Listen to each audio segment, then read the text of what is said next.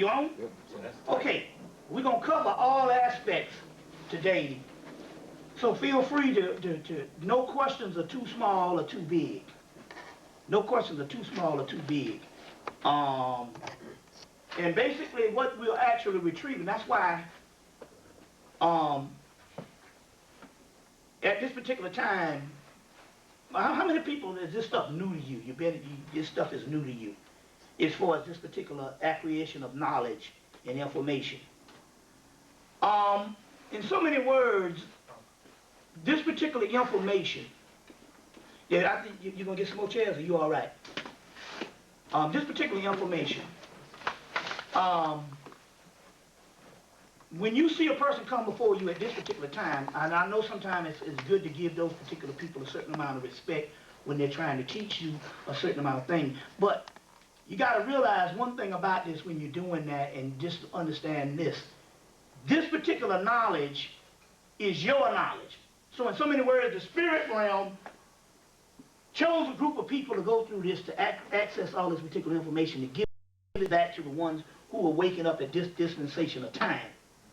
So in so many words, it's your birthright to get this particular knowledge and this particular information. It's your information. It's not the speaker's information.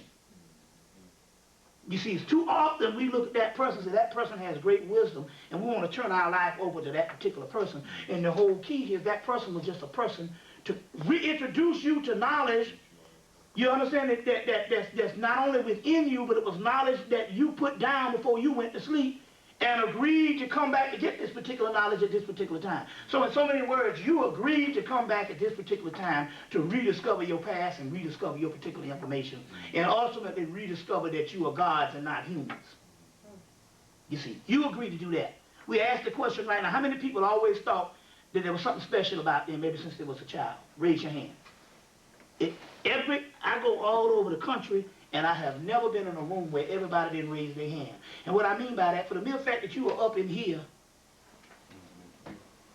at this particular time, and you're not interested in a football game going on or a party going on, or I'm looking at black people on Saturday nights. We got damn near 75 people in a place on a Saturday night, and some of these people are young and they ain't interested in partying, then obviously you know that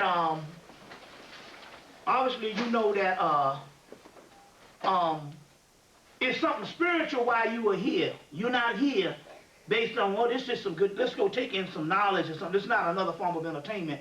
You were born to be at this particular time, at this time, getting this particular information, because the people who are to return, we're looking at, they call it the return of the great old ones.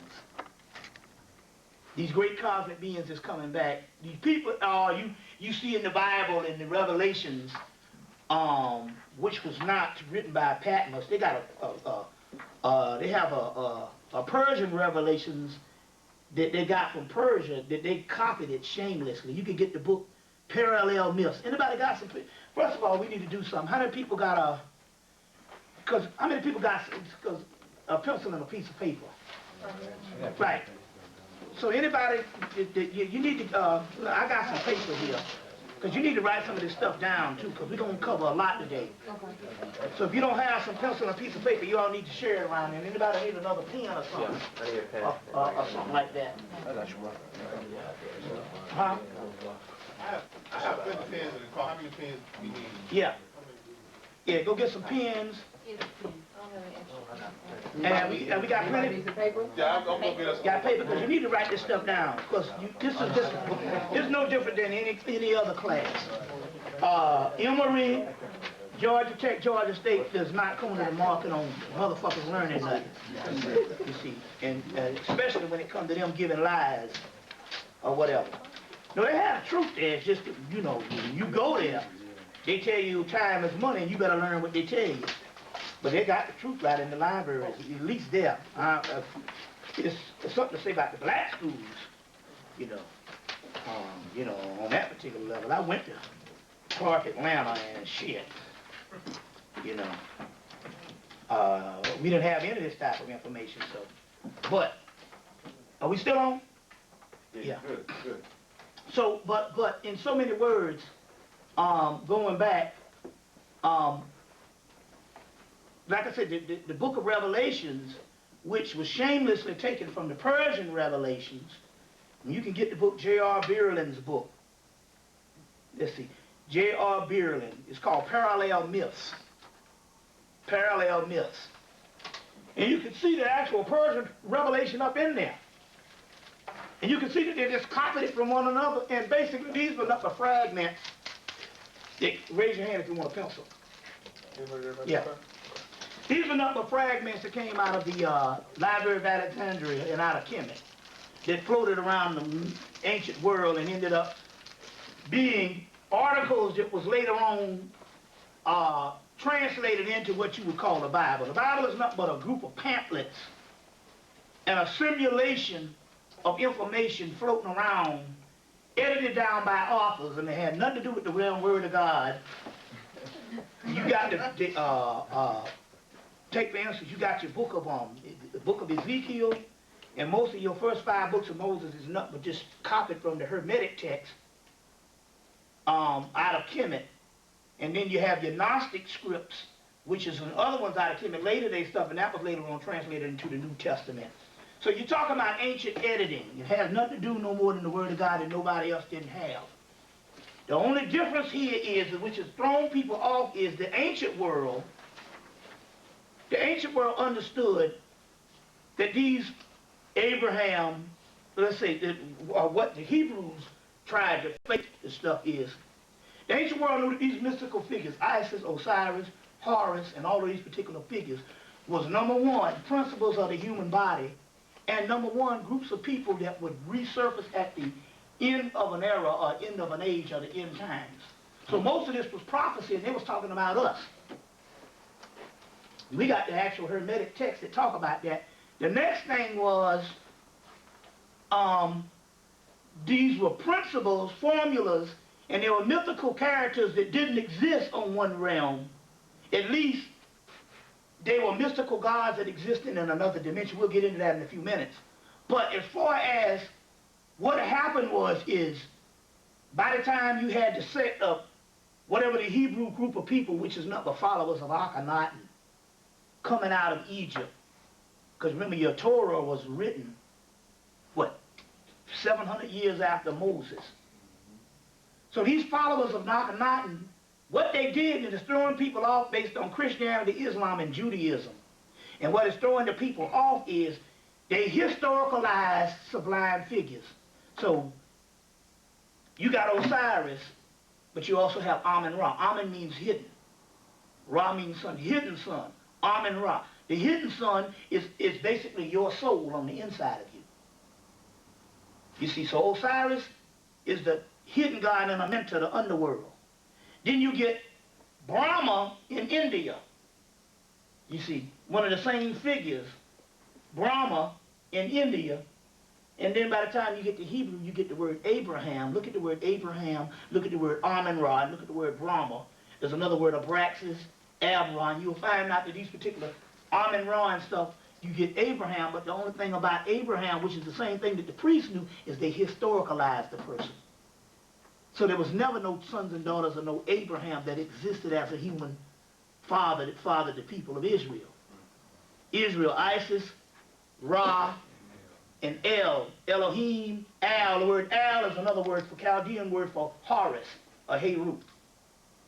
You see what I'm saying? So we're talking about principles here. So Jacob, Isaac, Jacob's ladder is the backbone of Osiris, the Djed pillar. The Djed pillar is called Shed pillar.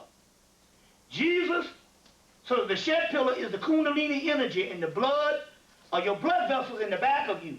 These particular blood vessels, if you rip your skin off, you'll see they got these blood vessels in the back of you. So, in one mythology, Moses' rod parts the Red Sea. Well, the Red Sea is the blood vessels in the back. And the Kundalini energy rises up and parts the Red Sea. Who didn't get a handout? You need one more, yeah. Yeah, I didn't get one. Yeah, okay, so I got 2 left. Okay. And the rest, when they come, and the brother back there didn't get one. Yeah. You get one, yeah. Okay. So, So the Kundalini energy rises up, and once the Kundalini rises up, you go to the higher level. So that's the Moses parting the Red Sea, the blood vessels, rises Kundalini energy, which is a fire at the base of your spine rising up. It's called the backbone of Osiris, the jet pillar, or the shed pillar. Jesus shed his blood. So you can have like the same retelling of the Kundalini rises on up, so the same thing as the whole Jacob's ladder thing. You see how these things go? So we're talking about metaphysical, esoteric principles, later on historicalized. So sublime mythology makes grotesque history. Most of your biblical, what's throwing you off is you're thinking these are historical things that happen to people. And they're mystical principles that are inside of the human experience in the human body, but they're mystical people of a people in the future. You see what I'm saying? Of a people in the future. And the concept here, we're talking about dealing with magic today, or dealing with going to higher powers, it's all in your mind as far as you got the power. It's just like a person driving a gasoline truck. One person knows to deliver it somewhere, another person can be some person that's blind and just stole the truck and riding around with all this power and don't know what the fuck it is. You see what I'm saying? So the concept here is today is to break down just exactly in the principles of just exactly how to acquiesce this power, but based on also your mental abilities to just understand what you're dealing with in the world around you. But so before we start, anybody have some questions right quick? You know, because what we're doing is more, other than a lecture, we're doing more of a seminar here to get to the bottom of some things. So anybody got a question about anything right quick, just to start things off with? Yeah, good. Moses basically is an African word, Tutmosis. Tutmosis, Moses to draw out of water. Right, so is there any historical evidence that Moses lived as a Christian deity or a Christian entity? No, there's no historical, the story, the only historical story we have, and that's which is good when I get the paper, Gary Greenberg's book, The Moses Mystery. Anybody, you need something, you need some more paper or something, anything, you got some stuff to write on or something? Because there's a notebook here or something. Gary Greenberg's book, The Moses Mystery. The Moses Mystery, that's a good thing about me. You benefit because I have all the scholarship. That way it just don't be, oh father, can you give me some shit? And I go, oh yeah, you know, and then you gotta depend on me. You know, you can get some books. Gary Greenberg's book, The Moses Mystery. I think the Jews got on and made him change it to Bible myth. But the other one is, his other book is, then another book is Ahmed Osman. And it used to be called Moses and Akhenaten, one and the same. What was that called again? Ahmed Osman, Moses and Akhenaten, one and the same. So you got the Moses Mystery by Gary Greenberg, which is a Jew, high-end Jew, all types of degrees. The other one is Ahmed Osman's book, Moses. In the new, it used to be called Moses and Akhenaten, one and the same. I think the name of it now is Moses, Pharaoh of Egypt. Is the new name. Okay. And then there's Moses and Monotheism by Sigmund Freud. So the story is you had a group of Akhenaten followers that was asked to leave Kemet after Akhenaten tore down the priesthood for 15 years at Tel al-Amarna and established his order of Atan, which was an Ethiopian deity of Ra-Heru-Kahudi or Ra-Ha-Kiwit, coming out of Ethiopia, Atan this, or Ra-Ha-Tidi, but he kind of misconstrued a little bit of the mysteries, but what he did is when he shut down the other priesthood, he created a form of dogma. Anyway, the priest was going to kill his behind, and they was like, you need to get the trucking and stuff. And they might have taken him out. But anyway, he had a high priest, because Akhenaten was raised in Kemet and couldn't speak his mother's language that came from Cush. So they had a high priest a Cushite priest in the Mysteries of Amun-Ra who could speak the language, and that was the actual Moses figure. But it's a combination of the emancipator is Moses, Akhenaten, and this high priest. Now the Torah, or the first 5 books of Moses, wasn't written until 700 years after this. Either this high priest died or Akhenaten died. We know it's a collaboration of 2. The actual emancipator, or the actual person who was the heretic king that went against the Egyptian priesthood, was Akhenaten. But he had a high priest with him, which is this Moses fella, Moses, Tutmosis, these particular names, who was probably the person who put the actual text together by using the Hermetic text.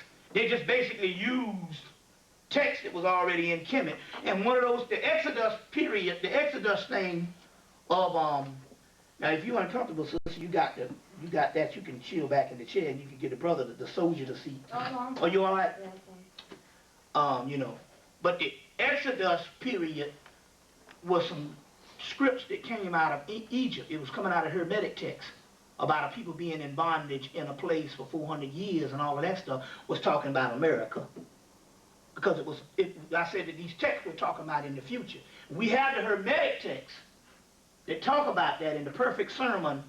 They knew we was going to go into slavery and all of that. 5,000 years before. And those still exist. The Hermetic text of Asclepius. You can get several books on that. The ones that's in print. That has that Hermetic text in there. The Hermetic text of what? It's called, it's called a Hermetica. And the name of the book that's still in print is, get this one, because one is going to be hard to get. One is called Hermetica by Peter Gandy and Peter Gandy and Timothy Freak. Peter Gandy and Timothy Freak. Hermetica. That one is still in print. And it's a little smaller book and stuff, and it gets straight to the point. But the prophecy of what was going to go into slavery and all of this stuff is in that particular text. So we knew we was going to go into slavery. As a matter of fact, So that is true. oh we knew it. We had a 5,000-year prophecy in the Hermetic text, which is some text that came out of Egypt. Hermes is the Greek word for Tahuti, or Thoth, or Tahuti. So it's called a Hermetic text, or the text of Tahuti, or the book of Thoth. You see what I'm saying? So we had those particular texts, and part of that was later on written as the book of Exodus, and these people being in bondage. You see what I'm saying? But the Hermetic text quotes, you will be in, they talk about you will be in a land where the weak man will be considered strong, and the strong man will be considered weak. The pious man, which is us, or they said the impious man, which is, unrighteous man, will be revered. You can always hit him, he done, will be revered. Will be revered. The impious man will be revered. I just want to cheat you out the information and all. Will be revered. And the pious man will be treated like a common criminal. That's us. They say, and although your body may look Egyptian or African, your mind would be that of another race. God damn, that is us. You see what I'm saying? They say death will be referred to than life, because shit, everything. You 5 years old, you done seen 100,000 people get killed on TV. Yeah. You know what I'm saying? I watched a movie, and I'm like, why did they do this? A movie, Cold Mountain.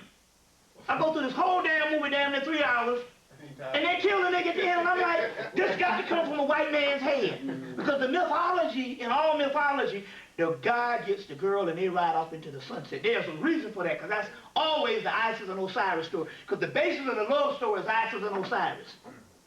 You see what I'm saying? Because ultimately they got to get back together. That's the goal. I'm like, damn, do they always have to kill somebody? I was like the movie Untouchables. They get you in, you like Sean Connery's thing, when the Elliot Ness, and then they kill him. I'm like, well, damn, I'm supposed to enjoy this. You understand what I'm saying? But I'm of another origin, and they like that kind of stuff. You see what I'm saying? So now, we are into that type of thing. So they say life will be preferred to death, And they just go into all this stuff. They say the gods will abandon Jesus. No, excuse me, the gods will abandon, let me get that right. The gods will abandon the humans. The gods will abandon Egypt. And what used to be venerated as the home of the gods will be nothing but a mass graveyard. And will be visited by all types of different races. And they said, these are archaeologists and different people like that, and all these white folks taking journeys over there every year. You see what I'm saying? So this is the text. And so it's talking to Tahuti is talking to Asclepius, which is the Greek word for Imhotep. Because when you do the Hippocratic oath, you have to pray to Asclepius, which is Imhotep. So the Greek gods, so Asclepius, which is Imhotep, is talking to Tahuti. Tahuti is giving him this knowledge, and all this stuff is getting ready to happen. And he starts to cry. And then when he starts to cry, he said, well, will we ever get out of this? And he said, yes. He said, Maya will be established. He said, what? How? He said, it will be a group of Egyptians that will live in these final days. Ironically, they call the Hemmit spirits, the Hemmit spirits, and that's just by just accident, H-E-M-M-I-T, H-E-M-M-E-M-E-T, Hemmit spirits, and it means those entities will be in the last days. And ironically, my name just happened to be Hemmit, but they talk about these things. They said, but there will be a group of entities that will be spirits that will be, no, first they said there will be a land that will be established at the end of the setting sun. That's the west. The sun rises in the east, comes to the west. And they said there will be a group of Egyptians that will be in these land, in this land, in the end. Now, you know what? In Egypt, Cam, which means black land, the black people, Cush, Punt, you see what I'm saying? They say will be in this land at the last days, and those particular Egyptians will reestablish Maya. He said, well, where are these people now? He said they now live in the African hills, because they say the Libyan hills. Libya is a part of Africa, which is say the African hills. In so many words, they are now on the continent of Africa, or they are not, but they also said Egypt, which saying that in actuality, so they give Africa, they give a group of Egyptians, a group of Camites, and the reason why they give you two, because they're saying in actuality, these people will be a consortium of West Africa, East Africa, and all around the continent, because this thing is more than just one continent. You see what I'm saying? But it's, in so many words, they say that there be these Egyptians or African or black people will be in America. Now reestablish Maya. Now in the movie Highlander, the first one, he said we gotta walk the earth, we're immortal, we gotta walk the earth until, he said, until the last time, till a gathering. He said, well, he said, until the gathering. He said, where's the gathering? He said, it will be in a land that's not established yet. This was in the 1400s. When he's telling the man this, he's saying in them last days it'll be a gathering in America. You see what I'm saying? So you get the Camelot myth, because the Camelot, so all this is our story. So the Camelot myth was brought up is the story of Isis and Osiris, which is documented in the book, Rundle Clark's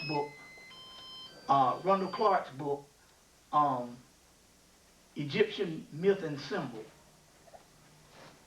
And it talks about that your Osiris, your King Arthur and the Round Table and Guinevere and the Holy Grail and all of that is nothing but the Osiris story retold, which we know because the Moors is the one that brought this stuff up into Europe, brought these texts up into Europe. So in your King Arthur story, you get the word Camelot.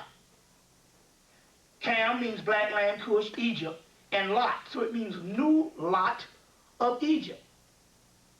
So it came up, France, Ireland, Spain, and then when the British took over Ireland, they took the mythology of King Arthur and the Round Table. The word Arthur means the word Otha, which means dog star, which is, and you know, Osiris is Greek for Sirius. Sirius is Greek for Osiris. So you got Greek Osiris and you got Sirius, which is also Greek, which is also means Osiris.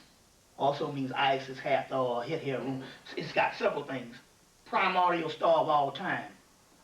But in the story, in the actual Arthur, King Arthur, that's Osiris. Round Table. And I'll get into the metaphysical thing of that in a few minutes.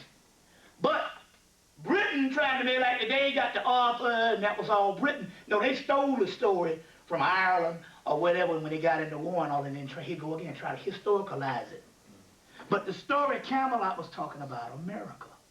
Even in their ritual, they call both the Kennedys, the New Camelot. They even mentioned that Clinton and them, when Clinton was ruled, they called that the New Camelot. So in so many words, they knew this was American story, and the people of the gathering in Camelot was talking about us. You see what I'm saying? So these stories, and it go on and on. So you get your biblical version of you being in a land of 400 years, not your own. Well, it's just not but a retelling of the same Hermetic stories. You see, but in so many words, what this thing is talking about, not only is it us, which we're getting ready to get into. We're going to pour these libations. Not only is it us, but there's nothing but us. What I mean by that, not talking about the people on earth. This is one of the great mysteries, and this is very, very lonely. But if you're at a certain level, and I have to apologize if you're not on this level,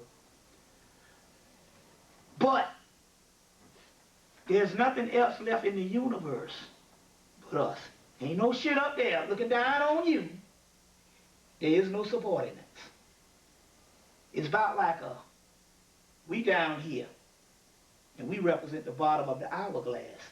And you take the hourglass and turn it over, and then the energy of the sand starts to trickle down. You see what I'm saying? After the sand trickles down to the bottom, there is nothing left up in the top part of the glass. All the energy that you have prayed to all these years, all the things that you have learned, is now that energy is now fused in us. Very key. Because if the government ever have to get after you, you better tell that motherfucker that you God. Because if you tell him, I believe in God, he gonna say, lock that bastard up.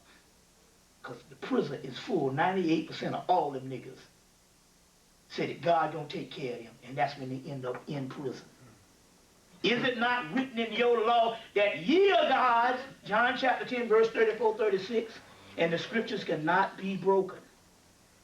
Get that book, Annalise Scarron's book, Ye Are Gods. What's his name, Annalise Scarron? Annalise Scarron, S-C-A-R-A-N-E-N. Annalise Scarron. You can either get, if you got the title right, it'll pop up the thing. Annalise Scarron, but it's called Ye Are Gods. And on the first page, they give you all the Bible verses where ye are gods. Huh? While you on the titles, Moses and the Pharaoh of Egypt also called... Ahmed Osman. Yeah, Ahmed Osman. How you spell Osman, O-S-M-A-N. Okay. Right. So the government already know. You be like, oh, Allah gonna take care of me. They're gonna like, this idiot don't know that we've been in the mystery system. We figured this shit out yet. God is who ruled this motherfucker. It's like there's a battle of supremacy, and they understand about the cosmos and the energies and where it is. Now let me give you an example. There's a book. It's a little passage in a book, Kabbalah, by Gershom Schröder. Got a lot of books. You see, that's when you know a nigga knows some shit. You see what I'm saying? Motherfucker come before you and be running that damn mountain, you be like, back that shit up, and he can't give you no text. It's time out for that shit, because it's not about that nigga up there in the seat looking good. It's about you learning, because this shit is about you. So in Gershom Schröder's book, a book called The Kabbalah, some of the book lists I put on the paper. In there it said that both God and man exist with this potential. But what is potential in God unfolds and manifests in man.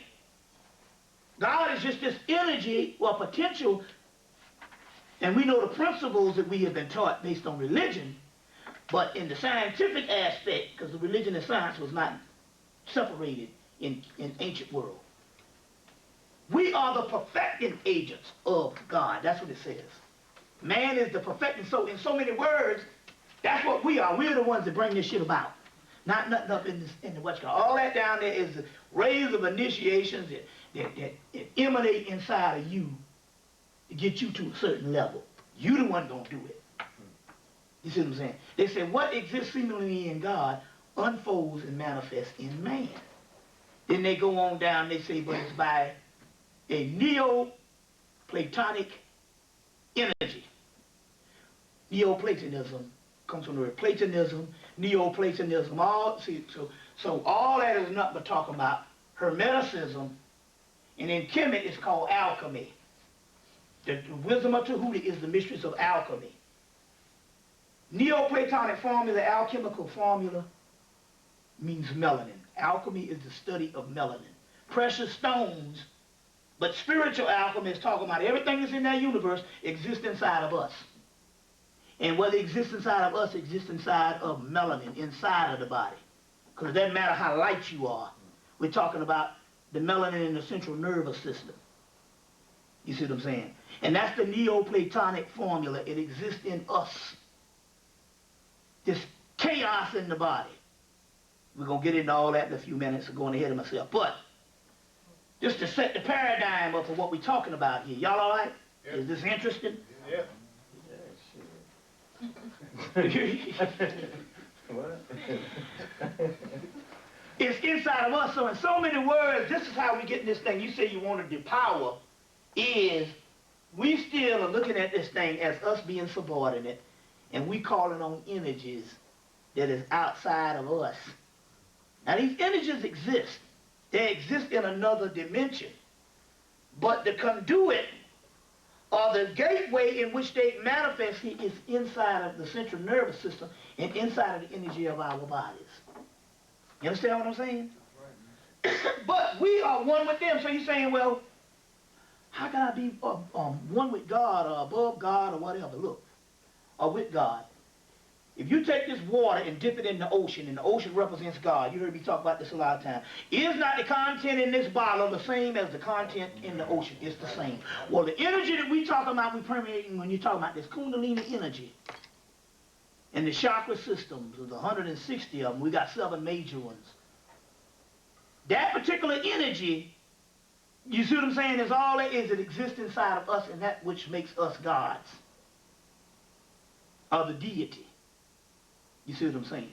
So, at this particular point, you say you want the real deal at this particular point. The way this stuff works is based on your mindset of finding out what you are. Are you humans, or are you gods having a human experience? We are gods having a human experience, or nightmare. You see what I'm saying? You see, so these are the concepts. It's just that the Romans, man, I should have brought that damn tape. I should have brought that tape and let you. The Romans are the ones that, we got enough outlets. I'll be damn. You can't do everything. The Romans are the ones that turn the Jesus figure into an objective entity that you got to look at outside of yourself. Because the Horus, because there's several names of this thing. It's Horus. You got Hercules in Greece. That's a form of the Christ figure. You got Jason in Greece. That's a part of the Christ figure. Now, when I say Greece, I'm not talking about white folks. These are the ancient black Etruscans, Etrurians, people that the white folks migrated in. But we still, be honest with you, you go to Greek right now, those people are dark people. As a matter of fact, one of the brothers in Greece, when I went to Greek town and was doing a lecture up in Detroit, and went to Greek town, and the guy was serving me was your color. I said, where you from? He said, I'm from Greece. What the hell? He said, my family's been there since the beginning of time. So we talking about black people. You see what I'm saying? And most of the white statues you see was made in the late 1800s. You know, I'm talking about the white people just literally went over there in the late 1800s and made these statues recently, about 100 years ago. That's crazy. A Renaissance period. You go to Kemet, you go to any other place, you see shit falling all off of people, or what they didn't knock off their nose. You go to Greece, the statues are perfect. They made those statues about 200 years ago. Cuneiform. Did you think the oldest writing in the world? That shit was made at the University of Chicago. Made at the University of Chicago. Cuneiform.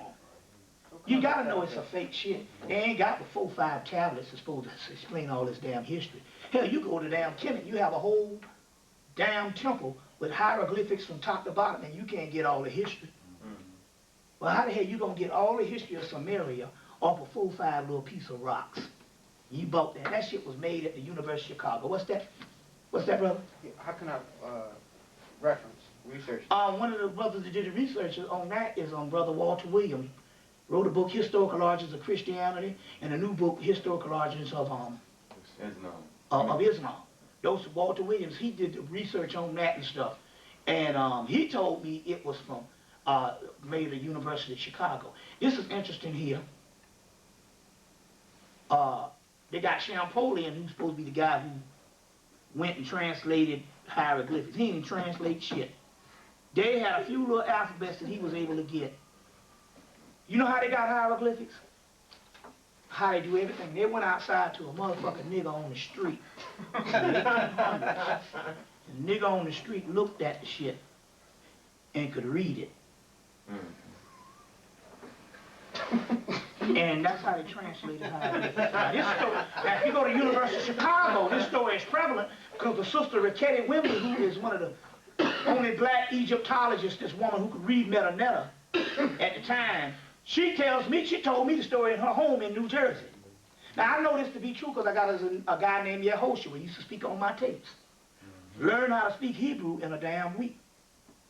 So good until he was at Boston University teaching rabbis how to speak, because some of the glyphs, because they don't have melanin in their eyes, they can't see certain curves and they was getting shit wrong. So I know that you can learn the stuff in a doggone way. The reason why I know that and stuff, let me show you what I'm talking about. I was up in Philly. There was a guy up there. They had this white boy come and build some space-age machine that these corporations is using, because they into all kind of stuff. The white boy will go back to Europe, from Germany or something. The machine might break down in the middle of something, and they can't fly this white boy in from Germany. They gotta wait, and they got to production. You know what they do? They say, go out in the street and get a nigga from around that liquor store or something. This brother here said, you know, I was on the damn street. He said, white boys come and pick me up, take me to a room, this big ass machine. He said, I didn't know what it did or what it was for. He said, all I knew was I could fix it. Now, we know niggas like that right now can fix cars. There was a nigga, man. I said, where you get this fucking bum-ass nigga here from? I said, you know this nigga crackhead? He said, every time I see this nigga here, they got him around some mechanic shop fixing Mercedes, BMWs, and all them German cars. He said, a lot of Negroes can't fix them shit. So he said, this the nigga I pulled over from the street and gave him some money. His brother could fix anything. I said, man, how the hell you do that shit? He didn't know nothing about no magic or nothing. He said, look, I pray to the Lord.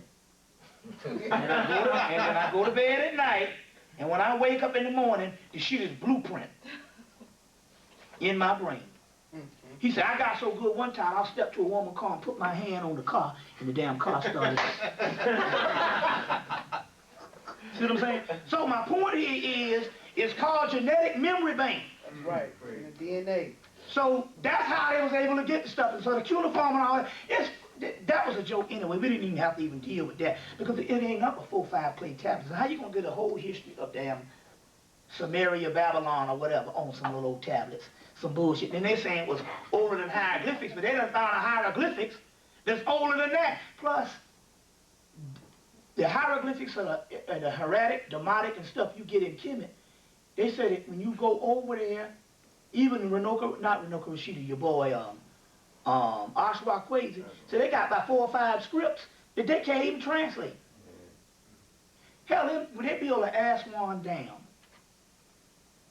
they covered over 300 temples, covered them over in Nubia. Now, they claim all the stuff that they needed, the water and all that. Look, this is 300 temples, but the reason why they covered them over because that was Nubia, and they knew that they wouldn't be able to front that the Egyptians was white and all this other type of stuff. Now, let me tell you how this thing also goes to clear up some stuff. They had all these people, the Hebrews, the Greeks, the Romans, and all these people, and they were all black now. You see, none of these are white folks. That's later. That's a fabrication. And they were all in that land, and they had all these languages, but they didn't have a script. Guess how they got these scripts? Latin, Greek, Hebrew, Aramaic, and Arabic. Because it can't be no savage Arab. The Arab is so savage, so he wipes his hand with his left hand to this day. Some of them wipe their ass with their left hand to this day. You see what I'm saying? These people were some of the most savage people till they sat on Kemet for 1,000 years until the white man had to come and start unearthing that stuff. Those texts that we have, the Egyptians wrote those texts for their language. So they would come and say, we need a text for this language. And the Egyptians would write out a text, an alphabet and text, and give them that, and they'd learn the language. That's how you got all that shit. But we talk about masters, gods. So that old cuneiform, that's a joke. But when he told me University of Chicago, I laughed because I knew how they do things. But it ain't nothing but 4 or 5 tablets. How the hell you gonna have 4 little clay tablets that's supposed to explain everything in the universe? So that's all a joke. That's all a joke. One of the oldest languages is Kemet, the Melanin, or Hieratic, Demotic, and Melanin, and also Sanskrit. That's in India. Because remember now, that's the pre-dynastic Egyptians, the Kushites. The book, Wonderful Ethiopians in the Ancient Kushite Empire by Drusilla Dundee Houston. Black woman wrote that in the 1930s. That Kush, Ethiopia, used to rule. All of Arabia was Kush. All of Egypt was Kush. All of India was Kush. All of Sumer, all that was one land, the Kushite Empire. What was the name of that book here? Wonderful Ethiopians in the Ancient Kushite Empire. I think they still sell it at the Shrine of the Black Madonna. Yeah. By Drusilla Dundee Houston. Y'all all right? Is this boring you? Okay, we got to get all this stuff out of the way. Drusilla Dundee? Dundee Houston, yeah. So now, moving right along in this metaphysical thing, what we setting up and stuff is, ye are gods. That's the mystery. Now, this is funny how this thing works, because you set it up yourself. Let's say you decide you want to follow somebody or follow something. And guess what? By you being God, when you decided, you got to do that. So, under Christianity, the way the laws go, when you sin, you actually sin. Why? Because you up under a system that you either voluntary or involuntary decided you want to follow. So under that system, you won't see. That's the way it is. It's called cause and effect. As above, so below. As within, so without. As on top, so up under. The laws of correspondence. So if you set up that law, if it's bad for you, it's bad for you. So if I say, drinking is bad, and I believe that, guess what? Drinking is bad. But if I say, no, this ain't nothing but some damn shit, we don't even exist. This is only a damn illusion. And I drink that. It just depends on your mindset. That's right. That's right. You see what I'm saying? That's right. So, you put limitations for yourself based on your trainings. Right. Who said fucking was bad? But a people that they had a lot of your homosexuals, what happens is this here. When a system goes nomad, they have a civilization and everything is harmonious. And that's when you see more of a correspondence between the male and the female. But as the civilization, if they break down and they go nomad, and they becomes, nomad just means they just dwellers. They just go all over the world or whatever, just traveling around. Usually when the system comes nomad, then the first thing they do is the males, when it's a hostile environment, the first thing they do is the males turn against the females. You see what I'm saying? Like even in the European tradition, they would stick a hole in the damn ice, and they go up under there and they pull out some fish, and they can say, well, the fish is abundance this year. That's fine. But when the fish was low, they say that they have to kill every other female child. So in sexism is a book more than racism. When a system goes nomad, the first thing they do is turn against the woman. You see, turn against the woman. on that particular level. So then certain things become taboo. Then a certain female hatred, which is nothing but an extension of homosexuality. So, you know, you be a manly man and say, that bitch ain't shit, you still a fucking faggot. It's amazing how this shit goes. Because xenophobia and all that homosexual stuff, it all comes together. And the hatred of a woman, although you could be the manly man and you could be screwing 1,000 women, never got poked up the butt, you still a part of the gay realm because you hate the woman. And that's the origin of where this shit come from. You see what I'm saying? It's real key on that type of thing. You see? So it's just, now, on the other hand, see, it's like chaos. Whenever you try to fight it one way, it's going to come back the other way. On another hand, when you deny males the right to not tap into their, when you deny the males the right information to tap into their feminine side, then the body has to overcompensate, and then it jumps and goes to bisexuality. See, that's an imbalance. Male and female have both a masculine side and a feminine side. And so when a woman is denied her masculine side, you see, sometimes it overcompensates, and that's when you get that type of thing that's going on. That's a psychological disorder that happens based on society. Because in so many words, we all both have a male and female side. Because ultimately, we're nothing but concepts or different aspects of the divine feminine. And you're going to get this goddamn magic to work for you. You got to understand that. The male is just the masculine half of the divine feminine. You see what I'm saying? And that's the concept of this. Ain't no father, what the outside. That's some faggot shit. It's about the great mother. Now the key here is we're talking about the Typhonian system, which existed in pre-dynastic Egypt before the first monuments was built. It was already destroyed before the first monuments was built. The Typhonian system, Ophidian system, or Draconian system is the realm of the great mother. I just gave you a zodiac for the people. The zodiac here of the Temple of Dendera. Everybody got one? The Temple of Dendera is the oldest zodiac known to man. Although the Temple of Dendera, now let me say, this is the Temple of Dendera, first of all. This is the Temple of Dendera. In the top of this temple, see, am I still on? Am I still being? In the top of this temple,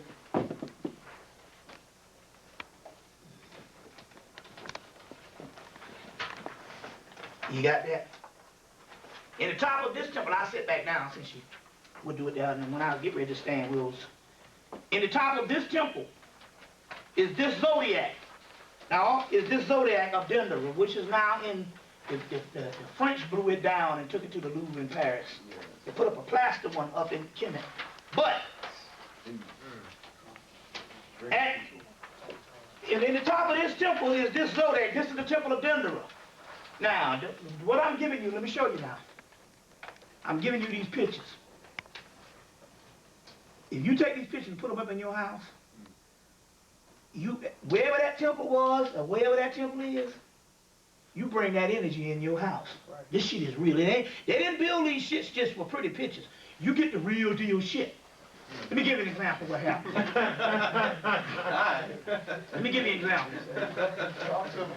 I was working at the AU Center. A friend named Stiegel in the AU Center. I was working for him. And he hired me to deal, because I went to school, and so I dealt with the students. So he had me to come in there. I just called out numbers, tell them to come get their food, and I dealt with camaraderie with the students. And in the AU Center, because I had gone to Clark over there. So I worked for him for 4 years, and he paid me big time money under the table. So was up in there one time, because this nigga got cheap, decided he gonna let a nigga cook. Because it was summertime, I'm just calling out, so all of a sudden he put my ass on the grill. So, and I could cook real good on the grill, but shit, this nigga ain't had no nigga, I wasn't no short dog cook. I was taking the damn grease and was dumping that shit in this little hole. The way it wasn't supposed to be. Well, the motherfucker, he gonna get cheap and put a nigga on the grill. After I left, the goddamn stove was on fire. That damn grease caught on fire and started. Now let me tell you what happened here. I had these pictures, this Dendera. This is the temple of Horus. I gave you both the male and the female. This is you're gonna be your energy base. You're gonna get a lot of energy from these. These are very important. I had about 5 other temples that we will produce in the next couple of months. I had the wall with all these Egyptian temples. The damn backs, the kitchen burned up in the stove. They came out before it got the stove. The kitchen burned up, and the back wall that was near the kitchen, where I had all this stuff on the wall, the back wall burned up. It burned up the damn store license. It burned up the where you get your little your rating for your inspection, and it burned up all other paper on the wall. But these pictures, this Dendera, it was a damn thing. I wish I had put it on video. We walked in the store, and these pictures were sitting up on top of black ash. And I had about 10 pictures up there, these Egyptian temples, and none of them was burned up. Want to know why? Because this energy on here is the same damn energy that's in Kemet. You see what I'm saying? That's in Kemet. So I just want to put that. In the middle of this zodiac, you will see a picture of a little hippopotamus goddess. It's one right in the middle. She's a hippopotamus goddess. She got a little cane, and she got a little dog coming out from her. That's the mother and the son. It's the oldest concept of God there is. Now, this temple was built in the Ptolemy period, which is the Greek period. What it was, they had a papyrus and a crack in the wall of an old temple that they tore down because it was so old. And they took the papyrus and they made a new temple from it. But the engravings, and they took the bricks from the old temple. And so this temple, this zodiac is 90,000 years old. The concept of this zodiac.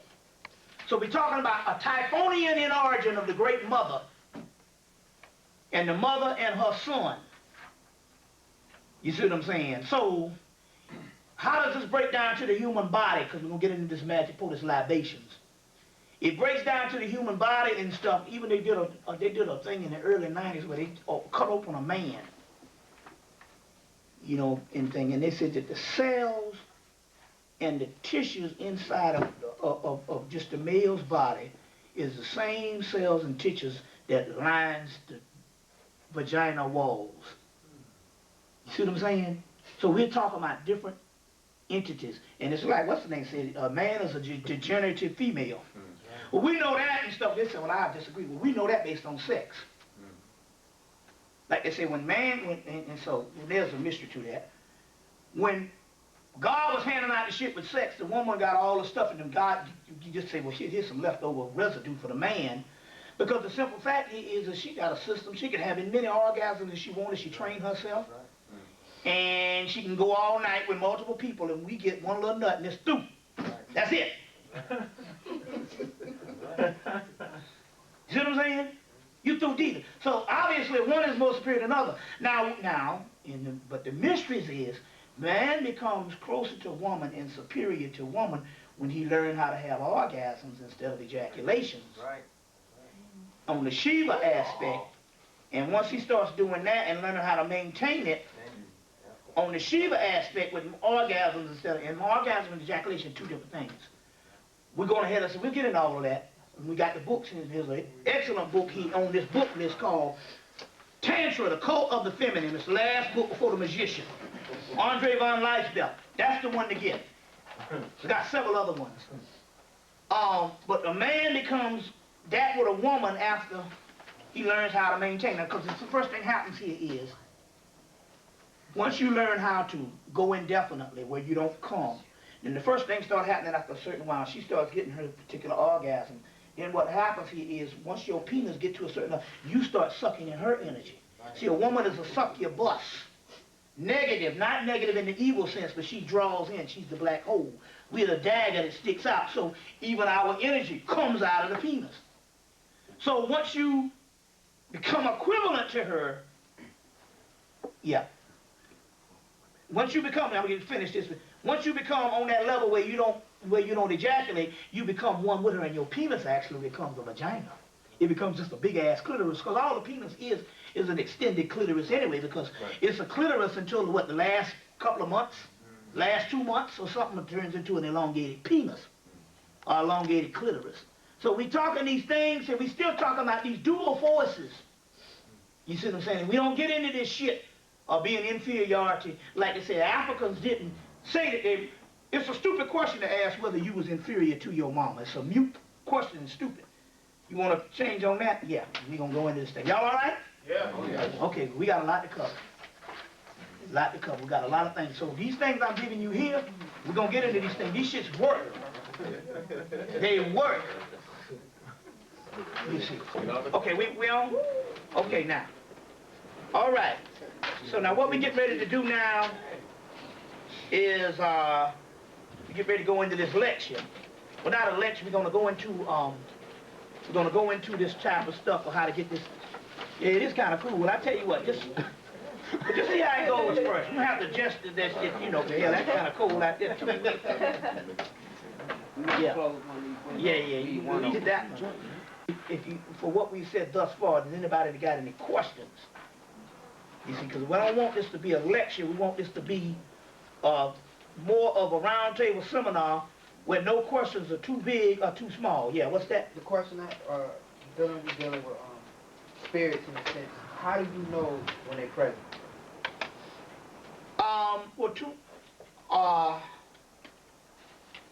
Well, first of all, you saying about with the spirits, it's going to get to, sometime it'll get so powerful in your house until, well, it can get to the point where you can feel them. You'll be able to see them out the corner of your eye. Yeah, I have. You know what I'm saying? I'm going to be honest with you. There is no time that spirits are not really present. It's just that every now and then you become aware of them. You see what I'm saying? We live in multidimensional worlds, this corresponding with us at this particular time. There is no, they say we are not local, we're not foreign either. Which means the only thing that is different is your brain is telling you that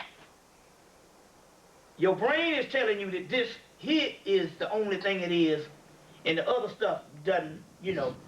It's just like if somebody that came and, when you get hit in the head, you see stars. Those are entities. That means you done been jarred to the point where your brain is not so much in control to give you the 5 senses of the physical illusion. And so therefore you see things. Or you see what I'm saying? So when people took certain things like the peyote or the sacred mushroom or type of mind-altering drugs, only thing they were doing was allowing their brain or the rational functions of the mind to go in a small recess to the point that they could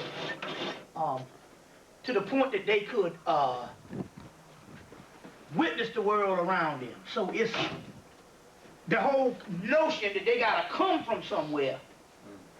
There's no such thing as space and time. It's just the only thing here is what is separating us is the actual human brain. This is the matrix. You say the matrix, well, this doesn't exist. The only thing to tell you that it exists is this human brain that gives you this touch and this feeling and stuff like that. You see what I'm saying? The matrix that they talk about in the movie is the human brain. You see what I'm saying? It gives you these signals and the wiring of the brain that gives you these things that make you think that this reality is the reality. You see what I'm saying? So, in so many words, the first thing here is to understand that there's no such thing as you being separate from them. Now, as far as the experience of stuff, the first thing you need to do is this here. To make way so you can get a certain amount of spirits around it, you need to get a certain amount of spirits that's negative. Now, I'm not talking about evil, because evil doesn't exist. I'm not talking about moralism. We're talking about this. You got certain people have fucked up thoughts, negative, always thinking low, messed up thoughts. Sometimes, 2 things will happen. They can bring those thoughts and stuff into your house and then leave the shit. It's called thought forms. There's a book out called Thought Forms by Annie Bazan. Thought forms. Some of these thoughts, a person can be negative thought. Annie Besant is her name. She also got a book called Esoteric Christianity by Annie Besant. Let me see, there's another book called, I'll tell you the name of it. For the people that try to understand the Bible thing. There's a name of Annie Besant. B-E-S-A-N-T. There's another book called, I gotta get the name of the guy's name. It'll come to me in a minute. It's a book on the esoteric wisdom of the Bible. It'll come to me in a minute though. But anyway, thought forms, let me tell you what happens. If you got negative, some negative people, they have negative thoughts and then they die. And when they die, those thoughts still live. And they go up in the astral plane and bounce around until they find a host. And a host, they can only gravitate towards a host, and the host is a person who's thinking negative. Or, you know what I'm saying? And so they'll latch on to you or they'll come in your house. That's why you got to get some stuff called, what's the name of that stuff? It's called creolin. Let me spell that. You got to get this stuff called creolin.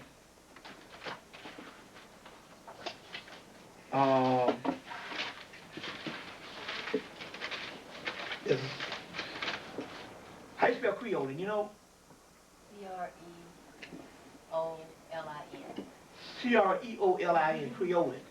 It's all-purpose cleanser. What you put that in your house, anything negative got to get the hell up out of it. Smell like, got to get the hell up out of it. It smells like strong magic marker, like permanent magic marker. Now, how many people got hardwood floors? Because you got hardwood floors, that's good, but if you don't, if you have carpet, you at least got to do the bathroom or the kitchen. As long as you get that shit in your house, mop the kitchen with it. And nothing negative got to stay in your house. Where can you pick it up from? See what they do. See, this is what they're doing with the government. They're coming in and they're giving you CVS, and Walgreens. That's for a reason. That's to take these old mom and pop drugstores out of the neighborhood. So there's only a few of them left. The one now that you can get stuff from, and that they might have a few bottles. And last time I think we bought the last bottle, but you can call it and they can order it. It's one called Miller's Rexall Drugstore, downtown on Mitchell, off of Mitchell Street. Just, we should have brought that phone now. Just look at the thing and get Miller's Rexall Drugstore. They sell it. They sell it. They sell all kind of the mojo stuff that, you know, it's called, it's a botanica, you know. Like there's one thing you need to get for money is something called a buckeye. A buckeye is a little nut, look like a little nut. And you take it and you wrap a dollar bill around it. You take that dollar bill up and you wear it in your pocket. Let me see, I got one. I think I put it in my bag. They sell them down there. They sell multiple things. We'll get into some stuff, spiritual baths and all that, but going back, I call a buckeye. You wrap a dollar around it and put it on your person and it brings money. Another thing, I gave you one here, because this is well, the one you want to deal with is this one here. This is the goddess Lakshmi. I put this in your fold out. This is the goddess, huh? And also, you take the money oil and rub it. Oh, there's some stuff called money. They sell all that down there. Yeah. Money oil, So you rub court that case on oil. the meal. Court case. Yeah, niggas need that shit much as niggas do in jail. They got all that shit down there. That's still a magic stuff. You said it's downtown what? Mitchell Street, I don't know the name of that street. It's near Underground, right? Mitchell, I think is that Pryor Street? Let me see. Okay, I'll tell you what street it is. There's the street right behind the one that they catch the bus. There's Alabama and there's Pryor. It's right. It's Forsyth, right here. It's Forsyth Street. Right after Peach I think it's Pryor. Yeah, it's right after Peach Street. Right when you're on Peach Street, you just go on the next block, and that's the block. Yeah, Miller's Rexall Drugstore. I think that's Pryor Street.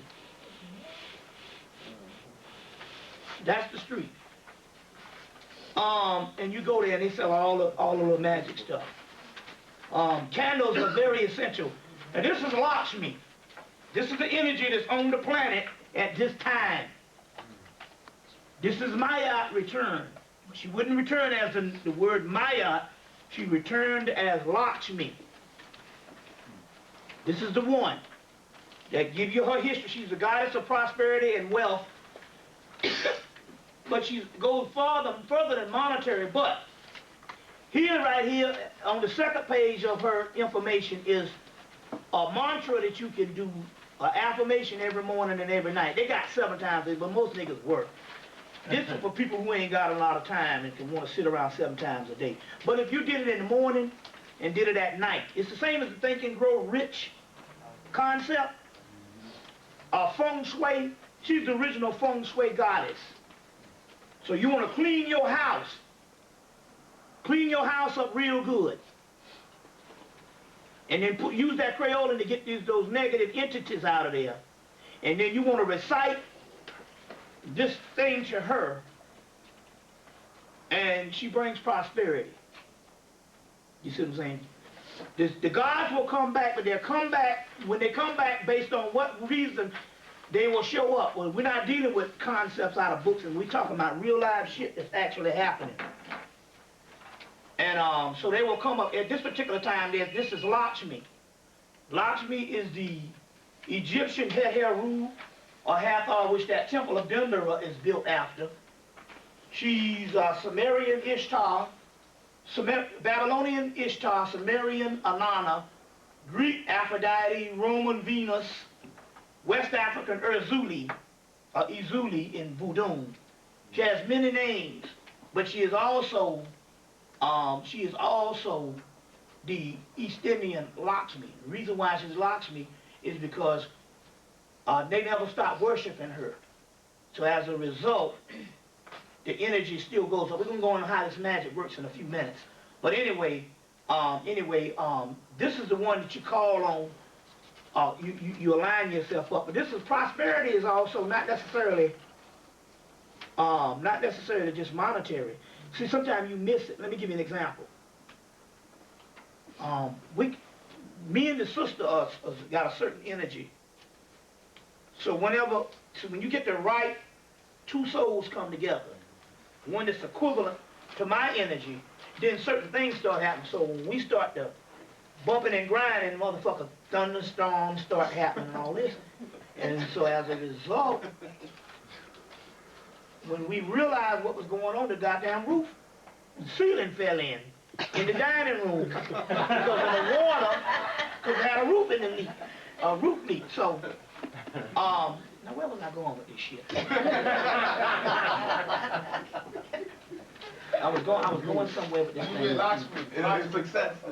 Yes. Okay, now prosperity. So now this brother came and we said, "Damn, we got to get that roof fixed before we get the ceiling fixed." Because all it's going to do is wet the sheetrock and it's going to do the same thing. And the plaster.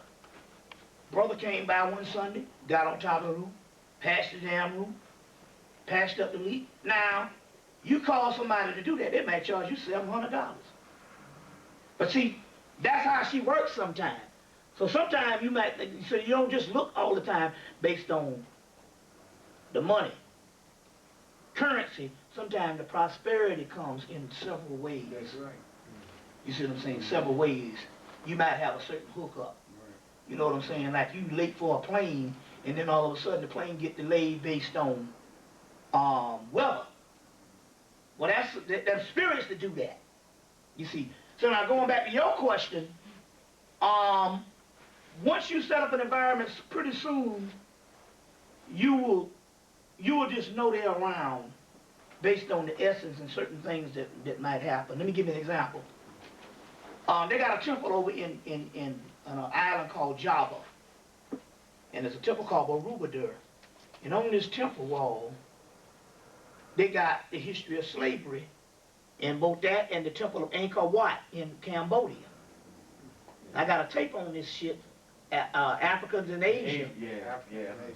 And so I did a whole lot of work on the Angkor Wat stuff, not knowing it was on his tape. I watched his tape about a year earlier, but my research would led me to Angkor Wat in Cambodia, Vietnam.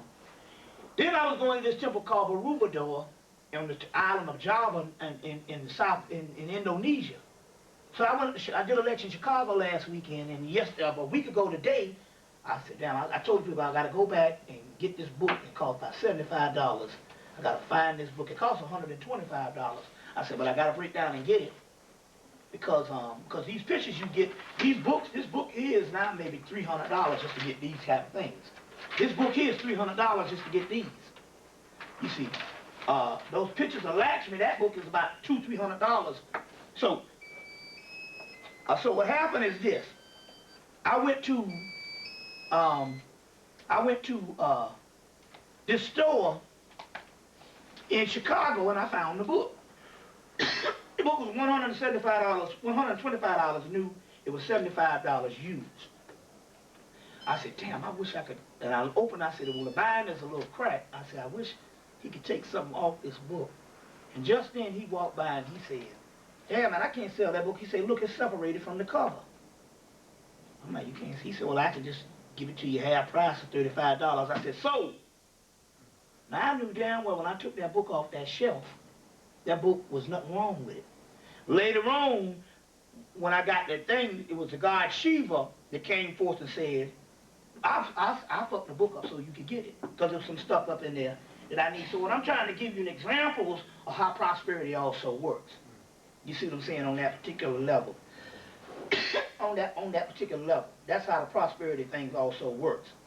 And we're going to get in a whole lot of things. So let's post some libation, because today is a very powerful day. We got a lot of books and stuff like that. We got a lot of books that we got to give to people. And like I said, the book list is some of the selection. And we'll go through some more books that you can add to that book list, and I'll probably update the book list. The book list. But I want to pour some libations right quick. Okay, pouring the libations changes the energy in the room, it changes the energy in your house, and these particular entities are no different than formulas. So when you pour these libations and stuff, it is for protection, but it's also drawing out the energy from the inside of you when you pour the libations. So that's the reason why we pour libations. Why we pour libations. Be sure to note, and we'll get into this whatever. We're not talking about moralism, because that's political. Most of the moralistic things was the ancient Romans, the Hebrews, and later on the Islam, which is interesting here because, and it makes common sense that they said that the Quran was put together by the Jews. Now the reason why we say that is well, if you know anything about ancient texts, if it wasn't put by them, why the first 5 books of Moses end up in the Bible and the Quran? You understand what I'm saying? If it was a new book, it wouldn't have those, because there's a lot of ancient texts floating around. Why the first 5 books of Moses end up in those 2 things? So that means we're talking about a political thing to further a doctrine throughout that land. Very key. It also supposedly inspired by God. Well, it depends on what you understand based on that, or what do they mean by that. But whenever you pour the libations to these entities, you acquiesce a certain amount of power. Now the key here is when you humble yourself and not arrogant, it was never to humble yourself to a deity. You humble yourself so that you allow your soul time to access itself, or you allow your soul time to express itself. So what happens is this here. Most of us, we function based on ego, which is the illusionary self that is fooled into thinking that it is real. But it's only an illusion. The soul is on the inside of us, sleep. So most people don't exist. Their souls are asleep. The reason why you are here is because your souls have just woke up. So we're like in a daze period, and we're searching to find ourselves. So the more and more you neutralize the ego with the humility It's not humbling yourself to God above. It's humbling yourself so that you give your soul inside an opportunity to wake up and to know itself. That's the whole deal based on the ego thing. You see, based on the ego.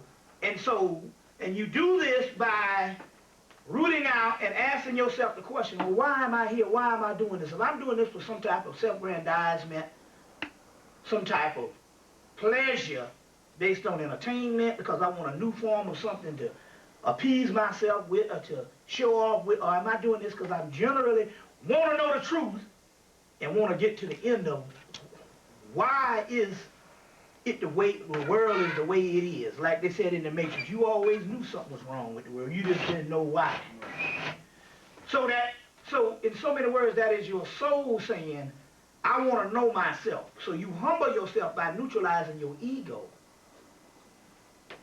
By neutralizing your ego so that you, so your soul gets to know itself.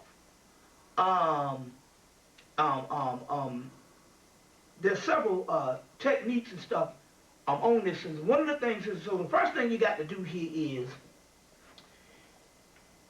is you have to basically, because I know some of the people here, and this is very, very basic, some of the people here have shortcomings because of family. Right now, your family, if there's something fucked up in your life, it's because you got some family somewhere with some kind of thing, you trying to live up to something with somebody else.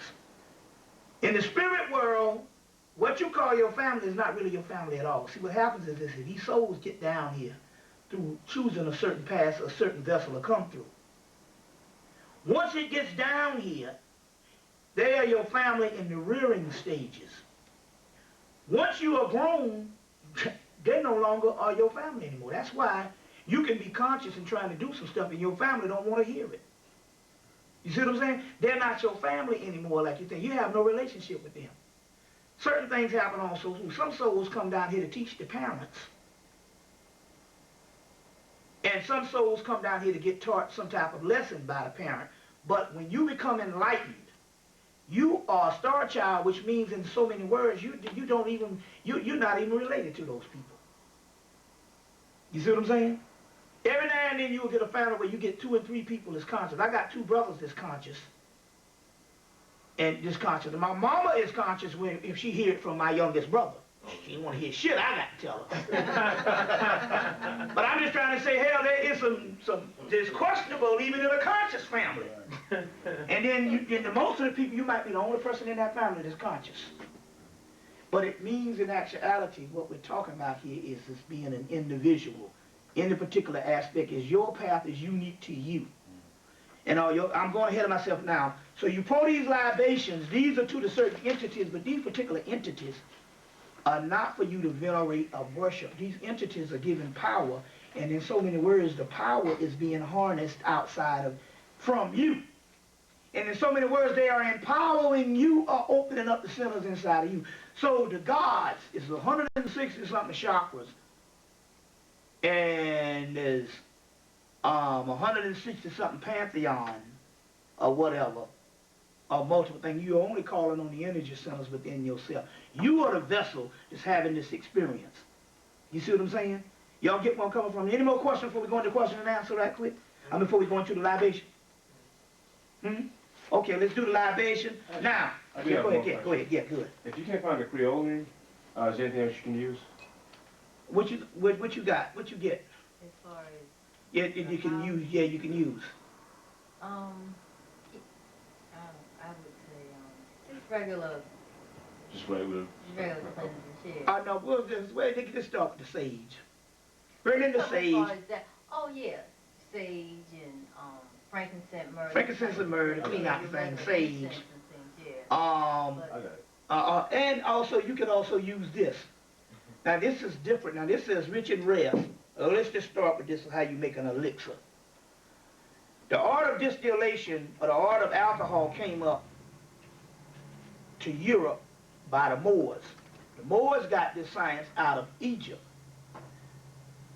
It came out of the mystery schools of Tahuti, which gives you the alchemy. Alchemy is the study of all the elements in the universe. So alchemy, you get the word chemistry comes from alchemy, because chemistry, chem, But alchemy is the high art of ancient Kemet. That's why anybody in there motherfucker talking about I'm Osiris and I'm this and I'm doing this kind of shit. He ain't never taught you about alchemy. He ain't talking about ancient Kemet. Let me see if there's a... That's why I got the book list, because that's... Let me give you an example of what I'm talking about here. I have to go with the spirit. I know I said I'm going to do this, but I have to go when the spirit give me shit, that's when I got to roll with it.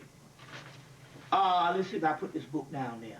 Kundalini, see if there's any book. Dictionary of Ancient Deities, which is a must-have. The Emerald Tablet by Dennis William Hawk, H-A-U-C-K.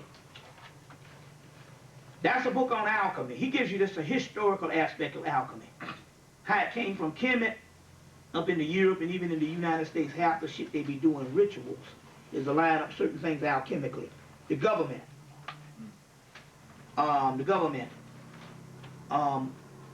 The alchemical aspect here is the high art of ancient Kemet. So what is the royal art? Everything they talk about breaks back down to alchemy, which is the study of every particle in the universe that's outside that we have with nature, but also on the inside of the body. And then, okay, then there's some stuff outside of the universe that's outside of universe A, which is what we are in. Universe A. We're talking about universe B. So they'll tell you something like comets and meteors or something that was leftover particles formed that was left behind after creation. Well, the great mystery here is inside of our bodies, because we are the ancient entities, we got some stuff on the inside of us that is outside of this known universe. And that's what melanin is. Because there's universe A and universe B. There's a sister. There's several things, but you want to get, what's the sister? Her name is, you look at, her name is, there's a book, I think it's on there, I think it's called The Modern Sex Magic. But get that book, Modern Sex Magic, and in the back of that book, there's a woman talking about orgasmic magic. Orgasmic magic. In there. We're going to go into some of that today. Modern sex magic. And in there she's talking about going between universe A and universe B. Universe B. Universe B is the other side. That's where we're slipping into. Everything inside of our body, in the universe, and even outside of the universe is inside of our body. We're the ones that have that. Because we are nothing but what's left behind from a leftover dimension inside of us. We'll go into that in a few minutes, what I'm talking about here. Y'all all right? So now, when you pour the libations, you line up those particular frequencies. Now, what this is made up of is this here. So, they understood the art of alchemy, the Moors that came out, it was nothing but Egyptian priests. And so the alcohol that they taught, the distillation that they taught the Europeans was a more holistic part. Still alcohol, well, what the Europeans did to come out cheap or whatever, they had what is called their fermentation, where they split up certain grains and stuff and made vodka one here, gin one thing here, bourbon one thing here, scotch one thing here. Whereas the ancient one is those particular distillation is based on light and dark. So listen to what I did here. So I went and bought some R&R. This is a rich and rare Canadian imported rum, Canadian imported whiskey. And what I did is I'll go in and I would mix this with some white rum or white gin. So you mix light and dark and put it back together. Therefore, the entities will come. And so when I mixed it and made it back into my elixir, this stuff can heal. So let me give you an example. I had some entities try to strike me and hit me or whatever. And we're going to get to the other side too, as far as some ones that don't want us to rise. I'll get into that. But in so many words, they messed my whole mouth up. And so some of the entities came through and said, mix the light and dark. They said, you guys, what you got? I said, well, I got some gin and I got some scotch. So mix that shit together. And so what happened was it was a conduit. So when I mix it together with the alcohol, what it is those spirits came up in there and they repaired my mouth better than what it was 20 years ago. Everything in your body can be healed. You can take the long way with herbs and the diet and all this type of thing. But then again, you can go with some high magic and heal your shit. And stuff like that and all. So, certain ways to heal certain things also. So what I did was, this is a mixture. This is called elixir. We'll get into the elixir also as far as for magic. But anytime you buy any alcohol and stuff, you know, like any high-end shit like cognac and all that old stuff, they drink the hell out of it. And that tequila. What's the one of that one they like? Cuervo. Cuervo. You see what I'm saying? So so this is just a conduit to bring those spirits through. You know, so that's how that works. And there ain't been no religious organization that didn't do it. Like I said, they even did it up until the until the early 1900s, until Welch's came up with Welch's grape juice. And then they start having wine, you see what I'm saying, in the regular churches. So the alcohol is all, even at the Holy Roller Church, up until the 1800s, they had damn wine. You see what I'm saying? At least, so that's just a part of the spirit life, so. Now this also, if you can have Creole, you can also hook your house up by splitting four elements, also bring these things through. Okay, let's start out, but since the day is a day of Lakshmi and the goddesses of love, we'll start off with them. So the people that know what I'm talking about. Lakshmi, Ashe. Ashe means power. And several other things, but one of the things basically means power. Lakshmi, Ashe. Vishnu, Ashe. Venus, Ashe. Aphrodite, Ashe. Astarte, Ashe. Ishtar, Ashe. Anana, Ashe. Erzuli, Ashe. Dambalwedo, Ashe. Edawedo, Ashe. Ganesha, Ashe. Brahma, Ashe. Shiva, Ashe. Sarasvati, Ashe. Durga, Ashe. Now give me some loud Ashes. Parvati, Ashe. Vincho Swasha, Ashe. Rama, Ashe. Krishna, Ashe. Radha, Ashe. Kartika, Ashe. Kali, Ashe. Ganesha, Ashe. Hanuman, Ashe. Garati, Ashe. Tara, Ashe. Durga, Ashe. Lalita, Ashe. Yama, Ashe. Sita, Ashe. Rama, Ashe. These are Native American spirits that came, earth, wind, fire, air, water, ether, that came through on election day. I guess they needed to come through to balance out something. Yakaipa, Ashe. Boson, Ashe. Yavez, Ashe. Fleeman, Ashe. Zimrig, Ashe. Kuparini, Ashe. Bilfra, Ashe. Treyanka, Ashe. Puriyanka, Ashe. Lavado, Ashe. Luigi, Ashe. Atama, Ashe. Porowado, Ashe. Ogawadi, Ashe. Leoa, Ashe. Godugo, Ashe. Biwasta, Ashe. Yamagi, Ashe. Brigida, Ashe. Segun, Ashe. Keku, Ashe. Haniel, Ashe. Tarek, Ashe. Hanai, Ashe. Arum, Ashe. Aduma, Ashe. Joseph Horus, Ashe. Artemis, Ashe. Athena, Ashe. Diana, Ashe. Apollo, Ashe. It's going right along. We got a Ishtar, Ashe. Oticha, Ashe. Tiesha, Ashe. Sheola, Ashe. Shumala, Ashe. Omagumu, Ashe. Alcala, Ashe. Lokeo, Ashe. Takambo, Ashe. Lalila, Ashe. Owalinsu, Ashe. Ishtar, Ashe. Monu, Ashe. Noku, Ashe. Mana, Ashe. Imatu, Ashe. Titi, Ashe. Jova, Ashe. Babylonia, Ashe. Aya, Ashe. Oya, Ayo, Ashe. Amalek, Ashe. Drakon, Ashe. Notorio, Ashe. Mona, Ashe. Neptune, Ashe. Litu, Ashe. Ehelo, Ashe. Teli, Ashe. Zati, Ashe. Kasimbo, Ashe. Nisaba, Ashe. Apiolukea, Ashe. Pazuzu, Ashe. Lucifer, Ashe. Numeresh, Ashe. Mayatek boat, Ashe. Sektek boat, Ashe. Sekbet boat, Ashe. Seka boat, Ashe. Hinu boat, Ashe.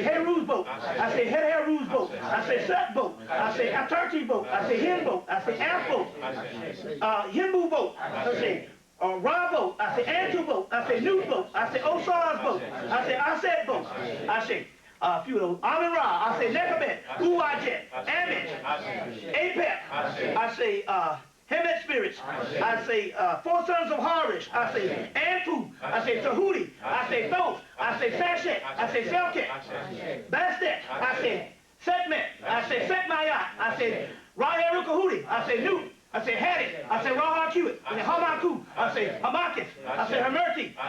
I say just a few more. Osar Minti. Satis. Anarchis. I say Satis. I say Heru.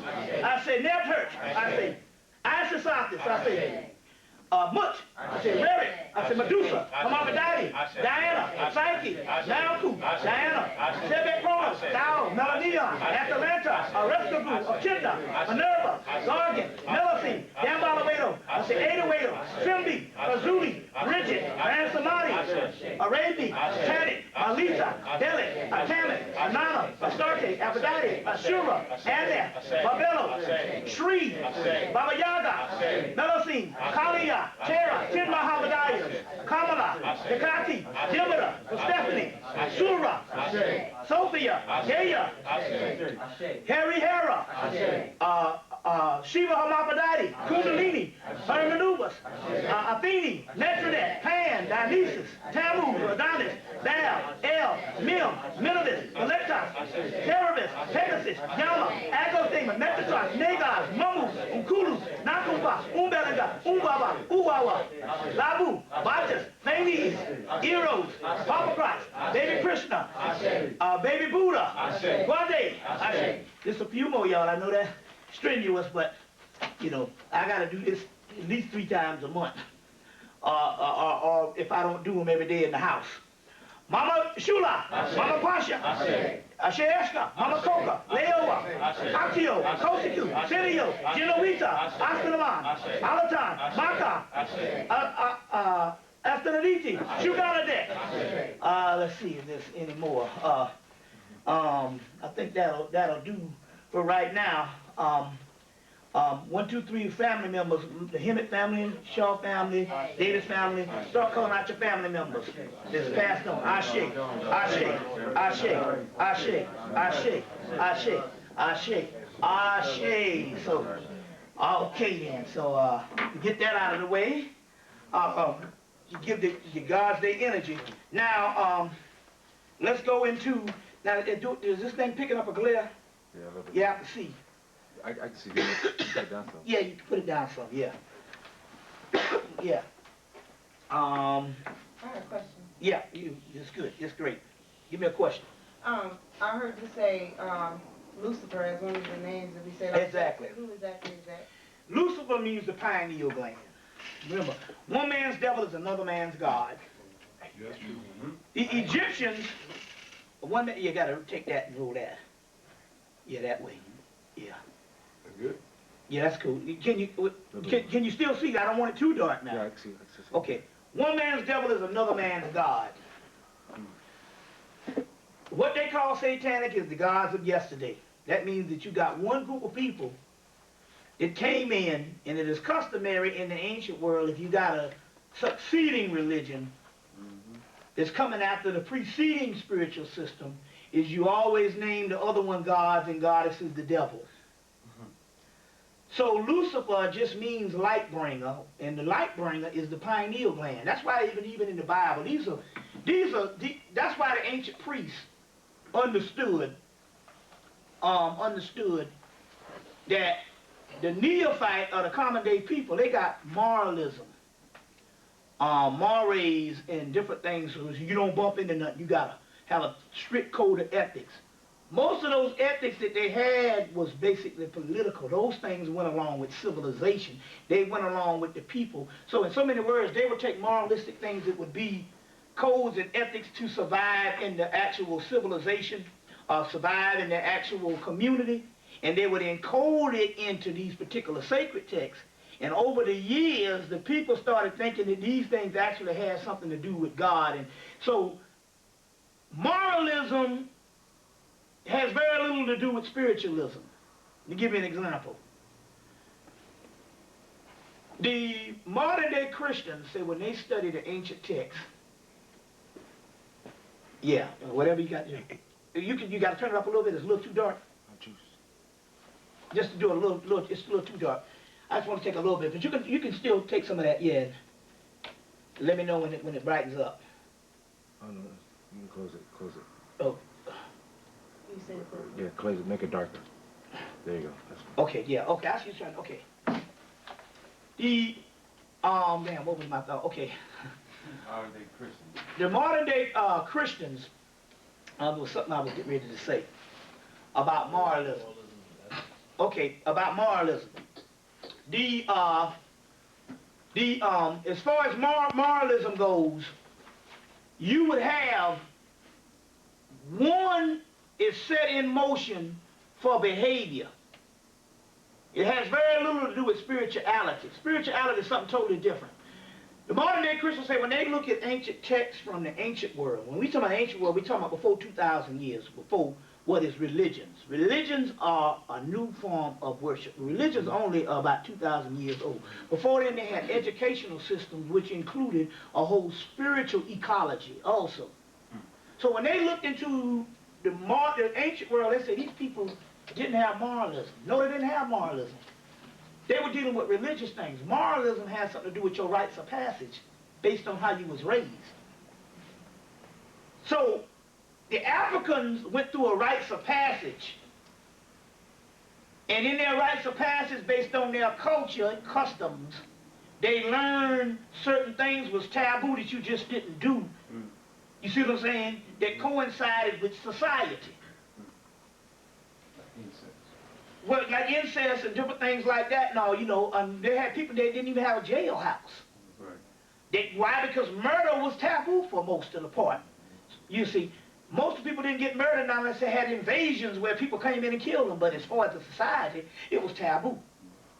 You see, it's hard for us to think of that because we've been living with a person. We've been living in civilized barbarism.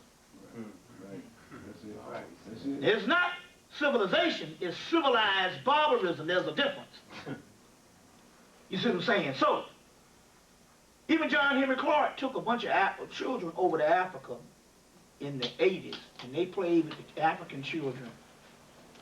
It might be a little different now, because they done had some shit that done went on over there with the government and put Africans against Africans, but I think it was in the 80s, maybe in the 70s, but they played with African children for 3 months. It was little children. He took them over there and they played. They said, after that, he said, what happened that was different than America the whole time you all was playing? And they came and they couldn't figure it out. He said, you've been over here for 3 months playing with these children, and the entire 3 months you didn't have one fight.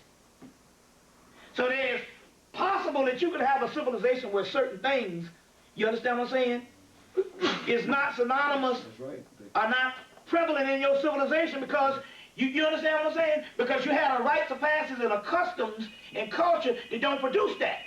You understand what I'm saying? So in this particular case, you didn't have need for behavioral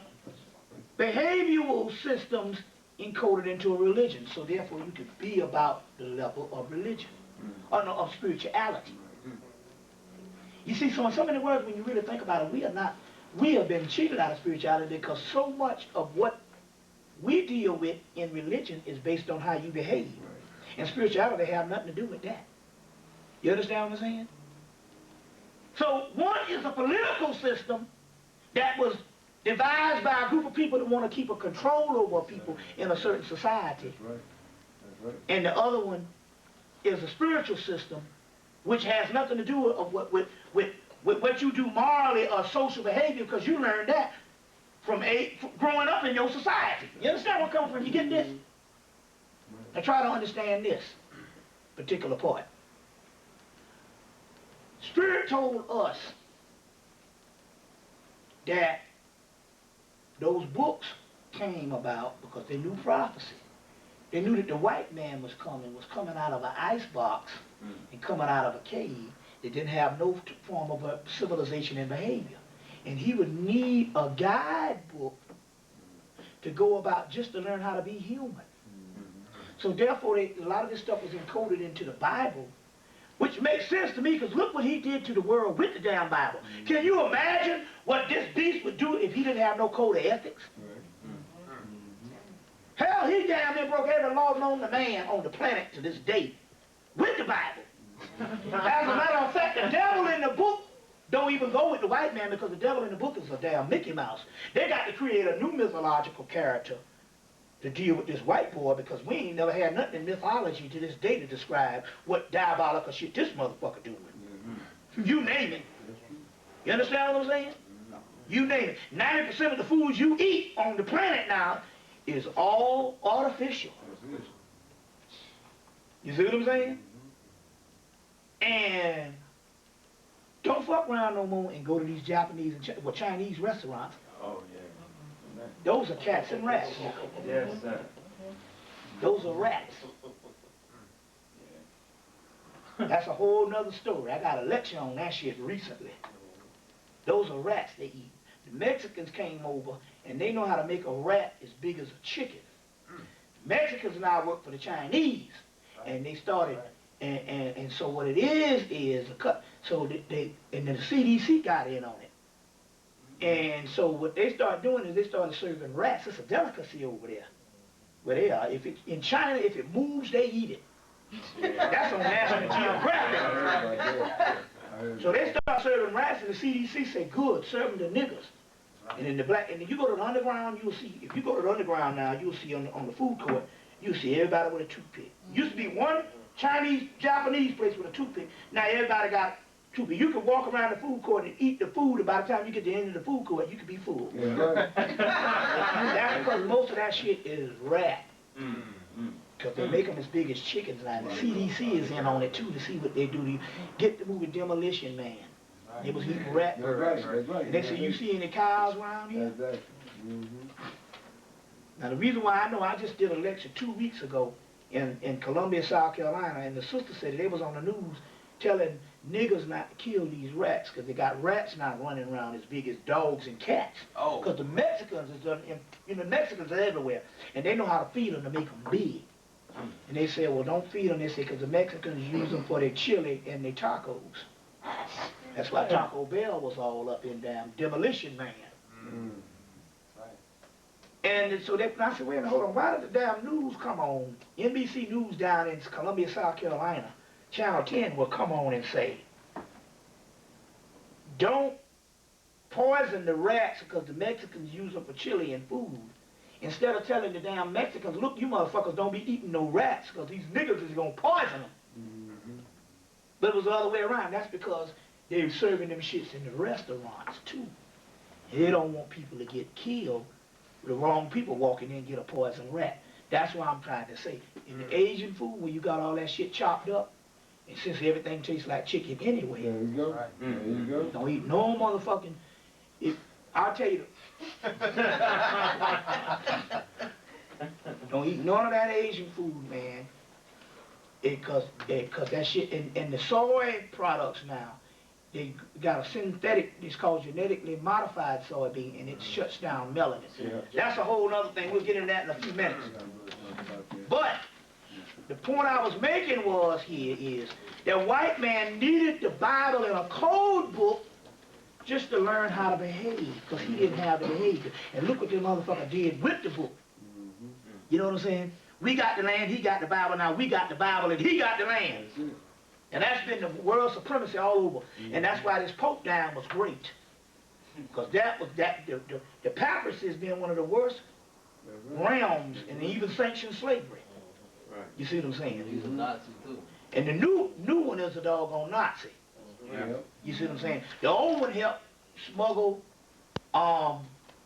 gave the cyanide pills supposedly to Hitler, but we don't even know that because they can't find Hitler's body. They say Hitler died in the 50s or something. They smuggled him out of there. And they said on the History Channel they had so many lookalikes. And just to share with you, when I was in Germany, this girl I was with at the time, her and her brother told me that Hitler was staying in California. I would agree because Hitler was a part of cult society. And the biggest people in the occult in America at that particular time was the people over out in California. Out in California. That's why Master Farad Muhammad, whatever it was, which was a real person actually, he was out in California before he went to, and he was out there teaching some white folks out in one of the schools out in California, and he used them to finance his trip, and he doubled back and went to damn New York, went to Detroit, and started teaching the black people there. And the white folks was mad, was trying to kill his ass because he used their money to get over there to teach them, and he taught them for a couple of years, and then they hauled ass over here. Because everybody was looking for a spiritual master from the East. And he used them to get over here at one of them occult societies and stuff like that in California, and then haul ass to Detroit. And once they found out, when Elijah Muhammad surfaced, and they found out when they tracked him, they had a worldwide manhunt. When the government tracked him, they found out he was in Detroit. He had taught these black people for 3 years, and then they was trying to kill his ass. And that's what that shit was about. So yeah, California was real big based on that. You're right. Hitler survived that whole thing. Hitler survived that type of stuff. Okay. Yeah, go ahead. Yeah, give me. Go ahead. It's all. That's what we're here for. When you said, when you were going through the libation, and I was going, Yashe, when you said Lucifer, I went Yashe because in my mind immediately I went to the morning star. Right, that was the part I was getting ready to say that I forgot. In the Bible... Serious, because you didn't say Satan, you didn't say Satan. Well, no, even that. But you went to Gorgon, you went to Medusa, you went to Pegasus, which is a flying horse. Yeah, Pegasus, all that, And then you didn't say Jesus, but you said Athena, and you said Artemis, I think, and but basically, but Jesus is Greek for God Zeus, and you didn't. Jesus. And you didn't introduce that. I didn't do Zeus because Zeus is a demiurge. We're gonna get into that in a few minutes, but I want to piggyback off of what you said here. Two things. In the Bible, Lucifer appears in Genesis as the morning star. By the time you get to Revelation, Jesus is the morning star. Right, that's true. Right. That's what I'm saying. Right. Is the morning star. So, The mystery here is instant. That's why I say, you know. Right. See, if you're talking about formulas, see, even the damn priest that put this together understood this. Okay, you look at this.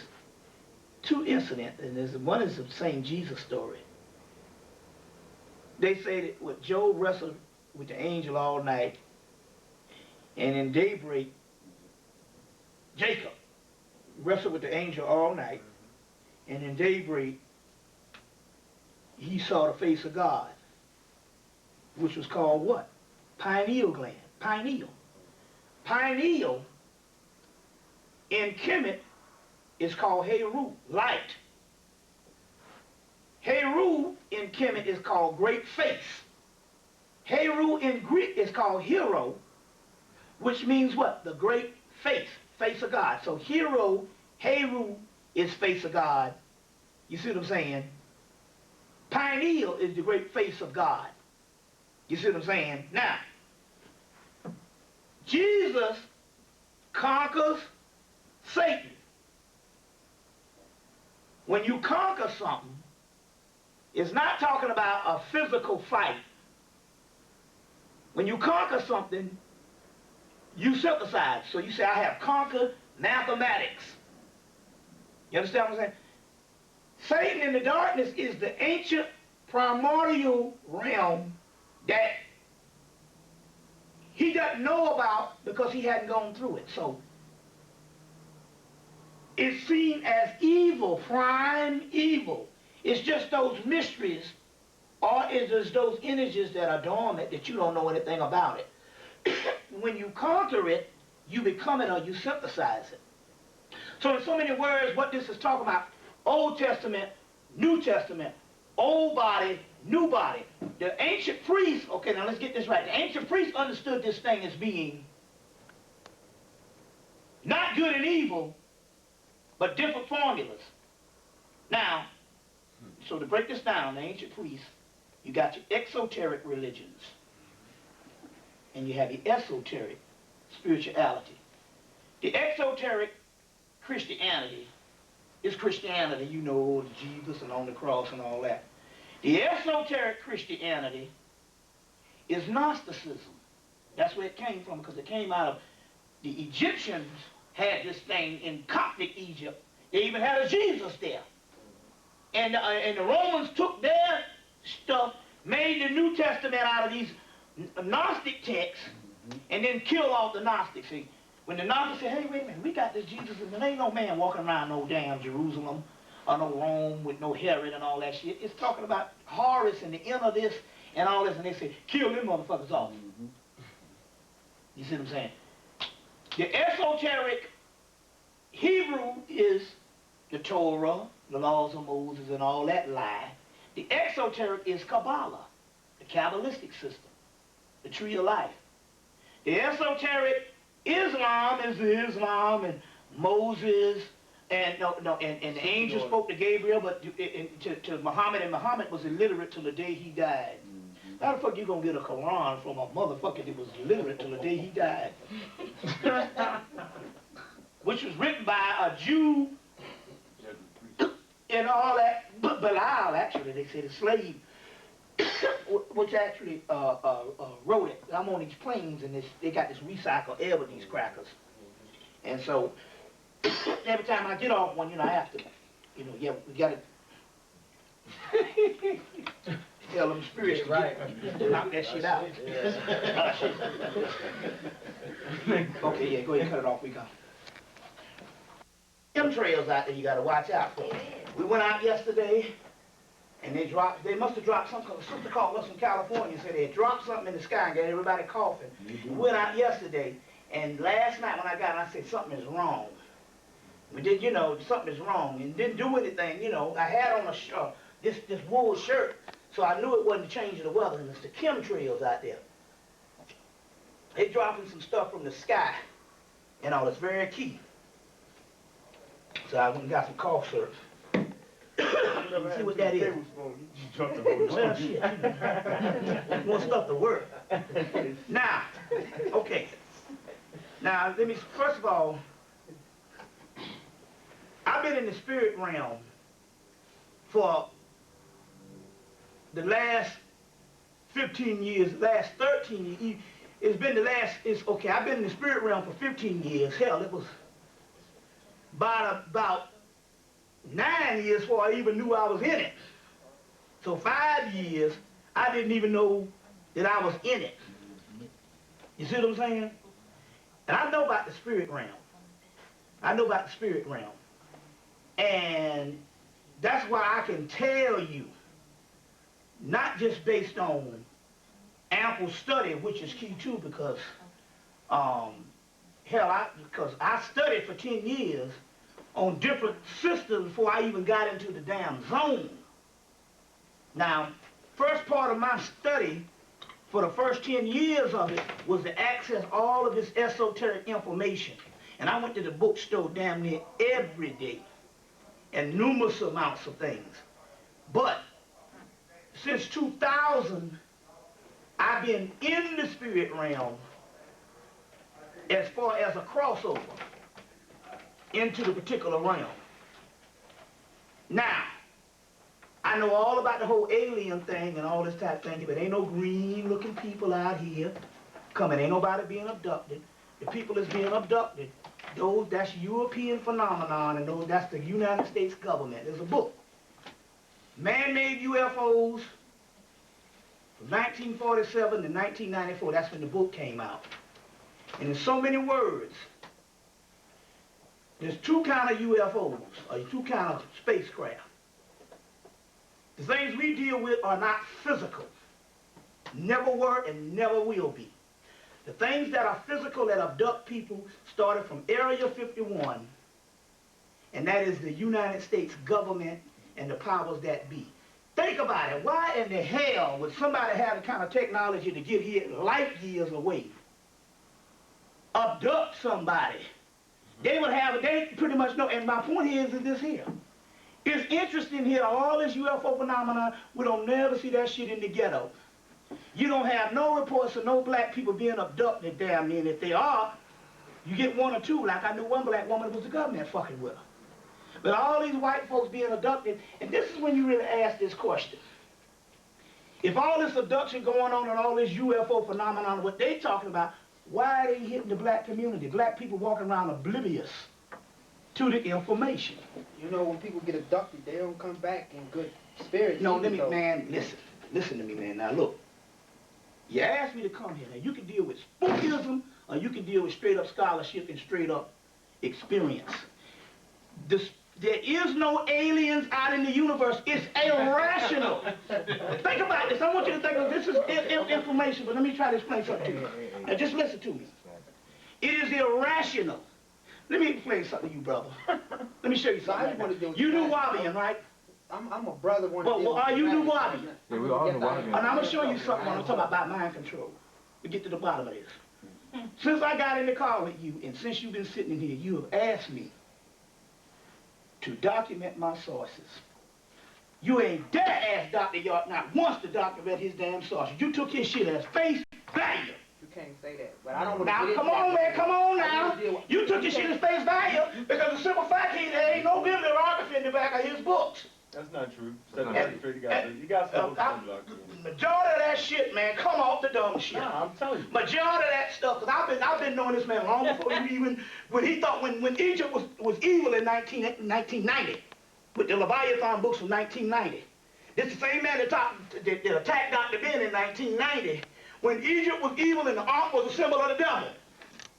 Now, I ain't got to say you can get all his Leviathan books in 1990. But it depends on what school we're going through, though. You gotta, man, look, what I'm trying to say is this, look. Now, check it out now. You can deal with scholarship. You can deal with scholarship. And you can deal with the real shit, and you can stay in the fantasy world. Now, the choice is yours. You see what I'm saying? Now, the choice is yours. Because I've been out here long goddamn time, and the government been knowing about me for years, but they don't dare want to fuck with me. You see what I'm saying? They don't want to fuck with me. You see what I'm saying? Harvard, the government received my information in 1994. They got all my shit. And Harvard came, Yale came, Dartmouth, and all these colleges started calling me to come lecture. And I already know what that was. Because the same time was the same Miles College that came, Miles, or not Miles, it was King's College that came and got College to come up there. College to come up there. And then attack him and the whole congressional shit. So I'm trying to say it ain't no big deal. I'm just trying to say the reason why they don't fuck with me because they don't want to fuck with me. Now I'm just trying to say, I'm trying to say this here. This is what I'm trying to tell you. The majority of that shit ain't got no fucking bibliography. You see what I'm saying? They ain't got no doggone bibliography. And what I'm trying to say here, there's a progression of information. Now you can learn the information, and that's gonna take you to the other thing, or you can pussyfoot around and believe shit. It's the difference between your belief system and what's real. Now, just rational alone, why the hell would somebody come down here, bypass majority of the people in the ghetto, which is the people who are the original people and the indigenous people, and go straight to some crackers and abduct them and do all this kind of work with them? You see what I'm saying? My point here is, if you got that kind of technology, and it is proven we got the knowledge to know every science of what in the world. If we got that kind of technology, why the fuck we gonna come and abduct somebody to experiment on them? We supposed to already know that. You know what I'm trying to say here, that's government hoax. There are no physical UFOs. Now there are vessels out there, but they're not spiritual. They're not physical. They are spiritual. And the things that we are dealing with are spiritual. I can show them to you tonight. They're out there if you want to see them. I can show you these things tonight, but they're not no tin cans. That's government. All that UFO information that you're getting and stuff, most of those things are round spacecraft created from Area 51 since 1947. So what has happened is this. You got a conspiracy going on. I just want to say this one thing. You got spiritual things that is out there coming from other dimensions other than planets. It's a difference. Planet hell, Sirius takes you 8 light years to get from, and that's one of the closest one in the fall of our solar system. You see what I'm saying? Hell, we can't even go to motherfucking California. We can't go across town without running out of gas. So the cracker can't even produce no fuel that could take us from one planet to the other. Hell, he ain't never even been to the goddamn moon. That's fake. They created that right out in Hollywood. It's even in the movie Diamonds Are Forever. Sean Connery's last movie before he came back in 83, hit his last movie as James Bond. They hoped that was a whole hoax. And everybody in that Apollo program from 1961, the majority of the people are dead. They faked all of that type of stuff. My point here is this. Now, to try to understand this type of thing. The physical side of the UFOs, what it was, there was a whole spiritual side that people had been seeing things all over the world that they were going to have to answer to. So the government decided to come in with the physical stuff, start abducting people, have the same little old green bug-eyed suits. Now the green bug-eyed suits, if you get the movie Fire in the Sky and go to they was on the ship, they showed a closet full of the suits hanging up. So when these people report seeing the same thing, those are suits that these people get into, and they drug these people all up and they see the same images. The real image that came from Aleister Crowley's vision of Lamb that he got in 1919 at they aired at Greenwich Village up in New York City, and they took that picture of Lamb. If I got some pictures of Lamb. They took that picture of Lamb and put the bug eyes and been seeing the same little shit over and over again. That is government. That is government. You see what I'm saying? My point here is, I deal with the same spirit trap. I got one follow me all the time. It's been following me the whole time. The other week I was on the plane and the plane dipped.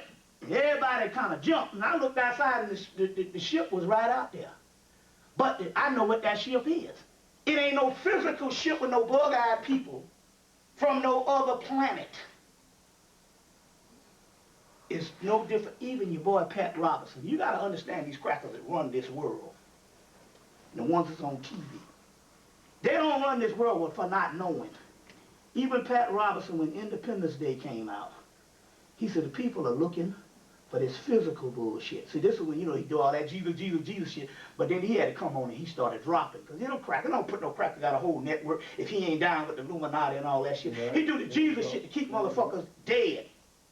You see what I'm saying? He came in and said, these motherfuckers thinking there's physical ships out here. He said, but there are spacecraft and there are aliens. But he said this, he said, but they are angels. They are entities. There was a book called Thompson put out called Angels and Aliens back here in the early 90s. See? You still might be able to get it. But the thing about it here is this here. Now you talking about that thing out there. The Michael Talbot's book, The Holographic Universe, and he's getting it from the occult realms. It's all explained in the Kabbalistic system, which came off the Temple of Komombo in Egypt and the Temple of Dendera in Kemet. You see what I'm saying? Temple of Dendera in Kemet. See, this is what I say. You ought to be able to trace certain things back to when your people were speaking and make the analogy. Then these crackers and new motherfuckers coming up with this new shit that you can't find. Right here is the same concept of the UFO, where you see these gods among the boat. You see that all over Kemet, especially the Temple of Dendera. The gods among the boat. Now, this is the key on that, is this. These gods are nothing but components of us, so that means that we are connected with the ships. I'm going to get into all that type of thing because I gave you something in your package that looked like this. You will see something in your package. See, this is based on scholarship. You see what I'm saying? I'm saying you can fool around with the, what's going on. Now, what about things like the Dogon tribe? What about things like that? Yeah. What about, because you know, the Dogon tribe talks about what they call the nomos. The nomos. I got an extensive study on that. My first tape was on the Dogon. They talk about the Ark, and the Ark. The Ark. Nomos Ark. And then what about the ancient Tamarans, where they talk about the different troglodytes or the reptilian beings? Or what do they talk about? Okay, look. All right, we're going to get into all that. That's good stuff. How about the Zulu? Wait a minute. What about Shaka Zulu? You fucking with the master. I can What about the that. 100 I'm billion ready to tell stars you. in the sky? Wait a minute. What I'm trying to tell you is this. Listen to me. Listen to me. I just said, I didn't say that there weren't aliens in spacecraft. I said that they weren't physical. I'm just checking you. Just, no. Wait a minute, hold on. What I'm trying to say is this. Now listen to me. Now go back. Everything I just said, didn't I just show a picture? Y'all gotta listen to what I'm saying here. That's Just listen to me. though. I feel you. Yeah. Listen, I just said, I didn't say that there were spacecraft and, hey, no, you're gonna get this, I gave him one. But I'm talking about there's a yantra in there. Let me hear what you think. There's a picture that's folded up. Oh, okay. Right here. This thing right here. Ah, okay. This is called a Sri yantra. No, I tried. Later on, you know it as the Mandela in Tibet. You know the Mandela in Tibet. Now, let me give you some examples. This is where we get trapped. In Kemet and around the world, they call the Nagars in Asia, in India. They call the Uraeus crown in Kemet. You see the serpent all over the world. Now you got a bunch of new niggas come up like David Icke and a bunch of people telling you that they're physical reptilians, and that was a cloak. That was a whole government setup. Let me explain this shit to you. The reptilian people mean the people of the Uraeus crown, which means the people who have full access to the Kundalini energy. That's us.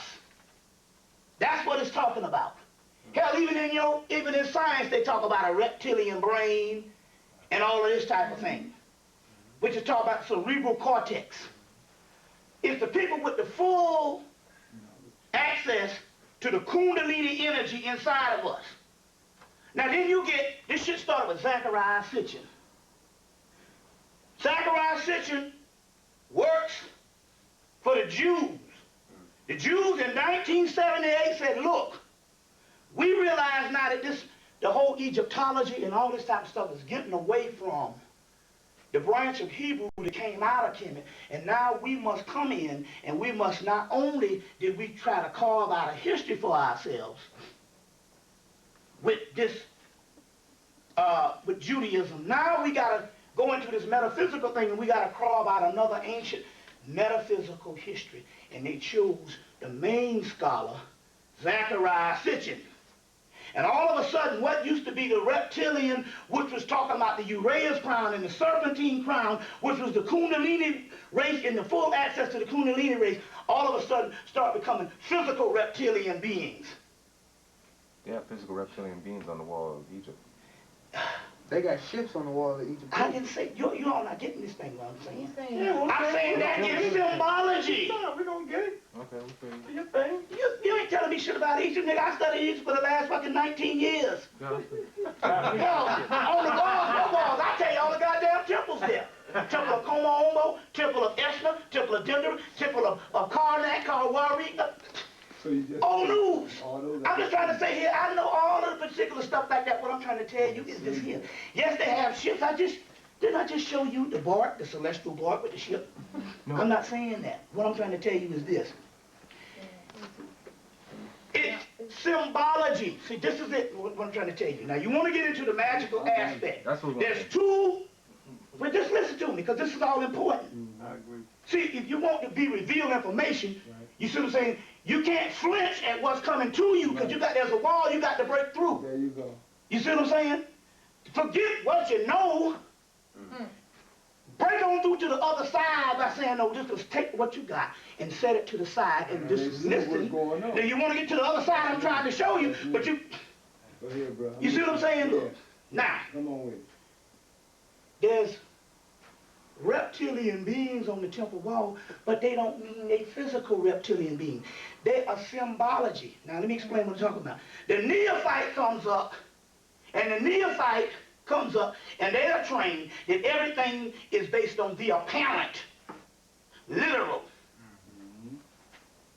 The priest will come up and go, well, you was thinking it that way. That's the first level of this. But in so many words, it's esoteric, which means that these shits are not literal. They are components on the inside of the constitution of your physical body and on the inside of you. There's no difference between the ships and the damn chakras.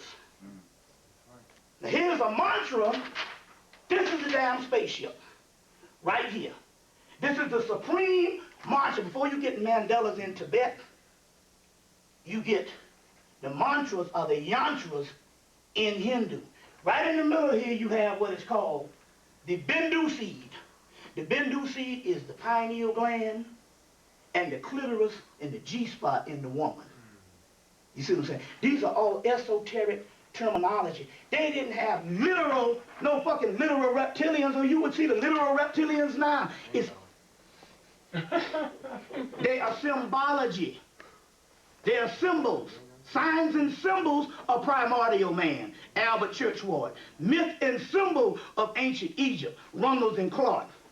And the neophyte thinks it is apparent, and that's how you get trapped. And that's why you can't break on through to the other side. Let me give you an example. In the book Sacred Science, E. Schwaller de Lubitz, R.A. Schwaller de Lubitz, Sacred Science. I'll show you what I'm talking about.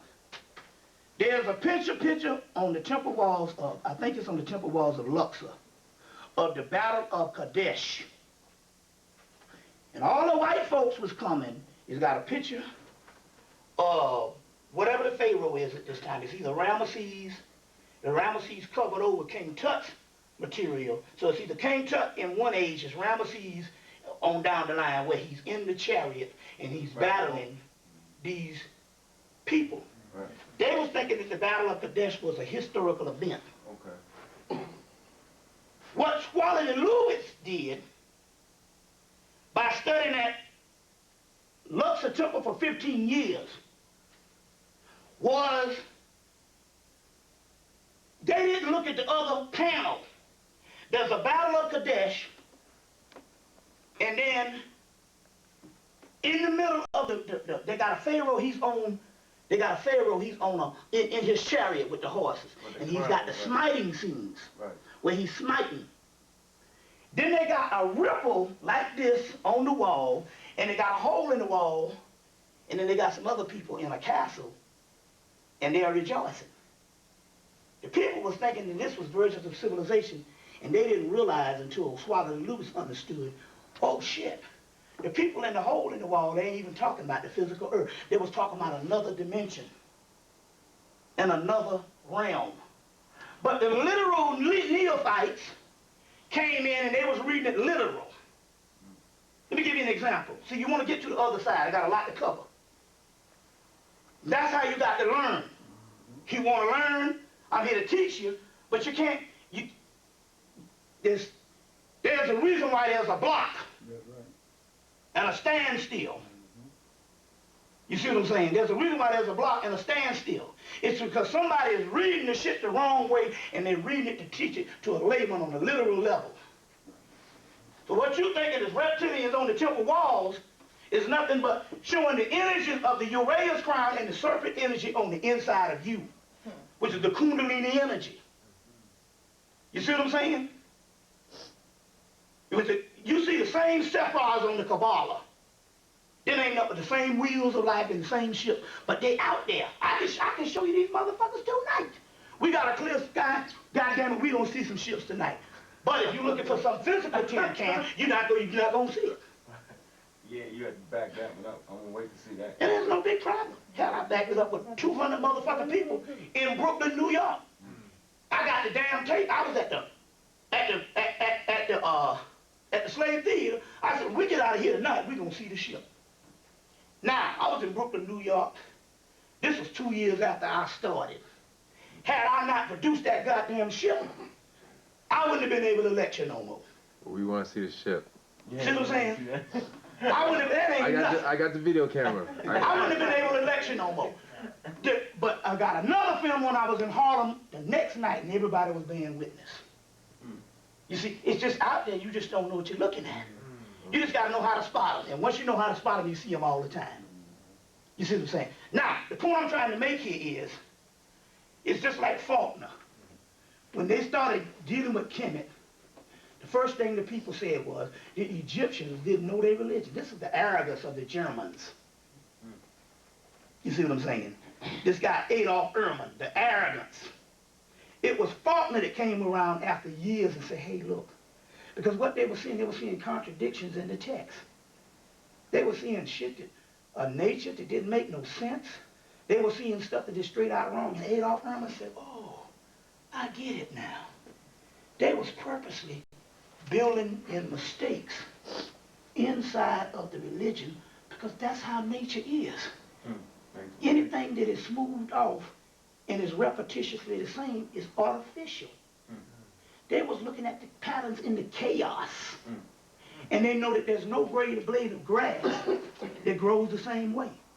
So when you go to Rome and Greece, you will see the columns, they're all even.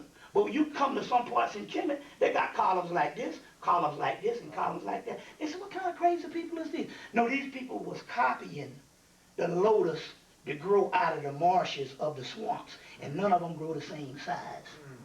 You see what I'm saying? No. So the concept here is, you're talking about magic. The first concept of magic here is, never think on the apparent.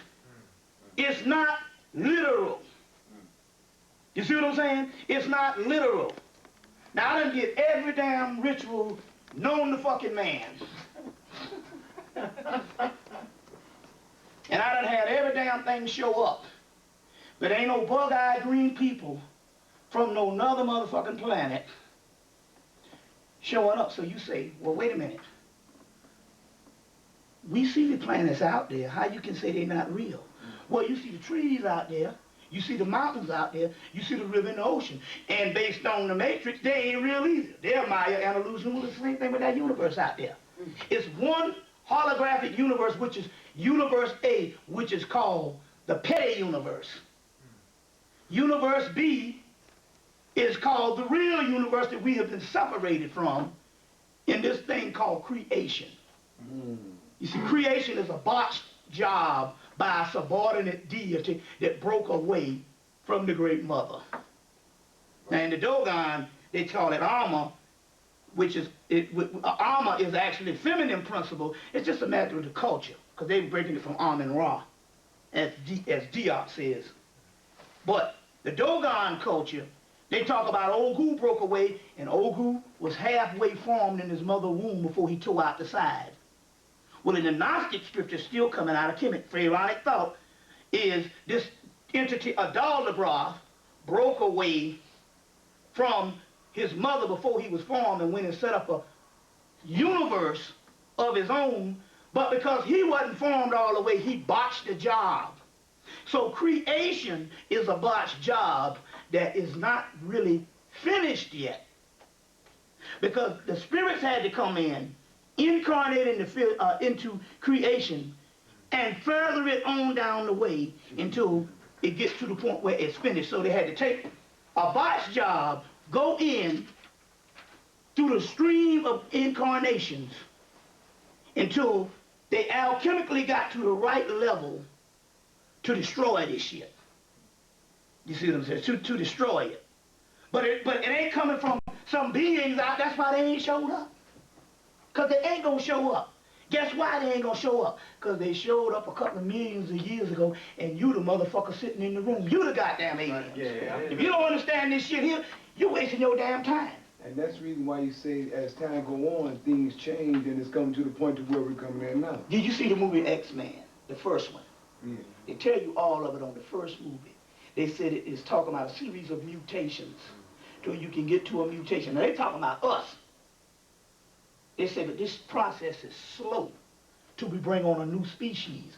This process is slow. We the only people that's been around long enough to transmutate into a new species. On the DNA inside of us,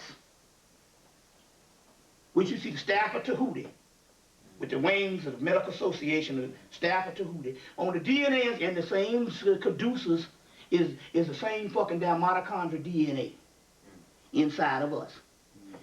On that DNA inside of us, if you know anything about melanin and alchemy, melanin is a series of amino acids. And they study the amino acids in us every day. And they know that our amino acids is changing. So this whole shit that was put out by a fucking Zachariah Sitchin about the 12 DNA strand, we follow that old white man shit. That's for white folks in the barotheric gland. The barotheric gland is nothing but the fucking pineal gland. See, they got to play on words. They know that they're DNA, they know they're not the people.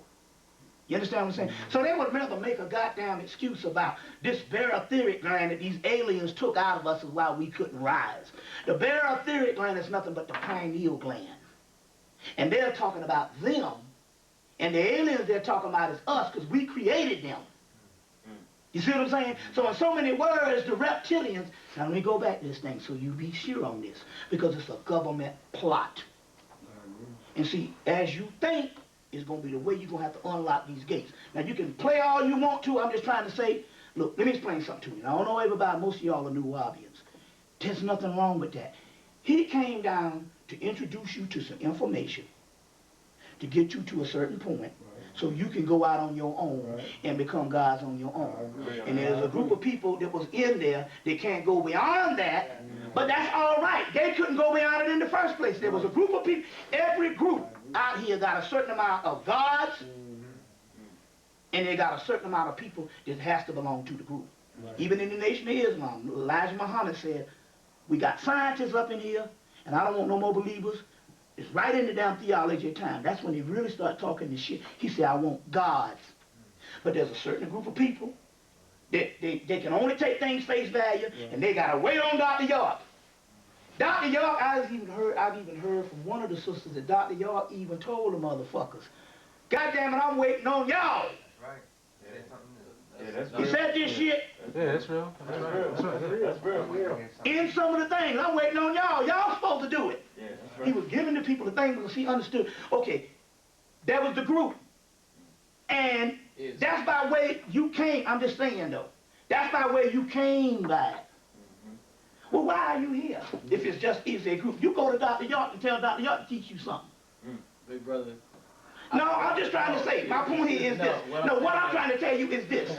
Because that's exactly what I'm going to tell you, because the part of the first thing I'm going to tell you when I get into this thing in a few minutes is, in order for you to get to the other level, you got to renounce calling yourself anything down here related to a goddamn group. Thank you. Because you are beyond the groups. I agree with and that. I'm going to tell you how the alchemical shit inside of your body lines up. Remember I told you before, if you say, I want to be a sinner, then the alchemical process inside of you lines up that way. Because ye are gods, and whatever you want to do, you got to do. You're going to substitute too. You're going to do it. Now, what I'm trying to tell you is this here. The man already done told you. Did he ever tell you in his teaching to shoot the gods? All the time. All right then.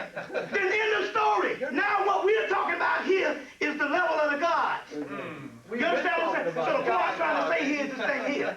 Is my ass. You got to come out of the groups. Because I'm trying to tell you, this stuff here don't line up based on groups on the mundane level. That's a part of your training. I can feel that. That's a part of your training. I was a part of one of Dr. Ben's groups. I was one of his mystery systems. And that was good. I needed that at the time to learn a certain amount of Kemetic history and stuff like that. But I realized, hey, look, that's not the end all to be all. Thank you. Now, so there ain't nothing wrong with that. How can you come before something unless you join something at first? So that's what I'm trying to say. But the point I'm trying to make here is this here. When you go, they call it path working. That's when you rising up the system of spirituality. And the path is your own journey. Right. The initiate has to go on its own journey. And you can't take nothing with you. Remember in the Star Wars, the motherfucker told him, he said, what's in that cave? He said, only what you take with you. That's in one of the tests. He said, only what you take with you. I'm not saying that the man's stuff is wrong. All I'm trying to tell you is you at a level now that you got to make the decision. You at the goddamn crossroads. And the crossroads is, are you ready to go to the next level? Because guess what? I can't take you to the next level. You got to make that decision. Remember, in the Matrix, when they was in the dojo, and they was fighting, and the guy said, your problem is not in your technique. Why didn't you beat me? Why did I beat you? The problem is in here. So now, you see what I'm saying? You can't be no NUWABIAN. You can't be no Nation of Islam. You can't be none of that stuff. You got to be straight up chaos. Because you can't name it a name. When you name it a name, it dies. Melanin inside of you, every time the white boy extracts it, it dies. Melanin never stops moving. And chaos is what melanin is. Melanin is chaos in the blood. Told you that in the movie Phantoms. He said chaos, plain and simple. The rules of chaos, get the book, Condensed Chaos by Phil Hines. Condensed Chaos by Phil Hines. In the book, the first rule of chaos is change is supreme. And if you're not willing to change, then you die. There you go. You see what I'm saying? Or you just stay at the same level. There you go. And you want to go to the next level, you just stay at the next level. Because change is supreme. And I'm going to tell you, at this particular time, you can't let nothing define you. You see what I'm saying? That's true. You can't let nothing define you. What's that, sister? The author of that book. Phil Hines. Phil Hines. H-I-N-E. Condensed chaos. Then he got one called prime chaos. Talking about chaos magic. What is chaos magic? Chaos magic is, the white boy looked back and said, look at these silly niggas. One over here calling himself Yoruba, one over calling himself Igbo, one of them calling himself Egyptian, one of them calling himself Al-Hausa. These assholes don't know that every tradition is just a fragment of itself because it's thousands of years old. And although those traditions was complete 2,000-3,000 years ago, they're only fragments. He said, now look, I'm ruling this motherfucker now. That's right. And this is what I'm going to do. I'll show you how the white boys do. They say, since we didn't create none of that shit, we will let them become divided in these traditions and in these groups. And what we're going to do, we're going to use all of it. And that's what they call chaos magic. Can I say one thing? Yeah. I want to add with that. I was at a conference yesterday with some quote-unquote Hebrew Israelites. And at the end of the conference, I made a statement. I put some books down on just 5 different sheets of paper. I said, the reason why we can't come together as a people all together or just in a whole, the government has, each one of us has a organization That's right. set up under EIN numbers, making it a non-profit organization. That's right. We will never come together because as long as we're separated, who gonna come together, put all this stuff in? Man, not only that, let me tell you something. All you got to do is take your ass and, I don't know if you know it, but become a prison guard. I have been. You become a prison guard, and one of the things they give you is a sheet of paper showing you all the different religions and the different groups in there. You got to learn all that shit. That's right. They already know, and the government feed that system. That's right. Because they know as long as you separate it, and as long as you don't accept all of it, especially the goddamn dark side. Right. Exactly. Now, I'm the foremost scholar on the fucking devil and Satan. You understand what I'm saying? And that is us. That's right. You see what I'm saying? And that's what the crackers say. Them niggas, they don't even know their true stuff. You used to call yourself Osiris, and you don't get into the fucking dark arts. It's the underworld shit. Black magic itself is the black man's magic. You see what I'm saying? And they don't make no shit that I'm scared of, and I done been through all of it. You see what I'm saying? So the point I'm trying to make here is, they call it chaos magic. They've been dealing with this shit since the 70s. Our shit. But it's just like the Egyptians were saying when they was building in mistakes. White boy Thomas Dolby did Blinded Me with Science. Remember that movie? Remember the song Blinded by Science? Right. This white boy, they said, well, damn, this shit is awesome, man. They say, what make this song so popular? So he purposely built in mistakes in the side of the damn synthesizer, so when it come up, you see, that's the anomaly. Well, guess what? That's what jazz is. Even jazz. When the crackers wrote it down, jazz died. Now, you see, look, it's the same thing. You want to take the tradition with you. Duke Ellington was in Central Park. Greatest master ever lived, composer. Was in Central Park. He said, I ain't got time to go to fucking school. He said, I don't have time. He said, I don't have time to go to school and learn this shit at conservatory. The guy said, you're going to need some classical training. He said, I ain't got time for that. Right. The guy told him, well, I don't know who the guy was in the car. He said, well, take everything that you have learned and everything you think them schools are teaching you and throw that shit out the window and just go from the heart. There you go. And as a result, why is it you got to go to school to learn Duke Ellington now? Here it is, the black man can create this shit, and then the white man can come and tell you, you got to have a degree to learn jazz. We talking chaos. Right. Jazz is chaos. Everything, look, the white boy is in the blues and jazz. Now that's because we abandoned it. Because chaos has to change. And so the white boy only mastered it after we abandoned it so he could slow it down, write it down, and synthesize it, You understand what I'm saying? Become proficient at it. But it's dead music. People don't understand this before you could even... Eminem came out, what, the end of 97. Before Eminem came out, has become the king of rap now by 2000. See, that's what they calling this white boy. And to let you know they calling this white boy the king of rap, they gave him an Academy Award. They ain't got 2 black people that's got Academy Awards for music. Isaac Hayes for Shaft and Quincy Jones. Right. But Eminem, a newcomer, got a doggone Academy Award for that fucking movie. But rap was already in for damn near 17 years before they could even master it. Right. It came out in 79. Right. The point I'm trying to make here is, we talking chaos here. And you gotta come out of traditions. Right. You gotta come out of the traditions. You see what I'm saying? So I'm not trying to knock your school or knock the people you're in. What I'm trying to say to you, that was all fine the way it was. You see what I'm saying? He did a good job, commendable. You understand what I'm saying? But the point about that here is, if he said, you all are supposed to become gods, now it's time to y'all become gods. So what the fuck you talking about what you did in the past? Come on, let's do it. Let's go into the lecture. Let's do it. No, I'm just saying, you got to understand these things. You can't let the limitations. This is not to compare.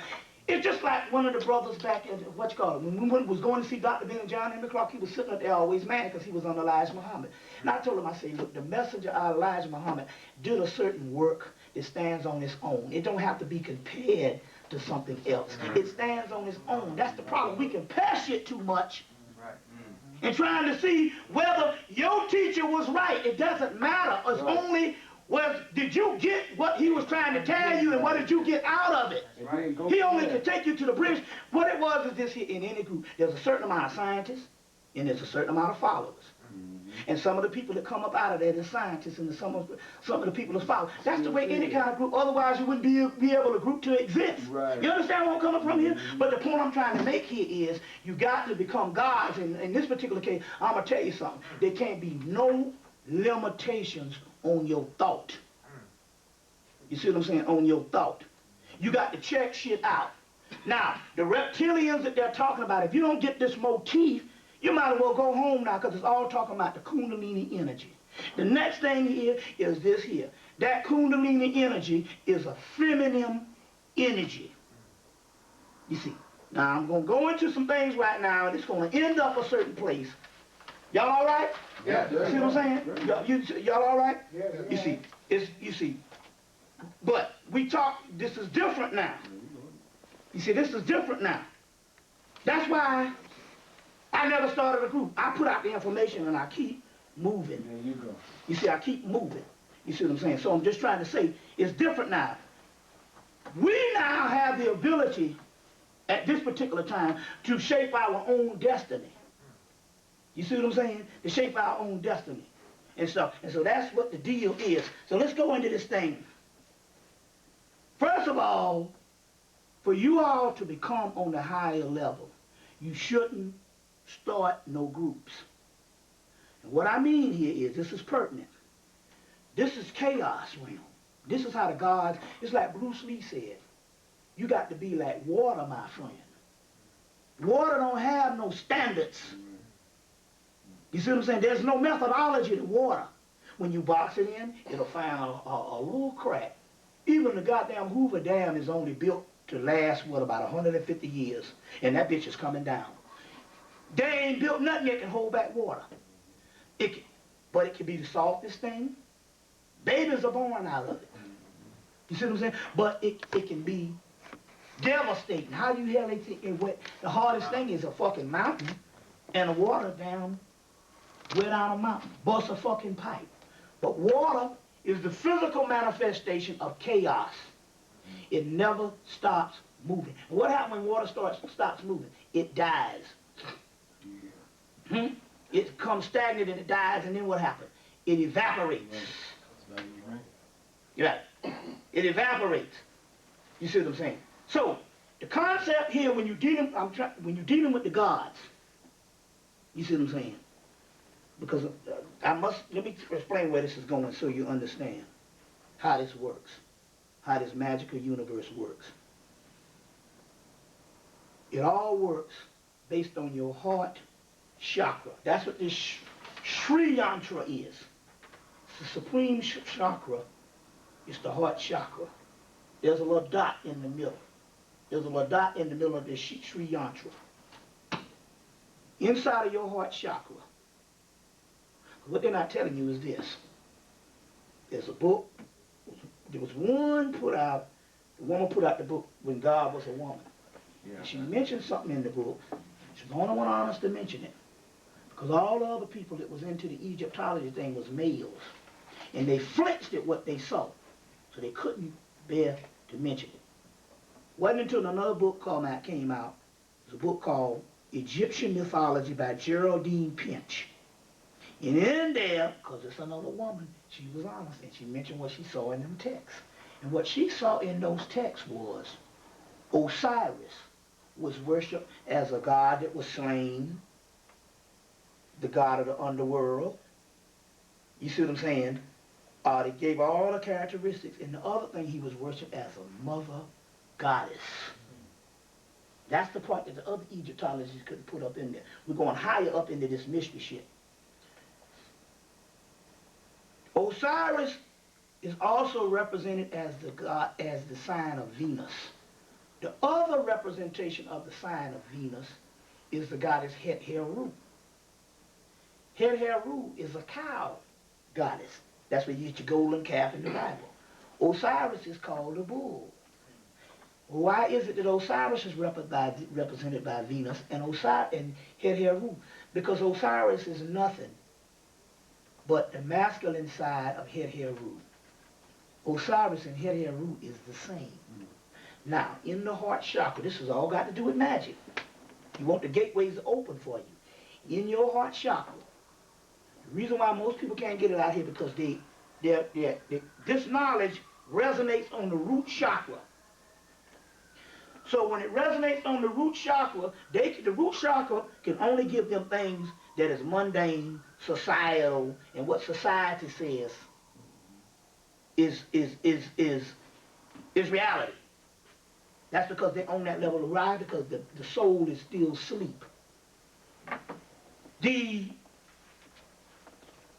don't even become awakened. The reason why you in here is because everybody in here is vibrating at a certain level of the heart chakra. The heart chakra. And that's the reason why you are here now trying to get this particular information. You understand where I'm coming from here? Of the heart chakra. The key here is that heart chakra. In that heart chakra, there's an intelligence.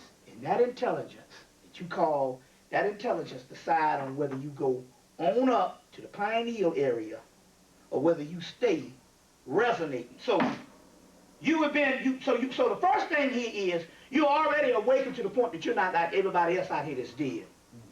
They say you stay 95, 85%. No, this motherfucker is like 0 point something. There's only like a 2 or 3. Shit, it's like 0 point something amount of people that's awake. And the reason why you're awake because you're resonating at a certain part of the heart chakra. Then the other part is once you get there, you got to go to the crossroads. Now that means you can decide to just stay at that level and be satisfied with the knowledge you got and you understand that these niggas out here dead, you know, or you'll cross over and start living magically. There's a difference. And what makes you cross over is this. Inside of everybody's heart chakra is a woman that sits up in there, and she judges. That's Osiris, but in so many words, that's this goddess Lakshmi.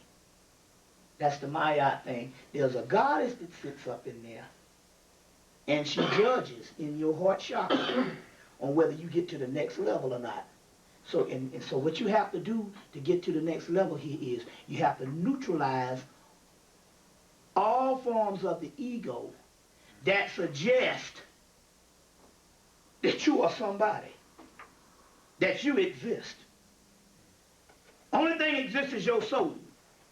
And a series of events that get you to know what your soul is, and the rest of the shit is an illusion. That's why you can't take nothing with you to get to the next level. I just want to put that out there. We're going to go back to that particular part in so many words. Now, let me explain this thing and put this on tape so you understand.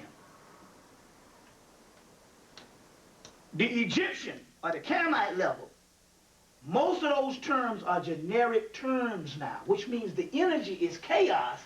So what used to be called Osiris back then, they put it on the temple walls as principles so you can learn the principles of Osiris. You understand what I'm saying? But it's chaos. It has to keep changing. So what you call Osiris is a generic term, which is a term for knowledge. But to invoke the Osar, you understand, to get the full mastery of that and stuff, you got to call on something else. Why? First of all, it's because it's trying to show you that knowledge is not geographical.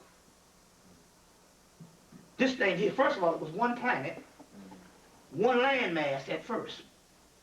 You see what I'm saying? Before you had whatever, continental drift, or some cataclysmic thing to break it up into continents.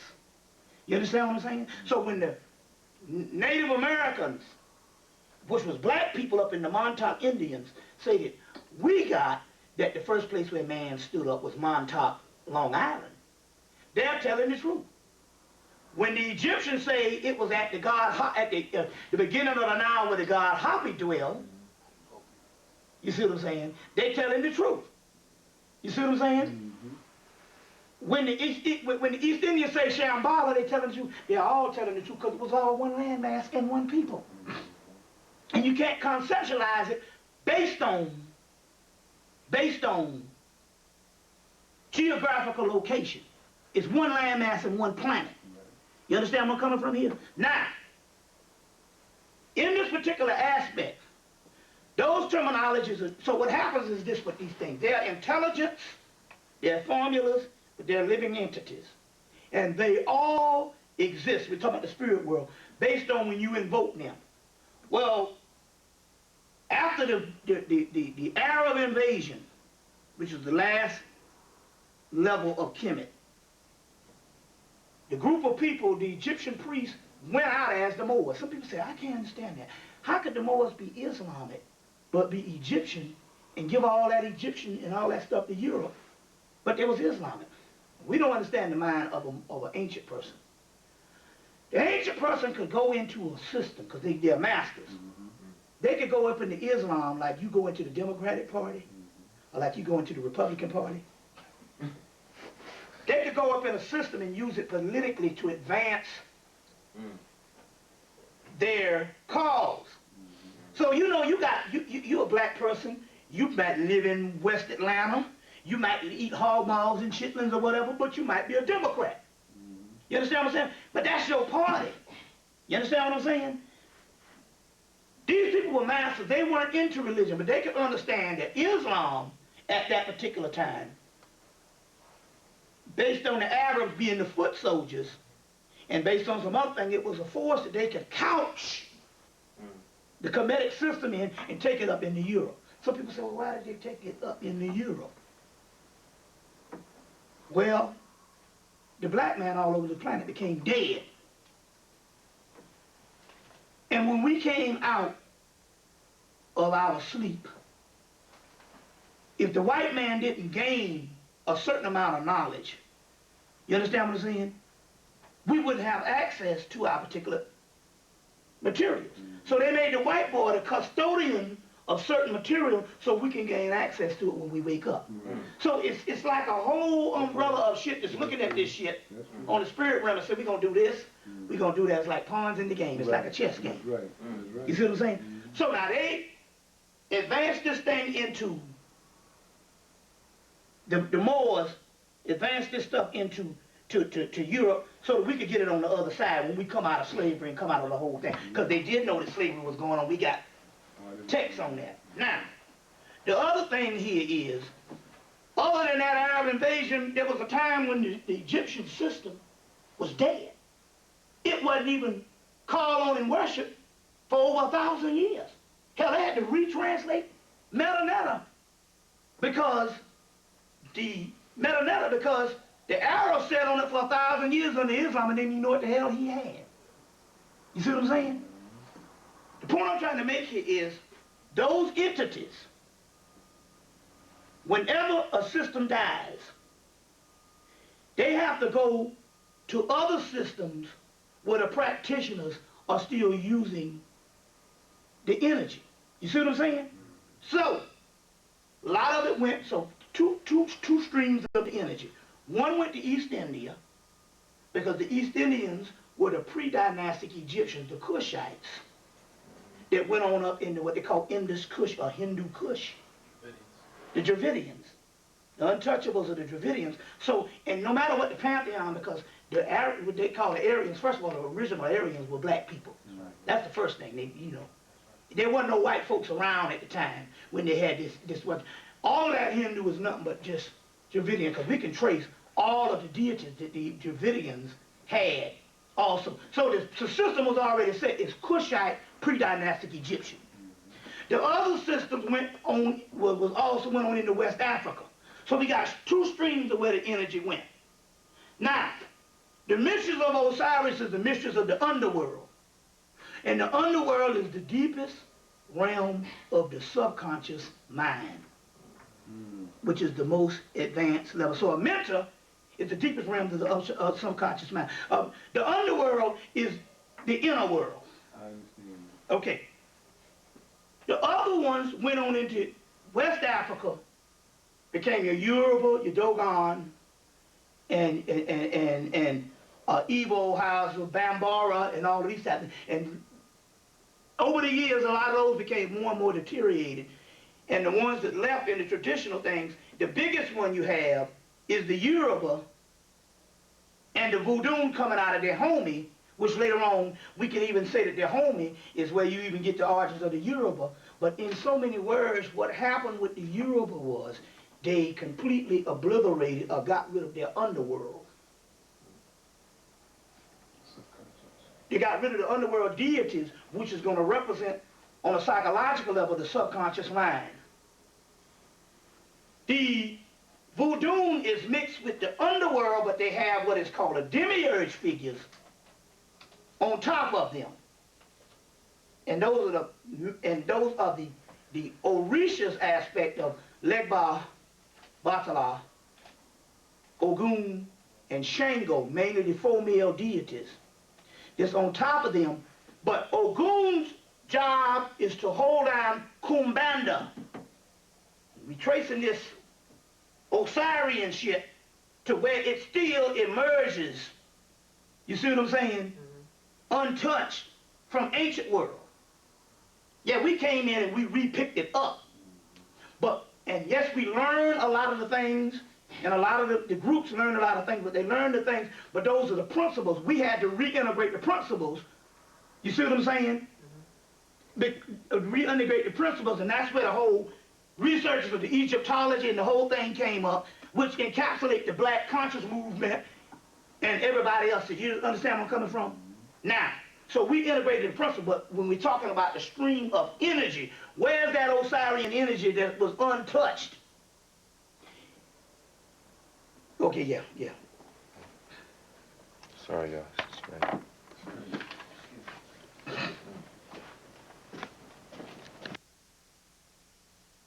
Based on, a lot of this stuff is not going to come based on what you see is what you perceive this magic to be. A lot of this shit is a mindset. I said living magically. I'll explain where I'm coming from here. Because I already know that most of them spells and shit, them motherfuckers don't work. They only gonna work now unless you do one thing. But you got to simplify it, and you got to come very humble. Not to me. Not to me. If you say you overstand, first of all, the word is understand for a reason. But that's some black terminology that just popped up. And a lot of Afrocentric conscious people use it. Understand means you go into the underworld, because that's where the true shit is. These terminologies didn't come from you. These terminologies came out of the mystery system. That's why they said understand. Because it was based on the underworld or the inner world. You see what I'm saying? The point I'm trying to make here is, you're going to miss the point. Let me explain something to you, what I mean by that. You got to understand real key. You see me curse a lot. Motherfucker shit. That, this. See what I'm saying? Hell, I might fart up this motherfucker. Now, try to understand where I'm coming from here. Man tried to find God. He went for 300 years. The first 100 years he went down this road, couldn't find him. Second 100 years he couldn't find him, didn't know. The third level, he went down there and halfway he said, God damn, I ain't been able to find God. But he remembered there was a prostitute on the side of the road. Though each time he went, he only saw one person, which was a prostitute on the side of the road. He went up to the prostitute and said, can you tell me where to find God? And the prostitute said, I am God. He said, but you a prostitute? He said, no, that's what I am. The concept here is, it's going to come in the simple. See, the whole thing is initiation. You got to listen to what I'm saying and allow yourself to process it. And now you're here waiting for me to give you some real, spells and anything. There ain't, none of that shit works. But I'm going to give you the stuff of how the shit is, because I'm in it, goddammit. I'm in the motherfucker. That's the difference. I'm in it. And there's a gateway that you got to be let in, but you're not going to get let in that gateway if you think you know. Never say you damn know shit. I thought 10 years ago I knew goddamn everything, and I was lecturing. And what I know now compared to what I knew just 5 years ago is sublime. So this whole thing about knowing is unfolding, but not only that, it's chaos. It's chaos. You can't track it based on a methodology. It keeps, the whole concept is what you got to do in order to understand this shit, is you got to let go and annihilate yourself. Anybody know anything about martial arts? You seen enough of them karate movies. The best student get his ass kicked the whole movie. He the top student. And he get his ass kicked the whole movie with a motherfucker out there and don't understand for the simple fact he's still thinking about the methodology. He don't understand. He has to die. You gotta let go. You understand what I'm saying? Let me explain. You say, what is this talking about? Look, you have an ego that wants to survive. So what it will do is it will take the knowledge that you thus learned and inflate itself in the ego. And you thinking that I know this. You kept saying layman's term and surface knowledge and stuff like that. You gotta change your doggone thinking and stuff, man. Because I'm trying to tell you, man. Wait. Hey, man. It's not the methodology. That's why they had to trickster figures. Give you the story. I'm telling it to you. It's going to be on the film. We're going to cover all this, but you got to understand this shit. Now, you want me to come, and I'm trying to tell you, but you can't just be happy with me, you see what I'm saying, telling you the shit you want to hear. You got to hear the shit, you got to listen to the shit you need to hear. Look, you got the Tarot deck, which is the Book of Folks coming out of Kemet. The only motherfucker that's able to use throughout the whole Tarot deck is the fool. Just like the damn drunken master in the Kung Fu movies. Right. Don't ever say you don't master a shit. See what I'm saying? Sometimes me and this sister right, that sister back there, are more powerful than half the motherfuckers in Atlanta. And sometimes we eat ice cream and cake traced down with fucking Pepsi Cola. The damn fool in the Tarot deck is the only one that can be used throughout the Tarot deck. Because as long as you're innocent, there's a possibility of you learning something new and getting to the next level. You see what I'm saying? Don't look at the appearance on how I can come and just break down all it, because that shit ain't gonna work. You're in another zone now. I'm gonna explain it, because it's a whole other realm now, especially the last year. Especially since that new tsunami hit. There's another zone now. There's another energy in there. That's true. Now just listen to me. Parzival in the Arthurian mythology, Parzival is a person, he saw the knights with the shining armor, but he was a country boy. His father was a knight that got killed. The mama took him and raised, it's the Horus story. The mama took him and raised him in the forest. So when he saw the knights in the shining armor came, he thought it was God. He came back and said, Mama, Mama, somebody told, I thought I saw God. They told me they were knights. I want to be a knight. She said, oh shit, that's what the fucking father got killed. This is the Harley's Hey Roo story. So I want to be a knight. So what she did was she knew she wasn't going to be able to stop him because he was coming of age. I think he was coming 18. So she sold him up a court jester's outfit. He said, this is going to be your knight outfit. Hoping that when he go to King Arthur's court, the knights would see him, they would laugh his ass out of there. He wouldn't want to be nothing but a knight. Would never want nothing to do with a knight. So when he got there, they started laughing at him, at his outfit, and immediately it got him face to face with King Arthur, which normally wouldn't happen.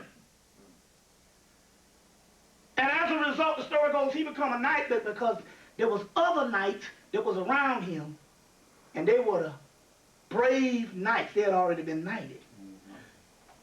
And they were the greatest knights. But because they were the greatest knights, they had mastered a degree of the sublime information. So that means that they were stuck in a house. Because they became a master, you understand what I'm saying? It locked them into a realm that they couldn't go beyond. Because Parzival was the young Horus and he was the fool. And he didn't master the shit. He didn't become a specialized because his knowledge is infinite. He was able to go on as the fool and get the grail. Remember in the movie The Matrix, they want to say this has never been done before. And he turned around and said, that's exactly why it's going to work. You understand what I'm saying? That's exactly why it's going to work. We talking, look, I pulled these libations. I'm not coming to you as Bob, I'm coming to you as spirit. Trust me when I tell you, you can't get to the other side, you understand what I'm saying, with any preconceived notions. You got to break down all of that. There's a certain level, you see what I'm saying, that you learn to a certain level. You got to break that particular down, and then you got to be like water. You see what I'm saying? So the court gesture is the master. You see what I'm saying? So there ain't no surface fucking knowledge. I'll tell you right now, you don't know. You have no idea. You have no fucking idea. I'll tell you this to your face. Because if you did, well then goddamn it, tell me something right now that's profound. I'm giving you the chance. Give me some knowledge and some information that's profound, that's going to unlock these people up in here. Nothing you said is new to most of the people in here. Wait a minute. Give me some knowledge and information. You know, well then give me, okay, in that case, then give me something. Give me something. Since you on the fucking level, because there ain't none of this shit new. Because you're joking yourself. Since you're on the damn level, then give me something profound right now. The fact that you said I wanted to be a master, and then you claimed yourself to be a master. You know, We don't know anything. no, You said, no, I didn't know. No, I you said were no. a I was talking about a master of a certain thing that I was talking about. Right, But on a level. But everything I gave you, I was honest enough to give you bibliography, material, and also, I was honest enough to tell you the sublime truth. I didn't sit back and just tell you some stuff, what you want to know. I'm telling you the stuff that you need to know. You see what I'm saying? I'm still telling you. If you at a certain level, then teach us something right now. You see what I'm saying? On the science level, on the knowledges of the thing that's going to get us to the other realm. You see what I'm saying? I'm just saying. Going back to this thing here, you got to understand this. Going into the science. You are no longer, you are not subordinate to even the deities. The deities are somewhat into you. One of the keys to tread this thing to go to the next level is this. You must go to the middle pillar. Now the middle pillar is this. If you take one extreme, we're going to go into the whole thing. You can take one extreme. and here's another extreme. And if you take one extreme and you go from one extreme to the other extreme to get away from the original extreme you came from, what you have done is made a complete circle in actuality, and you are just as bad as the extreme that you came from. In order to tread, you see what I'm saying? That's right. So you gotta spend, if you see the Kabbalah or the Staff of Tahuti, you see what I'm saying? They got several aspects of it. Or Excalibur sword, same thing. It's one bar, but it's the middle pillar. It's the middle pillar. Now, the middle pillar here means, and that's your whole scales of Maya, the balancing thing. That's Athena in Greece. You know, that's Maya with 8 arms in East India, which is the energy. With the extreme, you balance it off. So what happens here is, in this particular science, you got to stay to the middle pillar in the particular aspect of. When I'm dealing with the spirits, they never come up and say, you shouldn't drink that liquor. You shouldn't do this, or you shouldn't do that. They know it's balances. They know that for you to go totally one way or one other system, you're basically locking this thing down. So the chaos that we're talking about, you got to go to the middle pillar. You got to go to the middle pillar. Now, in the particular part of the magic, going back, because we're going to show you where the stream of the energy went. Okay, the ancient Camelot system is the principles and the generic term that you learn about the system. It would be more the intellectual side. But when you're talking about the stream of magic or the stream of energy, the most powerful one is not in the day side. Now, let's explain what the day side is. The day side energies are the gods that consist of the creation. Our world is built on several other primal worlds that existed about the same amount of time. Our creation has been existed. So, let's just give a rough thing. Since the white boy came up with a good number back in 1998, he said 14 billion years. Let's just say, he said 14 billion years is creation. Since we can't count that long, we just use that number. Whatever number this particular creation has been into, we had primal worlds that existed prior to this particular creation. Our world is built on several other primal worlds that existed about as long as this creation has been in existence. This particular creation that we're talking about now is old. It's petering out.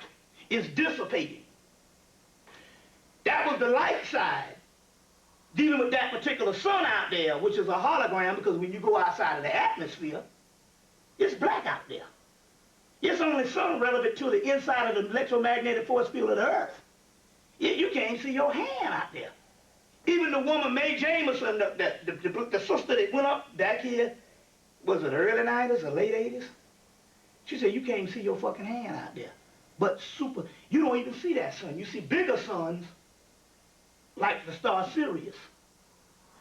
So that means that we're talking about a hologram or a day side, which is dissipating. It's the realm of illusion, the realm of Maya, is dissipating. The night side, meanwhile, has been dormant. That's the world to come. That's called the dark side of the tree of life. You have the tree of life, which is the front side, which is 10 luminous emanations. That's the world of the appearances. The dark side is the world to come. Is the world to come. Now, as far as chasing the stream of energy, as far as the magical system, you have what is your Yoruba, they got rid of their dark side. they became more of a day side. And what happened was, in so many words, what happened was, they started using the rituals for everyday life. When the white boys started coming in, the priests had to go underground because they couldn't give up a certain amount of secrets. Because if they gave out a certain amount of secrets and stuff, they had to go underground, the white boy would have got this shit and it would have been some trouble. So, the white boy later on did get some of the stuff, and they got all these rituals that they can't understand how these rituals work. Meanwhile, the priests went underground and then the priests died out. The remaining priests, the so-called underworld side, or the dark side, when they lost the knowledge of the Osirian realm, they became, when they lost that particular knowledge, it became taboo to them. So as a result, they say, we don't mess with the dark side. Meanwhile, because it died out, the only dark side that was left in the West, in West Africa was Palo coming out of the Congo. Now, disregard that shit that the white boy talking about, the Satanism. That's a made up shit that they put a bunch of our shit together and made that shit up. And it still fucks them up. But I done did the rituals on none of that shit and was mad. I was wishing some shit happened. So all the demonic, satanic shit that they talking about, that shit don't even exist.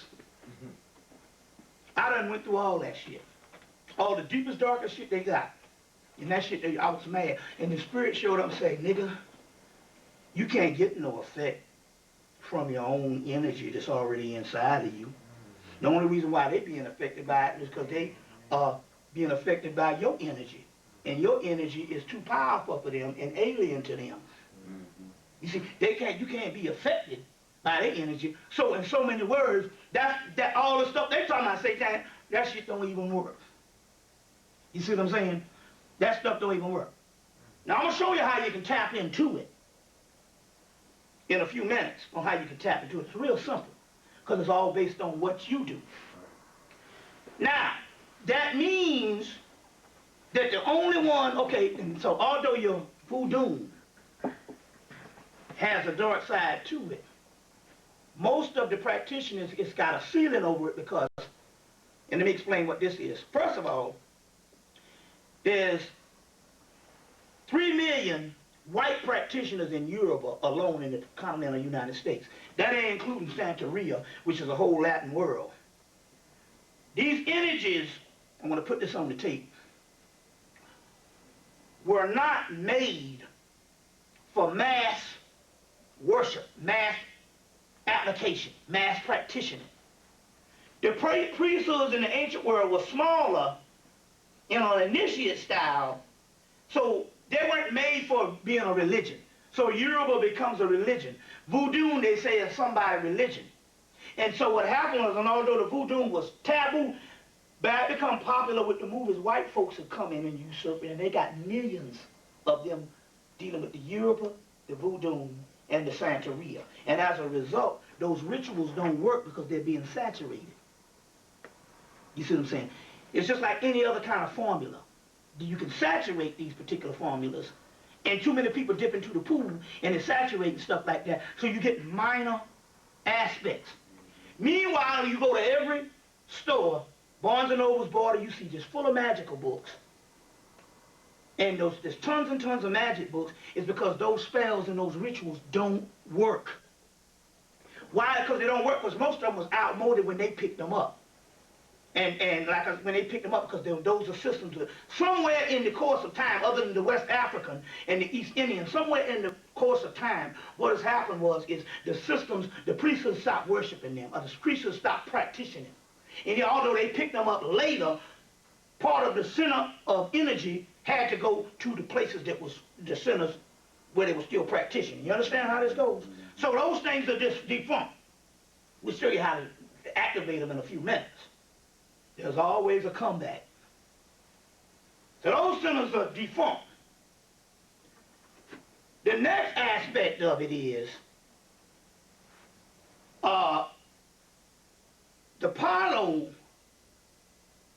Manombe ended up being your dark side, which too many people were scared of, and then the government, knowing what it was, they made it taboo.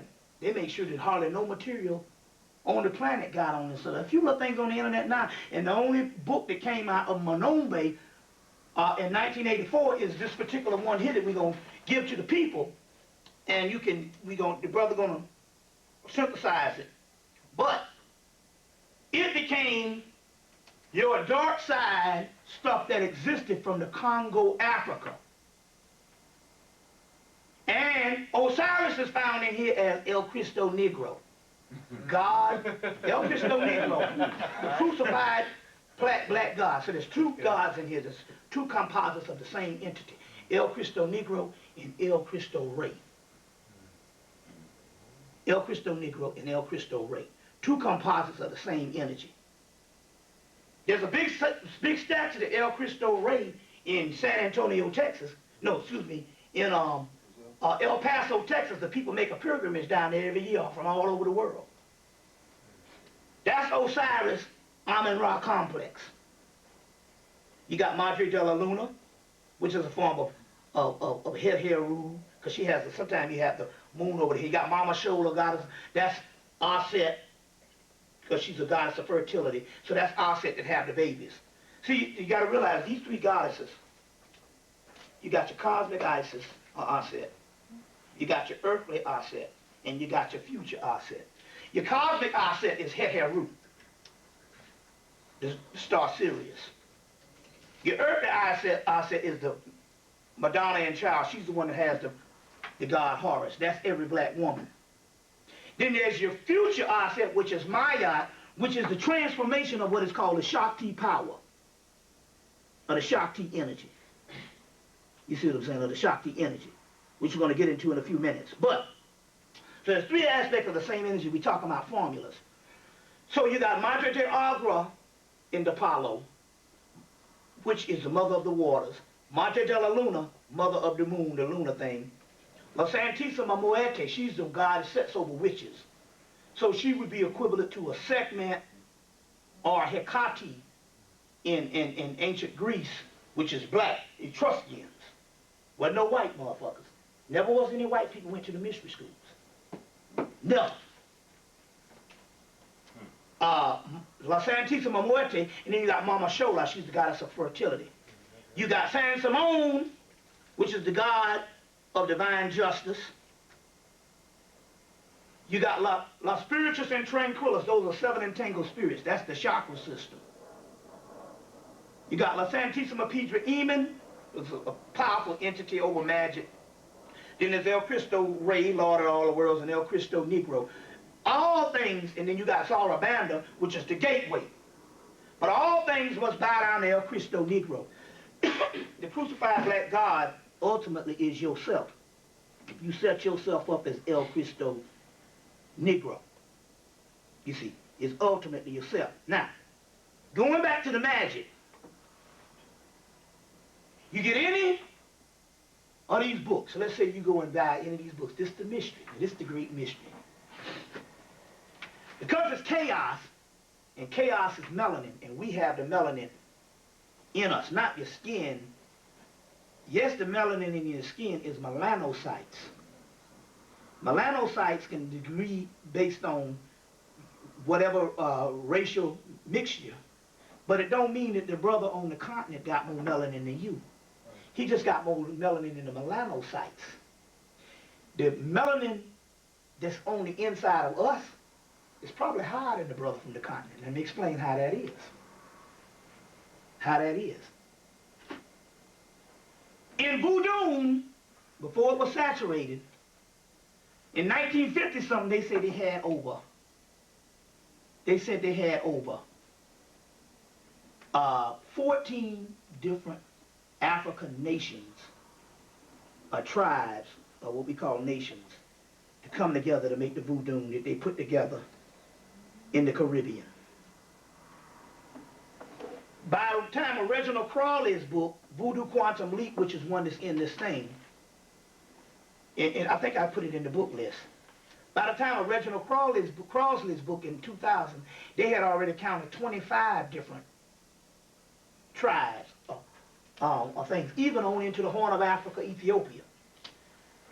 You take the picture of voodoo and you see the different multiple makeups of the different tribes that go in to make this one religion, or this one system, especially the one in Haiti.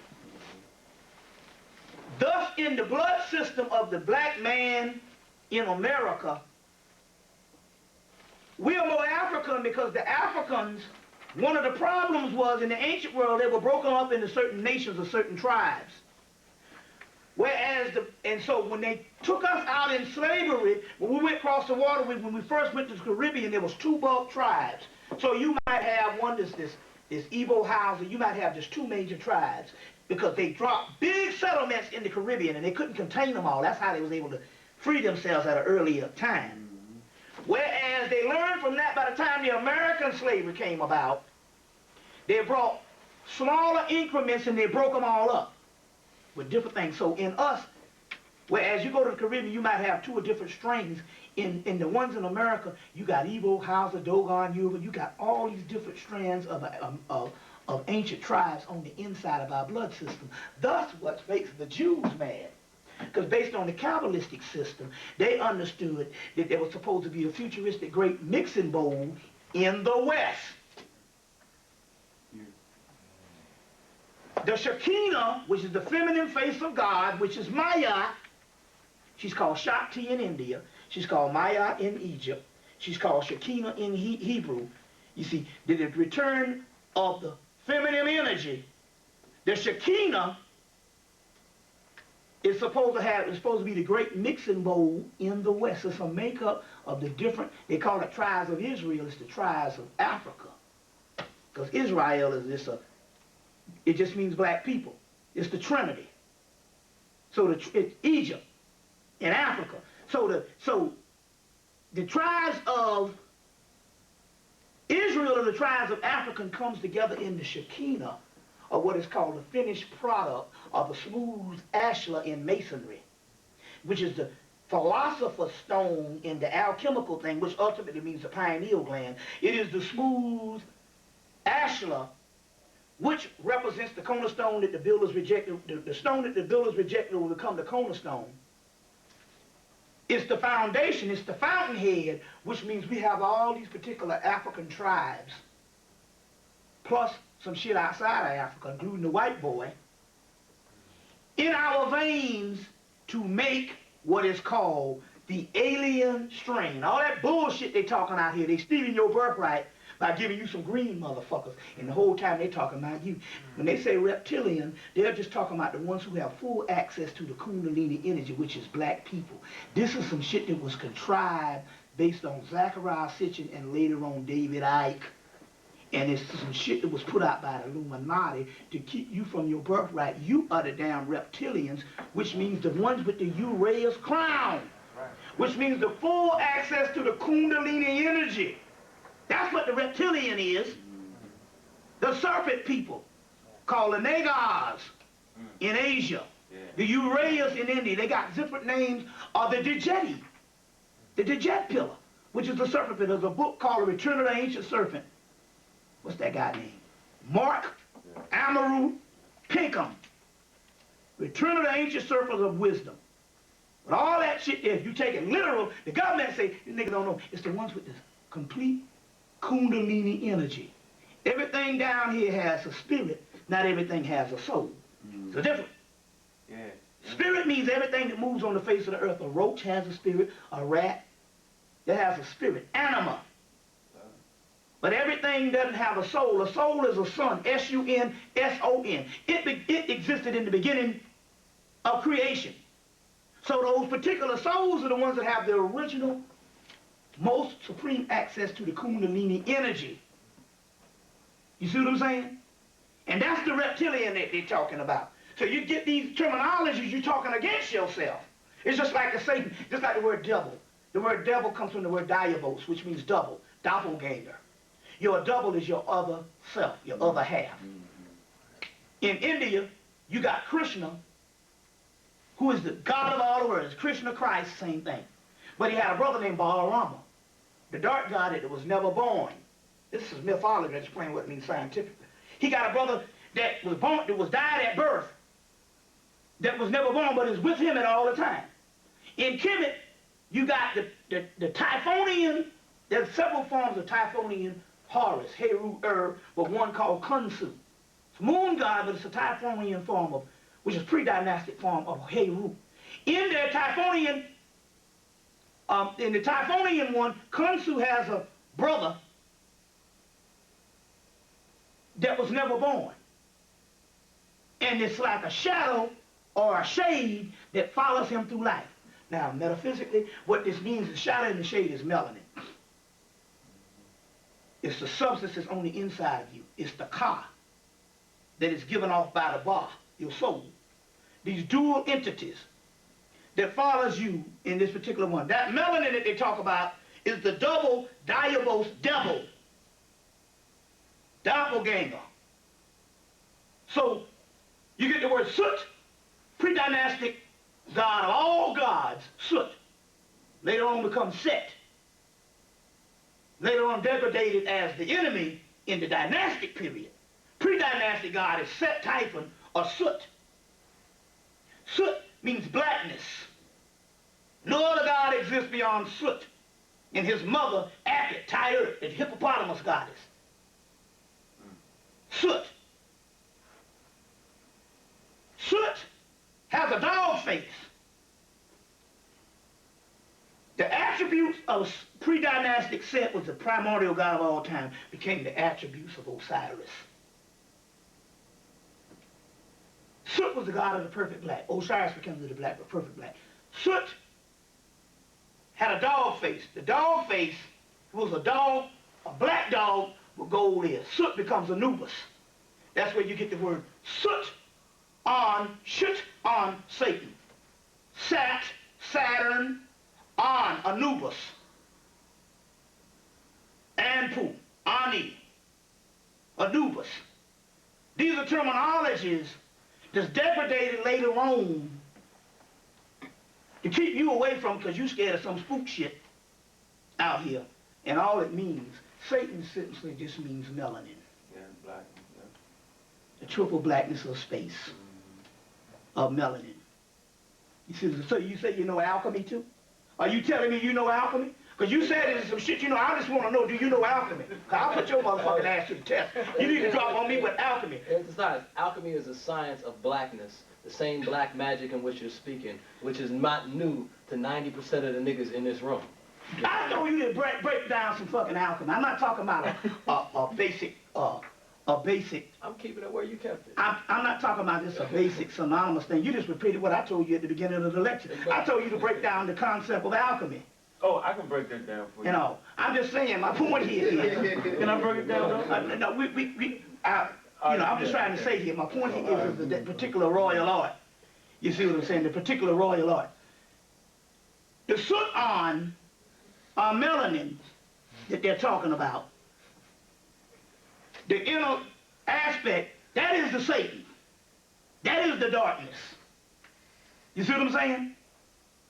That is the darkness. Soot on, Soot, Set, Anubis. Now, going back to the Typhonian region of what we're talking about here is, most of the systems out here, that's been wiped away. The one that is the last survival of the Typhonian realm in the aspect of the black magic that you're trying to deal with is Palo. Now, what you can do as far as all the other magical things, this is a good book called Hermetic Magic. Why I suggest this one by Stephen Edred Flowers, PhD. Hermetic Magic. What's the author name again? Stephen Flowers. Just put Stephen Flowers, Hermetic Magic. The reason why I suggest this one more than some of the other magical books is because this one is taken from the Evers Papyrus and is coming right out of Kemet as the magical text. There's a bigger book on this one here, but he did synthesize, so a lot of the books you're getting It's other traditions that they done did some stuff in Europe and came up with some whatever stuff. But this particular one, Hermetic magic, is one that's coming from the priesthood of Tahuti that was around during the time. You see what I'm saying?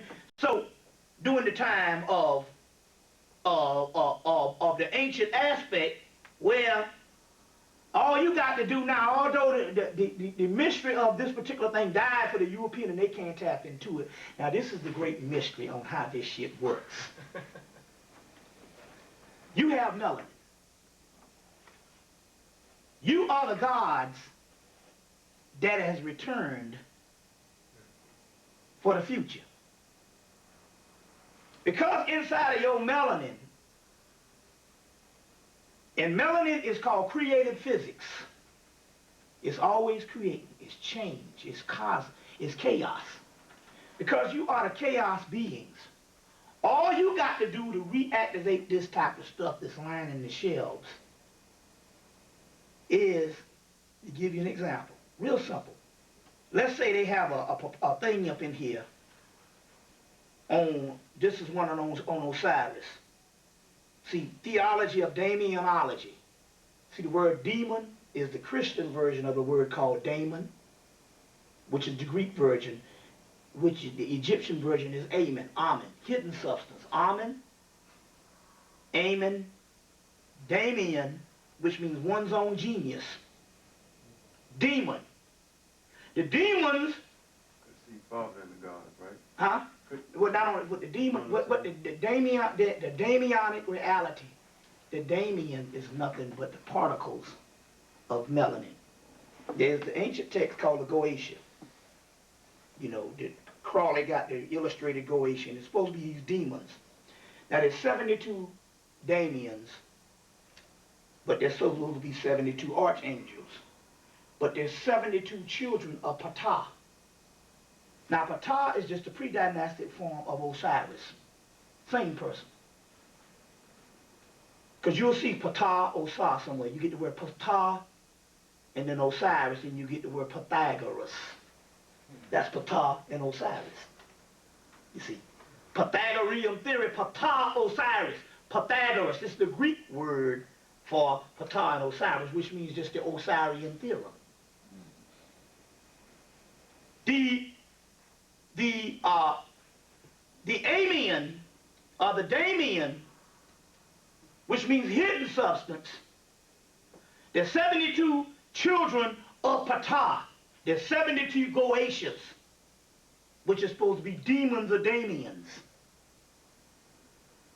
You get to go, it's called Aleister Crowley Illustrated Goetia. Anybody seen the book? Aleister Crowley's Illustrated Goetia. I'll give you one to get, give you two of them to get. All you got to do now, you're going to reverse this thing. The 72 Goetias is these demons on the backside of the tree of life called a Calipoth. The 72 Goetias are nothing but the 72 sons of Ptah, Osiris. The Goetias are supposed to be these entities in which Solomon binds together in his signet ring. The signet ring, or the ring, is the same as the so-called Lord of the Rings. The ring is the pineal gland. He binds, because the pineal gland, if you took this way and you look at a black dot, it's a circle, which represents the pineal gland. But that's the ring that they talk about, a Lord of the Rings forged in hell. Okay. Solomon, which is Sol, which is son. Amen, which is hidden son. What is the hidden son? Amen-Ra, which means hidden son. Amen means hidden and Ra means son. Amen-Ra, the hidden son, is Osiris, hidden in Amenta, the underworld. In this case again, Solomon is Amen-Ra. There was no historical Solomon. They built the temple of Israel. The temple of Israel is the physical body, the temple of Solomon. O Lord, I am black and comely. The 72 Damians are the 72 demons that Solomon binds to do his bidding is the 72 chakras within inside of the pineal complex. There's 160 of these things. There's 72 within the pineal area. These are demons, Damians, hidden substance, alchemical substances, which is melanin. So Solomon binds the demons with his signet ring, which he binds the demons with his third eye. Now, there's magical text. There's the Goetia of King Solomon. You'll get it. Aleister Crowley's illustrated Goetia. How you spell Goetia? G-O, let's see, I think that's G-O, let me see how I spell Goetia. Did I put it in the, what you call it? G-O-A, G-O-A-T-I-A. Yeah, that's it. G-O-A-T-I-A. Aleister Crowley's hidden Goetia. The Goetias mean howlings, which is talking about harlots, howlings. It's talking about these magical substance or these particular demons of the inner world. Now, listen. The Goetias, if you get Aleister Crowley's illustrated Goetia, which doesn't work for them, that's why they're selling it out here, but I'm going to show you how you're going to do it in a few minutes. And you just have the lineup of those Goetias and whatever little magical text they got in the back. All you have to do, because you are the gods, and you are the gods this return, only thing you got to do with any of these magical texts is somewhere within the magical text, whenever you get these books. Anybody got any books on magic?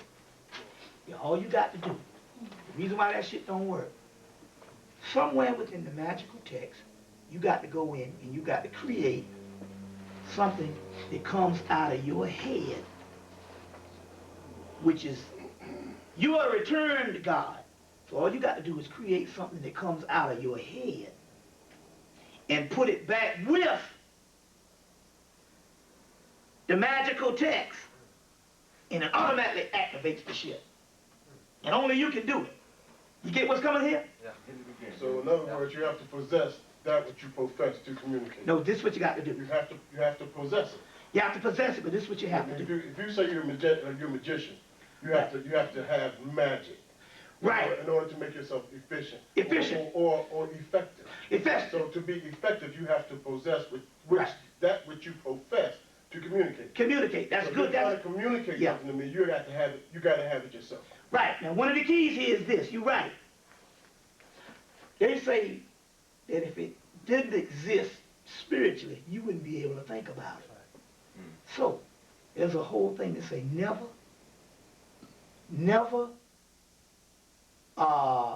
think that your thoughts are not real because you're the first that heard it. You're the first that came up with it.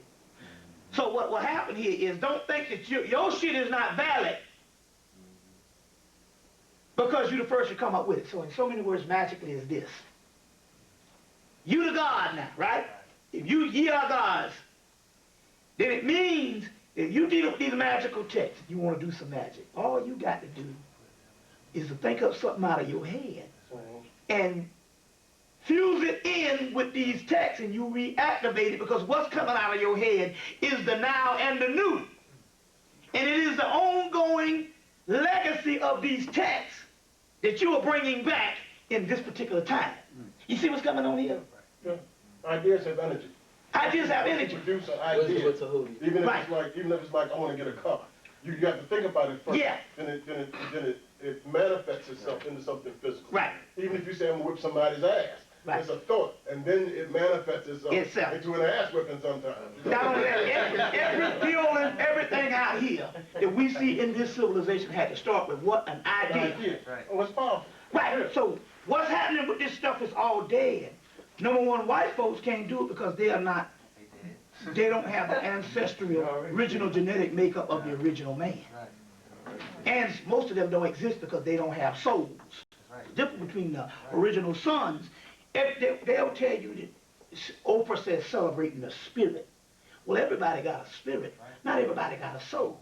Why you are here is for the simple fact you are the original souls, and you are waking up. So that means if you are conscious, see, right now, if you're conscious right now, for whatever reason, it means that you're already ready. It's just that you got to have the belief system that whenever you tap into this stuff and you put that stuff back in, it can be anything. It don't matter what you think about. Whatever you think of in your mind is adequate. That's usually the shit that works. You see what I'm saying? That's usually the stuff that works. And that's how you reactivate these texts. They're dead, and if you do them verbatim on some stuff like that, really be honest with you, the first thing, everybody needs to build a certain altar in your house. That's what the first thing. You build an altar in your house, and that way an altar is a conductor. It's a gateway to another universe, and you pull it in a certain amount of energy. Every race has an altar but white folks, and now us black folks, because we into this Christianity bullshit. You see what I'm saying? They tell you all that's evil. You go to them Asians, they got an altar right in the Chinese shop. So you got to build an altar, because if you don't have an altar in your house directed to a certain, not deity as far as you being the subordinate, but a certain amount of energy that's going to, objective energy that's going to be set for a certain energy to come in your house, like keys and codes, then your house gets to, and your apartment gets to run in the middle of any motherfucking thing. You see what I'm saying? Anything can come up there. Any asshole in the universe, anything can come up there based on the run of the mill. You see what I'm saying? So the first thing is to build an altar. The second thing here is, right now we're so advanced now until you don't need a lot of the technical things.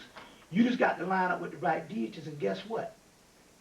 You invoke these deities in these magical books where they have the invocations. Really, be honest with you, it should be at the level right now that you don't need all of that stuff they say you gotta need. If you could just invoke, just like that affirmation I gave on Lakshmi. A lot of things, if you just speak it out of your mouth and invoke it, you can bypass a lot of this stuff. A lot of white folks gotta have a lot of this stuff because they're on a certain level. And we used to have a lot of this stuff in the past because the cycles were old, were young. And so we had thousands of years ago, so we had to do a lot of technical work. But now what we are in what is called the Eleusinian period. Eleusius is the other word. Remember in Gladiator they say if you fighting and you see yourself in the fields and the sun is at your face, he said, do not fret, you're in Eleusius and you're already dead. Well, Eleusius is the goddess Demeter, which is the goddess Lakshmi, which is the goddess Heteru, which is the goddess Sekhmet. And Demeter is a goddess who goes, when her daughter is snatched into the underworld, she has to go and set up residency in Eleusius outside of the underworld before she could go to the underworld and get the daughter back. Well, Eleusius is a gateway to the underworld, which is the other world to come. What used to be the underworld is the world to come. Now, since the tsunami and since the Venus went across the sun, which ushered in this feminine energy, the gateway to the underworld, the gateway to the underworld has come up to Eleusius. So we are right at the gateway, and in so many words the white boy know it. We are in what is called a null period where nothing appears the way it seems. We are already pretty much in the other world, and this is leftover residue. It's just that we are still thinking that we are in the world that we are now. But then again, the old methodologies and what you used to do to be successful out here ain't working. That's right. That's right. It's not working. And the reason why the old methodologies and what you used to do to stay above water and be successful is not working, because the atmosphere and all of that type of thing has changed. And the tsunami, since that tsunami, we are in what is called the Eleusinian period. We're in right at the border of sliding into what is called universe B. What's that? I was gonna share that. My father, he's a master when it comes to, when I say master, he grew up and he can read the moon. I mean, when he can read the moon. And he said after the tsunami, he said it will always, he said Mississippi, it always sets in the north at that time of the year. He said that after the tsunami, he said that instead of sitting in the north, it was sitting in the south.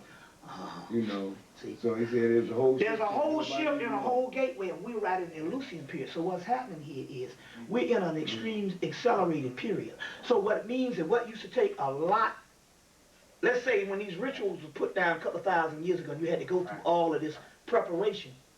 That's all wiped out now because you are the ones that's coming back and you are the ones that's here and you're the one that's creating this perception around. The only thing you got to do is speak it. Right. So the only thing you got to do is take some of these invocations, especially in this Everest papyrus, the Everest papyrus, and speak it. You see what I'm saying? And it automatically appears. But somewhere in the speaking, you got to put your own creation and the shit reactivates. That's all you got to do. And be chaotic about it. Open gates for anything though? Huh? Won't you be like opening gates for anything to come through? Like anything. Right. Let me explain. They say nothing to fear but fear itself. The only anything is because you've been trained that there's anything. So if you got these fears and these spook fears, that's what's going to manifest. If you have fearless, see, what you're dealing with here, you're dealing with commentary and knowledge based on people who was using our stuff that wasn't for them.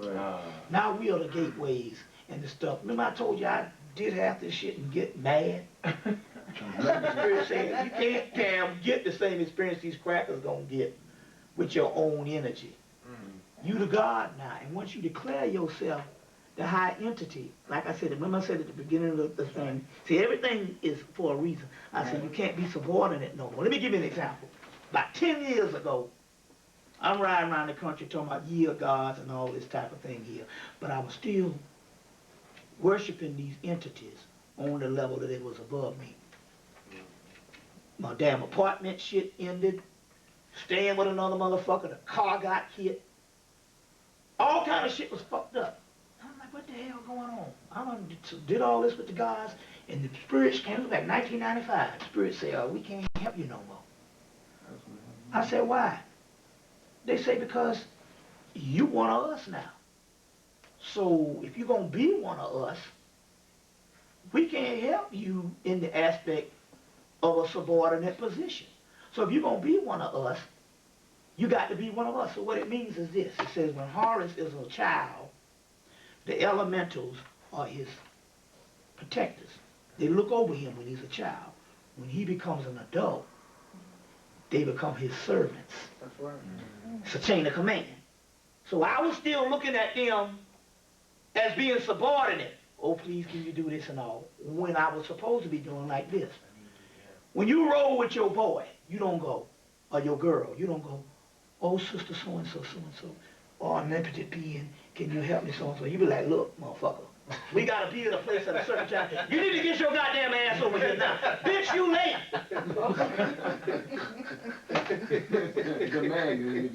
Right.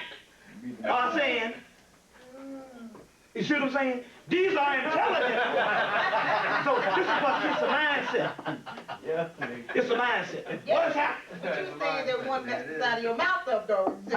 You said one of the things messed out of your mouth. Now let me explain what that is. Oh, okay. That's a good example. Let me explain what that is. Let me explain what that is. Okay. And that was interesting because what you just said was going to lead into what I was getting ready to tell you about this. Let's say you 10. And no, let's say you gotta change that over. Change it. Oh, man. I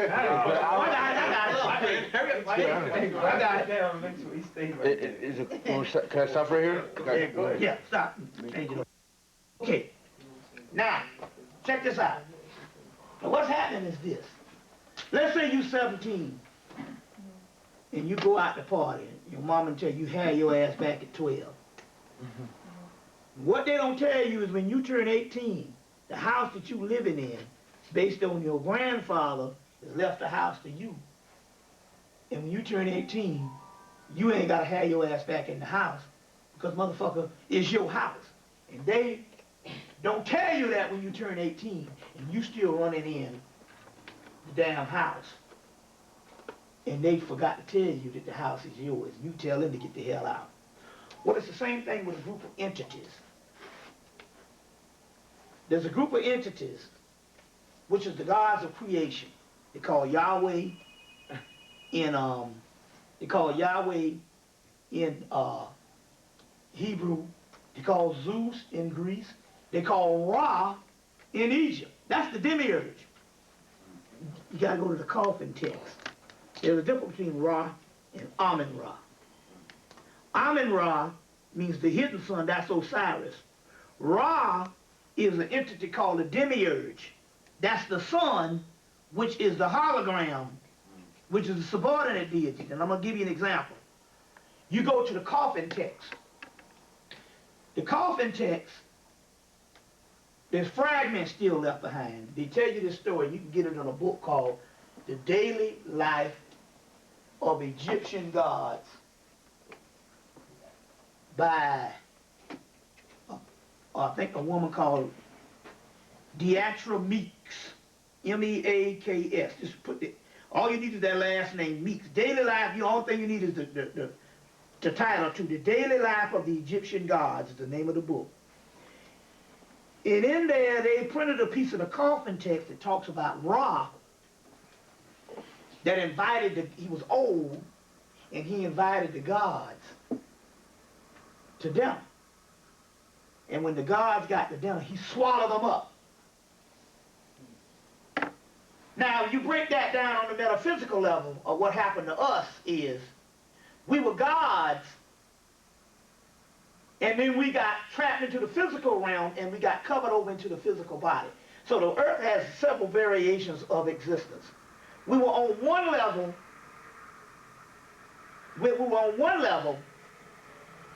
and we were these gods that had more access to the universe. Then the vibratory rate slowed down, and we became more and more cased and densed in the physical bodies. And then this brain group over us, which had another intelligence in it, and we started thinking that we were the physical bodies. Well, Ra, in the same story of the coffin text, when he invited the gods to the dinner, and he swallowed them up, it's the same mystery of a demiurge deity that was getting old and didn't want the ones that's coming to rule, and he swallowed them up and bound them and encased them more and more into a physical body and put a physical brain over them. If it wasn't so, another text, Isis or Aset comes and poisons his ass and kills him. That's in one of the texts. That's even in Budge's Osiris books. Osiris, the Egyptian Resurrection by E. Wallace Budge. It's even in that. One of the books you need to get, we talk, is the Dictionary of Ancient Deities. When you look up Isis in there, it's in there. Now what does that mean?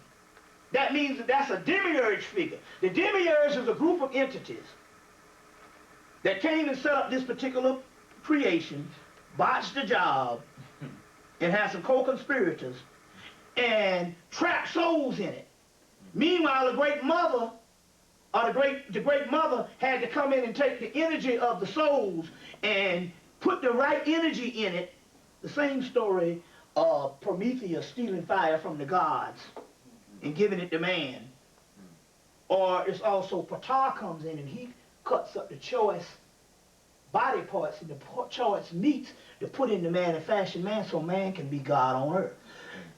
So on one aspect is being trapped, an entity, these souls being trapped, and the other aspect is there had to be something above this particular creation that had to be filtered in and took a process to manifest so it can clean this creation from inside out.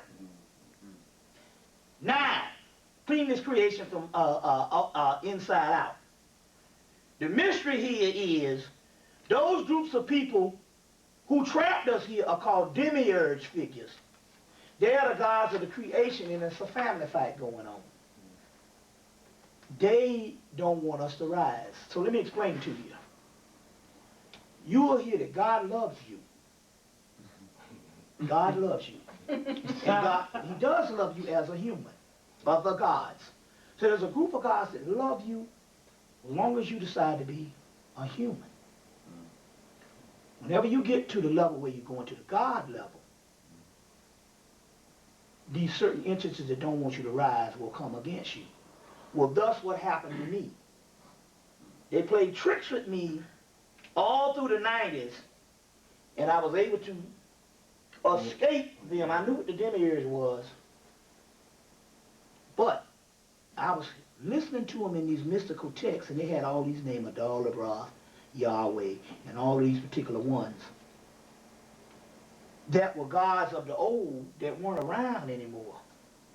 And then in 2001, it got so bad, I was making such gains until the motherfuckers had to show up themselves. And it was 4 of them. Legba, Ogun, Shango, and Obatala. And they showed up and they say, look, we don't even like fucking humans in the aspect of, we like you if you stay humble to us, but when you try to rise yourself up, we got problems. So it's a family fight. It's like a group of entities that will play games with you and all this kind of thing and might give you the best life as a human. But whenever you decide that you want to wake up, then they got problems with that, because that means you coming back to be gods, and the clause is that you are going to rule the heavens. And they don't like that, because their time is up. And now you are the heir to universe B and the omniverse. And they don't like that. Now they're weak and they're feeble. So every now and then they will play tricks on you. But what happened, what was the difference was a flushing out period. I had texts of these so-called enemies to man, the dark side, or whatever that was holding us down, called Zeus or whatever, of these particular beings. But I needed to find out who were the living beings, which I was fooled. Because I was doing rituals to Legba and the Yoruba and the Voodoo. And then it got that, although they were still holding stuff at a minimal, I was gaining. And then what happened was this. I said, well, I'm going to mix the streams. I tapped into the Palo. And when I tapped into the Palo, and it tells you in the book African Ogun. See, let me explain this to you so you understand this, why I'm talking about the Yoruba in this. Because these are the systems that's actually survival. These are the ones that survived. So, when I tapped into the Palo, Ogun and them had to show themselves, who I thought they was on our side.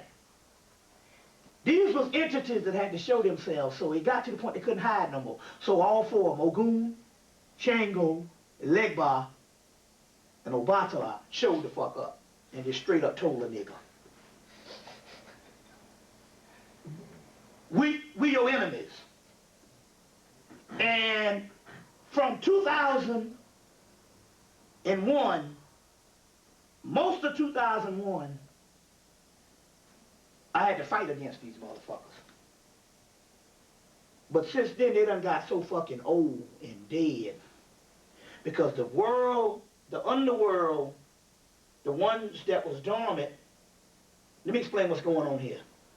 How this world is going on. What you used to call the underworld, which was dismal, gloomy, and dormant. Since 2001, in 2001, 2002, they started having a series of celebrations and coronations. Now, what used to look like heaven in the other realm, which is supposed to be this magnificent palace that you see in these movies, the Olympians, and all these things, what you would call heaven, the underworld now is a whole other realm that's already done built up. That's already done been built up. You see, since the millennium. That's why they're telling you about the 2012. This shit is going on now. So in so many words, when they came, these entities, they had a last stand and a last holdout that they couldn't fight it because the energy on the inside of us has gone to a certain level. And like I was saying about the DNA, there's a woman that's in Detroit. She works in the lab.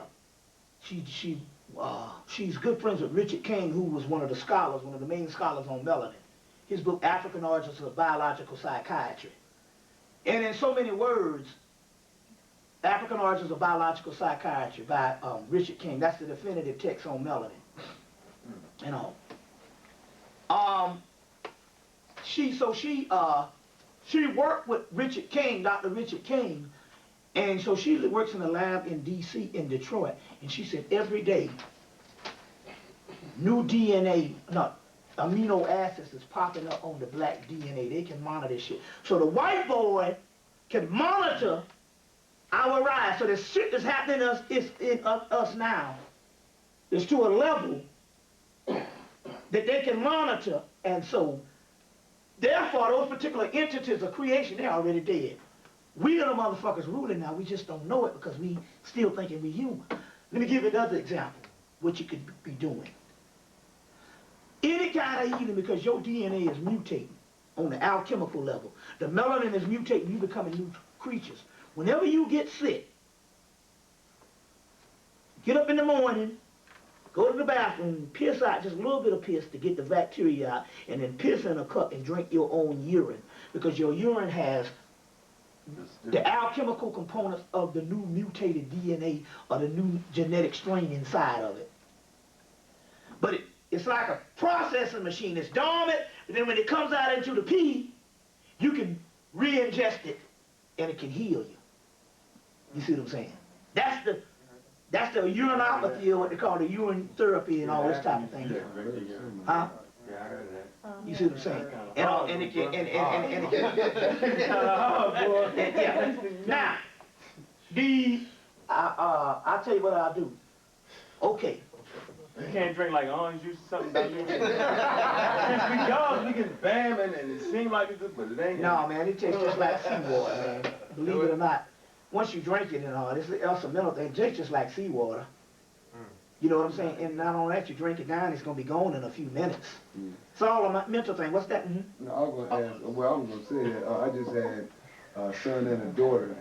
My daughter is 2 now, my son is 1. But both of them, their DNA is totally different. They, when they were born, the doctor called it the George syndrome. Probably, they say that they probably been missing something out of their DNA, but by you speaking on that, you know, shows that it is something different that's going on, because, you know, they said that my ex and myself, you know, they couldn't find anything within us for the cause. Yeah, well, you know what? The doctors, they play a funny game, because see what it is because our DNA, look, they had a geneticist that came, to a genetics conference in 1998. Okay. And she said that they can't, our DNA is so different until they got to take another 100 years just to break it down to study it. That's why the Human Genome Project now went to Howard University. And they're telling them they get ready to study 15,000 black people's DNA. Because now what that DNA that they can't understand, they call that junk DNA. And that's the highest level of the melanin that they can't understand. But they will never be able to understand because melanin keeps on changing. Melanin keeps on changing. Now, Venus went across the sun on June the 6th, 2004, 666. When that Venus went across the sun, that represents the return of the Shakti power, the return of the feminine realm. Now, you need to get the movie called Mist of Avalon. You probably have to get it on DVD. Mist of Avalon. It's called Avalon. It's called Mabagloggin. It's called Eleusis. Whatever it is, it's a mystical realm of the divine feminine. And you can't be let in this particular realm of the divine feminine until you can't be let in there with a patriarchal mindset. Patriarchal mindset. The woman has to be equal, and somewhat she has to be superior. You see what I'm saying? This is no threat to your ego. It's just the way the damn hierarchy goes. You see what I'm saying? She has to be superior. You see, even in the thing with Vishnu, which is the East Indian Heru, they ask him, what in the hell is your power? You Lord of the worlds. Where is your power coming from? The power that makes you Horus, Heru, the Christ. He said, all my power comes from Lakshmi, my feminine half. You see what I'm saying? So in so many words, in order to link back to that particular side, you got to get out of the mold of the patriarchal thinking. There's a realm of Avalon, of Lucius, and that's the realm that we are in now. And the reason why, if stuff ain't working for you, you got to get out of outmoded systems that is based on the patriarchal system. The patriarchal system is all exclusive. The matriarchal system is all inclusive. You see what I'm saying? Naturally, she gonna include her son. That's a man, but that's shit. That's her number one shit. It's a boy. Not that you can't get more inclusive than that. A mama and her damn boy is better than a mama and her damn daughter. You see what I'm saying? But that's already excluding the male, and that's one of the keys where as it can't, whatever you do in your magical endeavors, it has to involve feminine energy. Because I'm going to show you where this is all going in a few minutes. Because the heart, because you can't fool it. The Avalon, or the realm of this realm, to access this realm that we are in, which is a mentor. You say the mentor, land of Osiris. But Osiris is worshipped as a mother deity. In order to access that realm, you can't access that realm outside of the female. Everything is pertinent right now. You can't do shit without the female at this particular realm. You see what I'm saying? It's pertinent. You see, at this particular realm. Why? Because because inside of your heart is a female deity. That's the goddess Lakshmi. That's why I keep talking about her. She's inside of your heart. And she is the one that has the last say-so of who you are. You say, well, I thought my soul was. The soul is feminine. The Kundalini energy that's inside of us, the snake, is a feminine energy. You see what I'm saying? It's a feminine energy. So this is one of the keys. If you want to make the magic work, you got to get out of the outmoded shit of this male shit. You see what I'm saying? Why you think the government, who runs that damn rap industry, makes sure it's all about the boys? Right. And all about your homeboys. And the woman is just in some backdrop as some object. Shaking her ass. Relegated to the side. It's all about the boys. You see what I'm saying? That's government contrived. You see what I'm saying? Remember now, all of the music before that was black man's relationship to his woman. Barry White, Al Green, Teddy Pendergrass. You understand what I'm saying? It was in relationship to its woman. You see what I'm saying? On that particular level. You see, on that particular level. So, that's one of the aspects. The next aspect now for the magic to work, because it's real simple. It's not all technical like you think. We're gonna get into some of the things you need to do in a few minutes. Is to go to no self. Now, on October the 16th of 2002, I went to no self. And no self is I sat in a chair one night, and Bobby Hemmit disappeared. It was real lonely, because I felt very insignificant. And then Bobby Hemmit disappeared, and I was nothing. And that's what you got to get to. But you got to let go all the pre-existing things that got you to this particular point to get to know self. And only till you get to know self, then you become entity. You see what I'm saying? So you become entity. And that's what's happening with the path. On the path, it can only be you. In the end, it can only be one, the Highlander. But that, they say in the end, it can only be one. It's metaphysical. It means it can only be yourself. But you have to annihilate and neutralize everything else. Your prior self, which is your ego, the self that you thought you knew. The social realm around you and the world around you, you have to go to no self. You see. Then once you go to no self, pretty much everything else is pretty easy because your status in the society don't matter no more. Money don't matter no more. And whatever you do don't matter no more. You want to scratch your ass outside, fuck it. See what I'm saying? Money don't matter no more. Certain things don't matter no more because you've gone beyond that particular part. And so, you get the accolades for people who correspond to you to make you feel better. It don't even matter no more. But they say, you know, that's when you gotta go back to the mythology. Luke Skywalker, when they told him to go to the Jedi Master, he saw a little man living in a shithole eating stew. He totally misconstrued it. Because he was thinking that the Master's supposed to be omnipotent, sitting on a crown, doing all this kind of thing here. The one that's omnipotent sitting on the crown is not the one in the physical, that's the one in the inner. You gotta get to that. That's the royalty. That's the kingdom.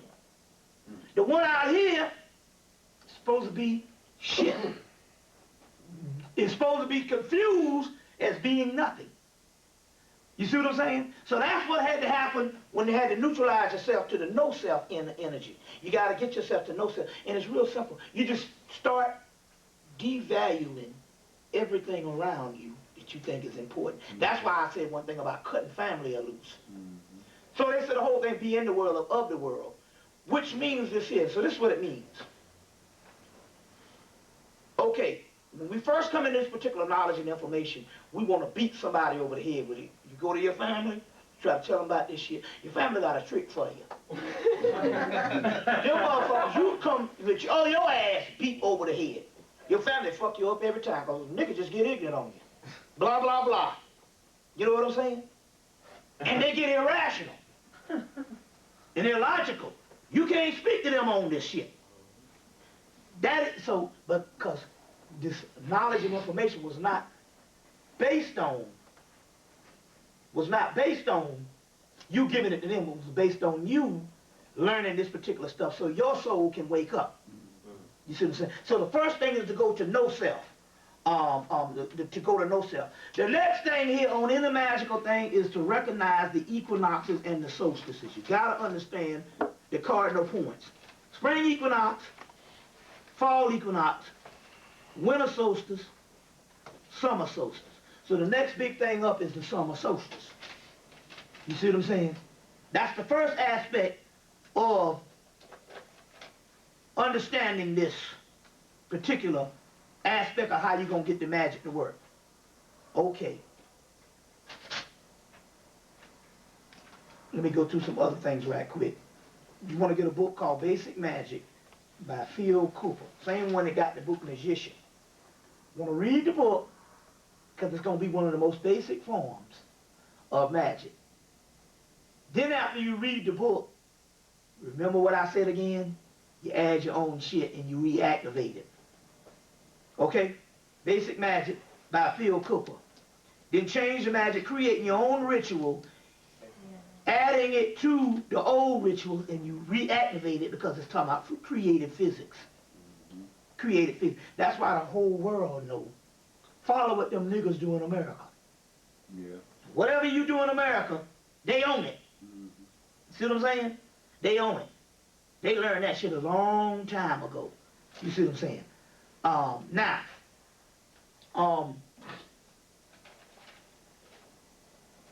the first thing you want to do in meditation certain set techniques. One of the techniques is, you go into meditation, you go to the end of the spine, and make it look like a little snake tail, all in your mind, a little snake tail with a tip on the end. You're going to go into meditation, you're going to break the tip off. Then you're going to take these little gold strings,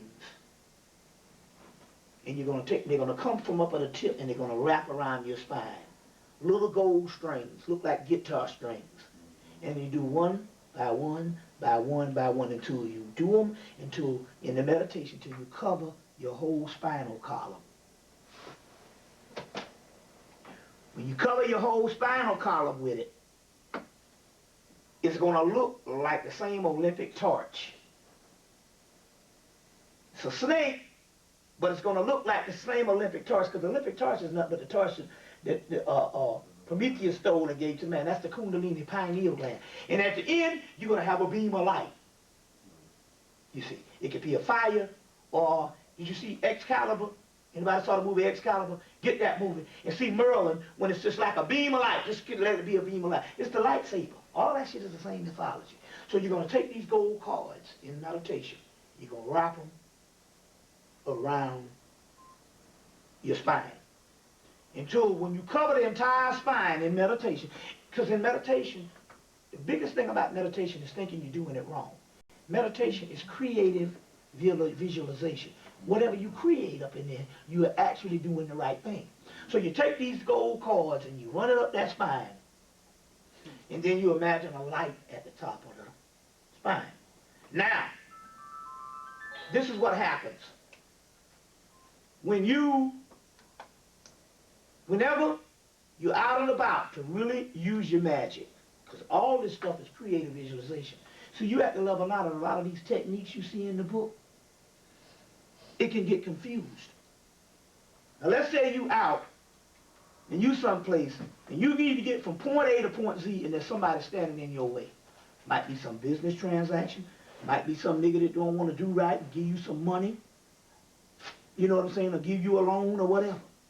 What you do is you take the white light, you pulsate that light out of your pineal gland and you hit him in the face with it. But when you hit them in the face with it, you transfer the thought that you want them to have. And the shit will work. I had a dream about that last night. So you keep this thing, you take the white light, and you just hit them in the face with it. Give you an example. So sister sent me a ticket. I was supposed to be at a lecture in Detroit. This is about 10 years ago. Sister sent me a ticket. It had somebody else's name on it.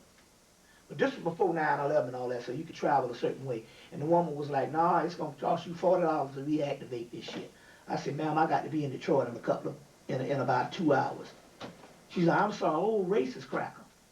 And all I started doing was to take that damn white light and kept hitting her in the face with it until she said, oh, what the hell? Go ahead, put me on the damn plane.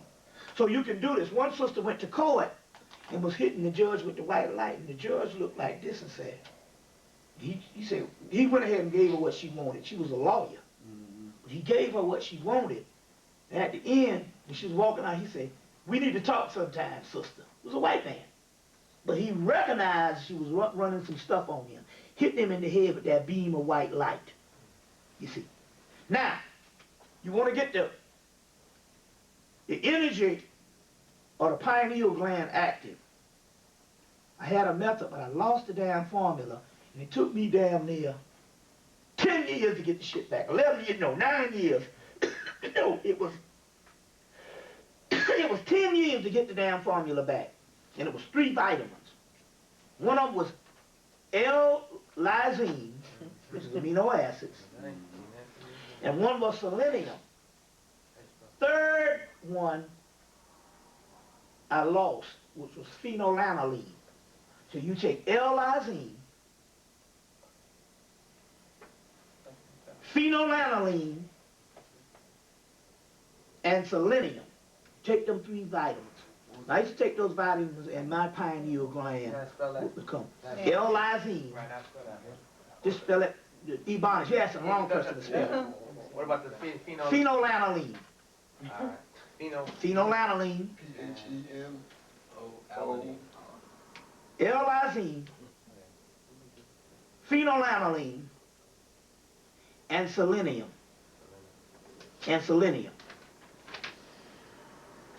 Now, you take those three together, and your pineal gland will really start being active. These are vitamins? These are vitamins. Phenylalanine and L-lysine are amino acid, and selenium is a mineral. And that will start activating the pineal gland. Other techniques. There was a movie called Nostradamus that came out in 1994. Nostradamus, I can't think of this guy, it's a French actor. It's a Nostradamus movie, but in there, he went to a Moor's house there. But although they showed the man as a white man, it was a Moor, because he was Islamic, he had all these ancient texts. And so in so many words, they were saying that Nostradamus was trained by this Moor. On NBC News the same year, they showed Nostradamus being followed around with this black man. Anytime you see the black man following around, like the guy Hakeem Bey says, that is never the servant, that's the teacher. You'll see them all through history. You see a black man with a turban in the background. Most people think those are servants, those are teachers. Now let me give you another thing on how this goes. In the movie, the Moor tells Nostradamus to clear his visions up. He need to take, he said, nutmeg and another elixir. The guy said nutmeg. He said, and other things. So they didn't give the whole system. They didn't give the whole thing. They just said nutmeg. But what it is, you take some nutmeg, some cinnamon, and some honey, and boil it in a tea. And it will clear up your visions. I knew a brother up in New York named Bill Lee. He used to take that nutmeg, and that nigga be on that nutmeg, and we go downtown, and he be talking to these spirits, and be having a ball. So nutmeg, cinnamon, and honey. Now, Do what with it? you boil it into a tea. You mean Put some water, boil it. put some nutmeg, some cinnamon, and some honey. You can even put some lemon up in there. Is this a process or like, meaning is this something you have to take for a period of time and then start? It could. It works different for different people. Okay. The next thing here is the realm of sleep. The first thing you got to do is you can't sleep with nothing electrical on in your room. The electromagnetic waves interfere with the pineal gland and the ability to go into sleep time. Now let me explain what sleep time is. When you regular sleep, your body rests. You rarely go into the dream realm. You get residue, but you don't go into what is called a deep sleep. And the reason why you don't really get a deep sleep, for two things happening. You might wake up several times a night, go to the bathroom, and although you don't remember it because you still be sleepy, your eyes might open a couple of times before you wake up. Each time you wake up like that, you're breaking sleep. That's called fragmented sleep. In order to get to the dream realm where you can get melanin to heal you or to have the visions, you have to go into what is called deep sleep. And deep sleep is the realm where your soul is, and that's your true self. And it can do all the healing. Now, the way to do that here is, remember now, in Kemet, pharmaceutical was not bad. Just the white man saying that only pharmaceutical is what the fuck he wants, which makes it bad. But chemistry and pharmaceuticals, we always had mind-altering things. You see what I'm saying? It was done through the realm of alchemy and chemistry.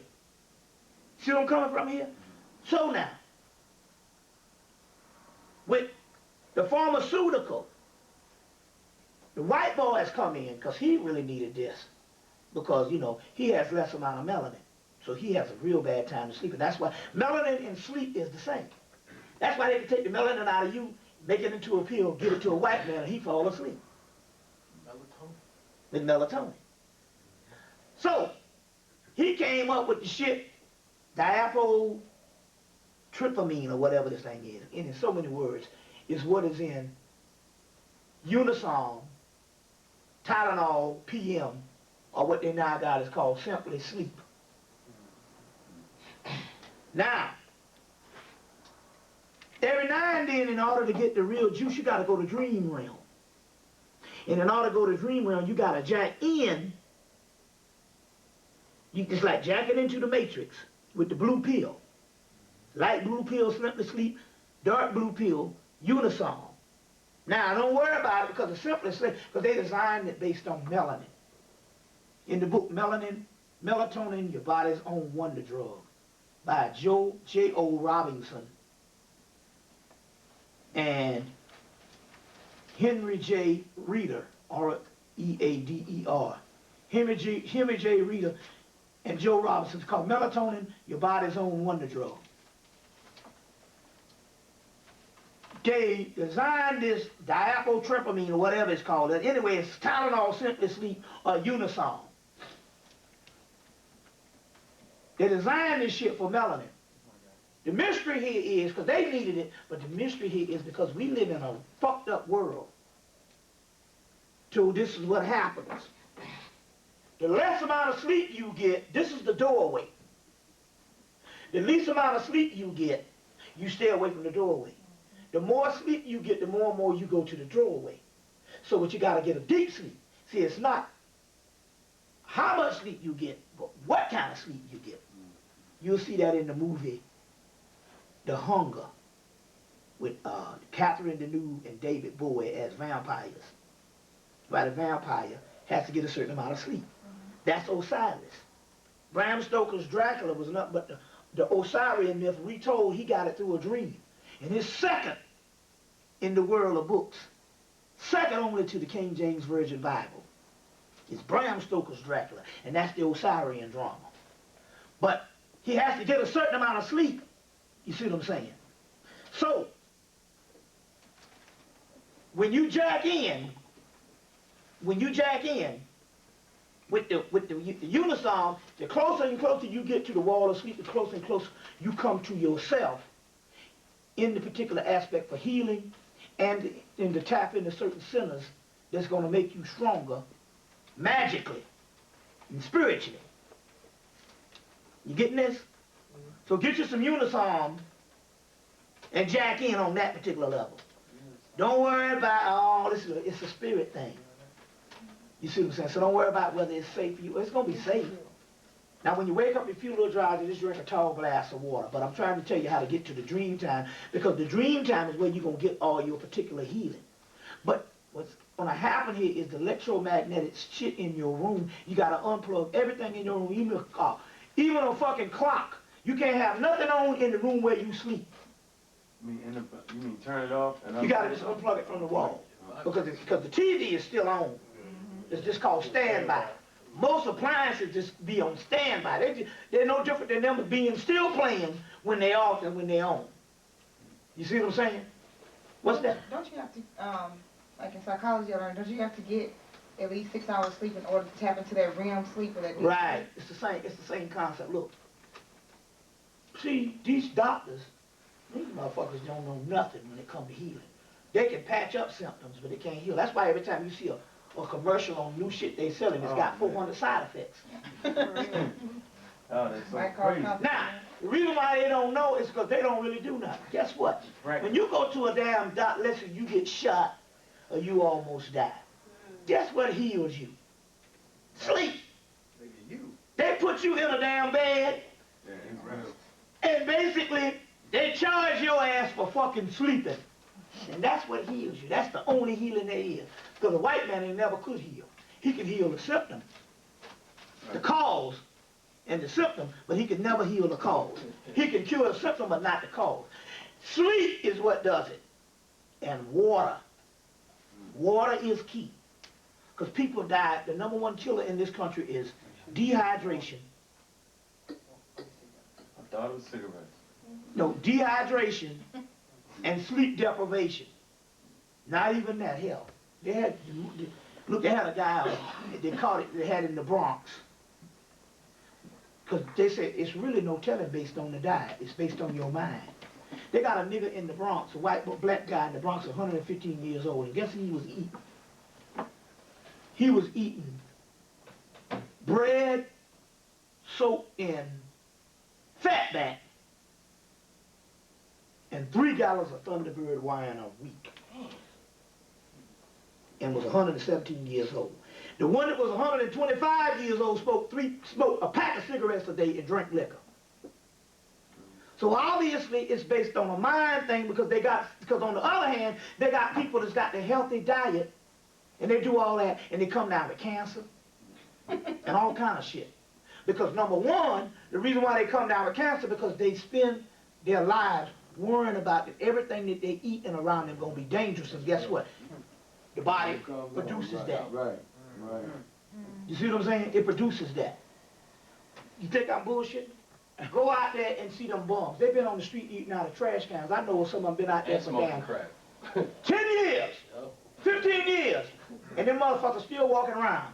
And yet the niggas is all is dying like flies with all kind of cancer. Number one, what's the method to the bum's madness?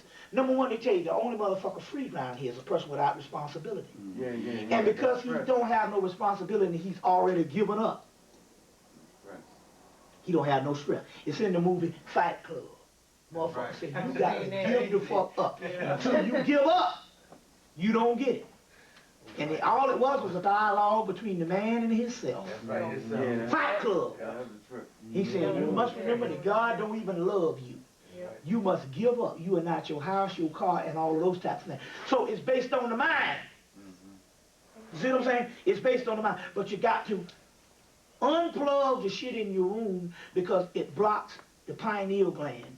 The other thing that blocks the pineal gland is fluoride, which calcifies and hard the pineal gland.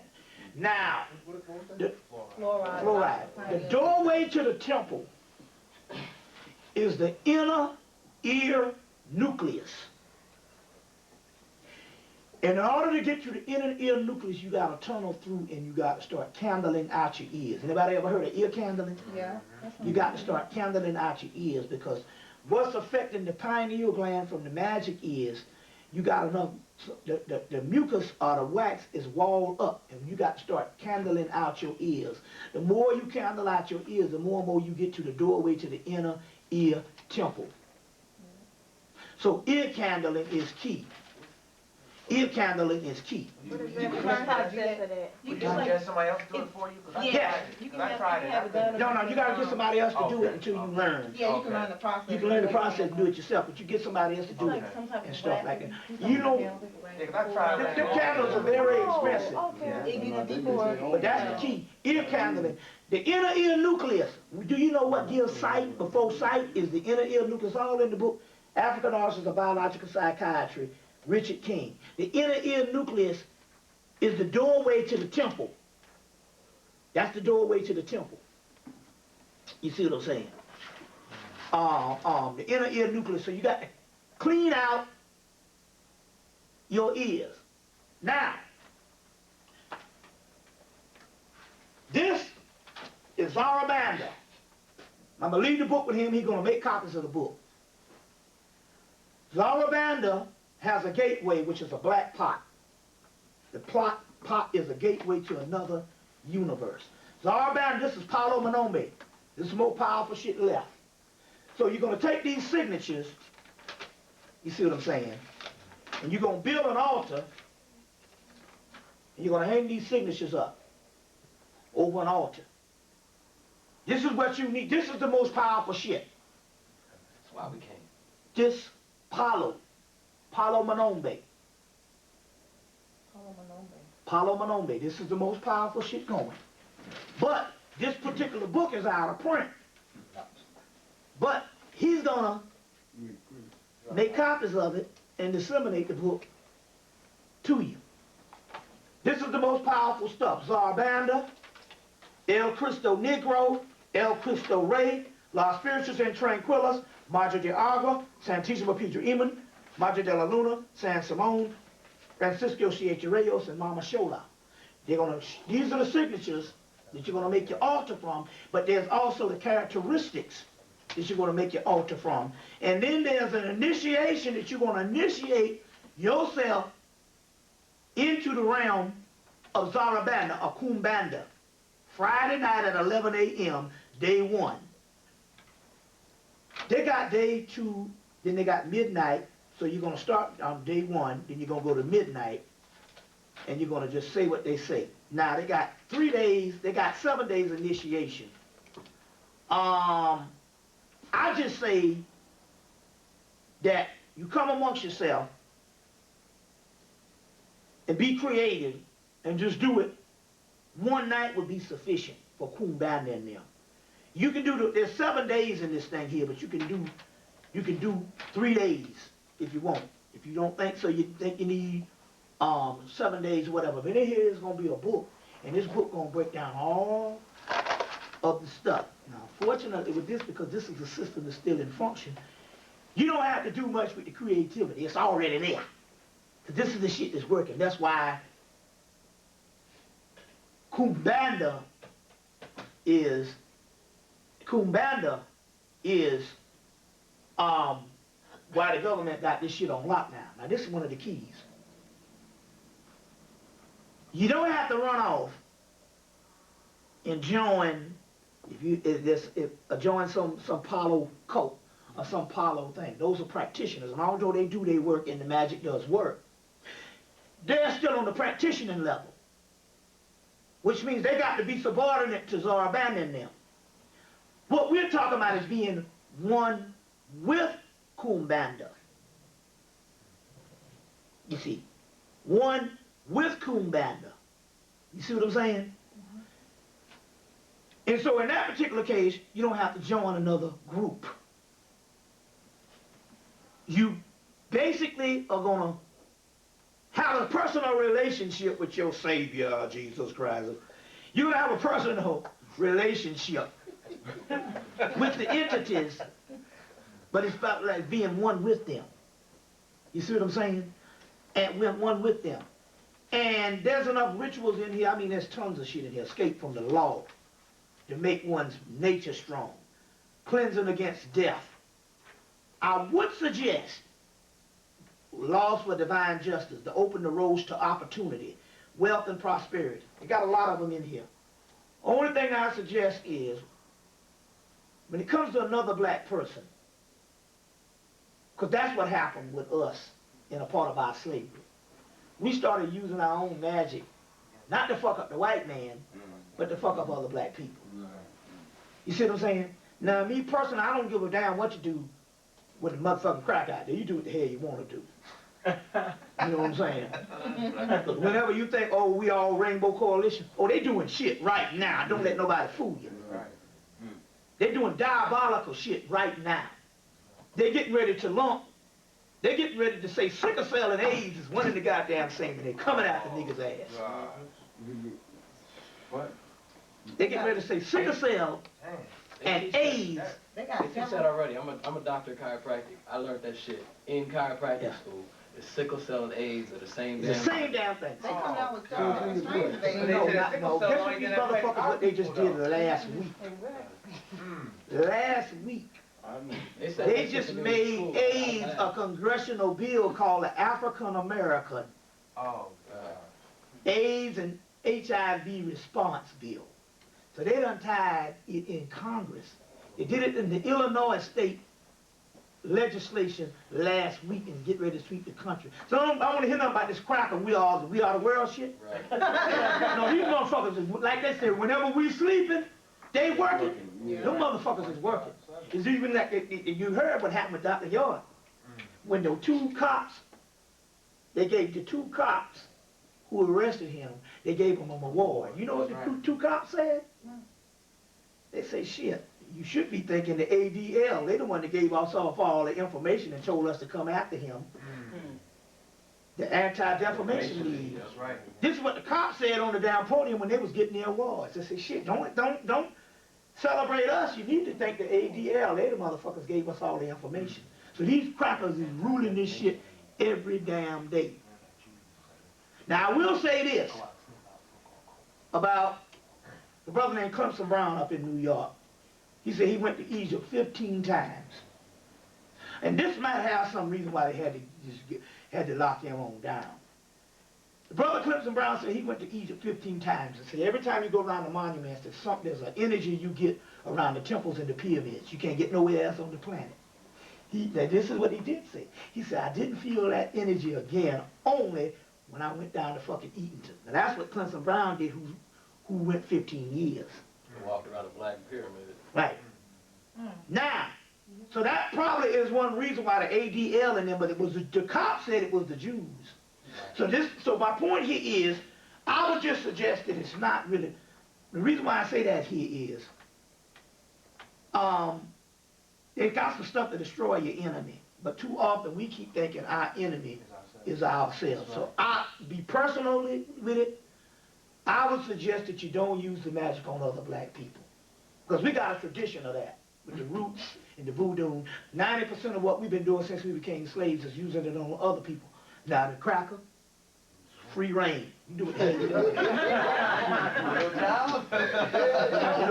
Party at my house. Now, but the mystery here is,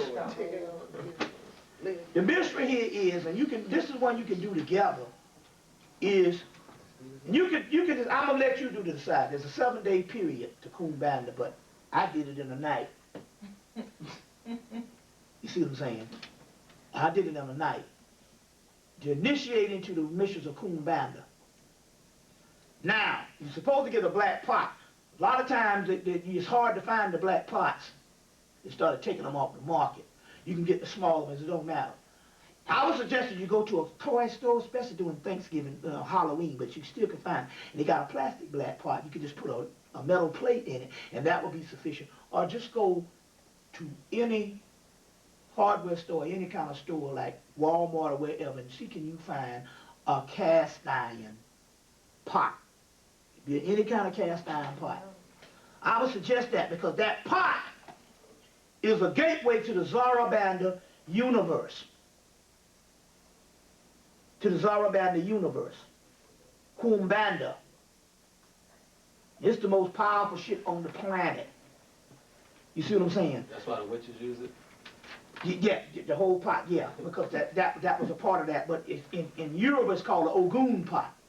But this is another gateway because Ogun and them it's a family fight. They just represent the Indian images. They don't want to let us go to the next realm. But they ain't got no power now. But the Zarabanda pot, that's a different story. So there's Palo Monte, which is a light side, which is still cool. But Palo Manombe, this is the one. And so I'm going to leave the book, this is, like I said, there's only a few, but I'm going to leave this book with him, and he's going to go and copy it and stuff like that. It's just only one thing. Just remember that the further you get with this is the further you deal with the heart chakra. So what it just means you got to be true to yourself. You can't lie to yourself about nothing. You understand what I'm saying? Look, you go to the court, and you have your attorney. They say this because of magic. They say, no, look, we don't give a damn on whether you're guilty or innocent. That's not our job. Our job is to get you off. But they always tell you, they say, well, it's pertinent that you tell us the truth. Why do they say that? It don't matter whether you're guilty. It's just that they got a certain system that they can use to get you off if you're guilty.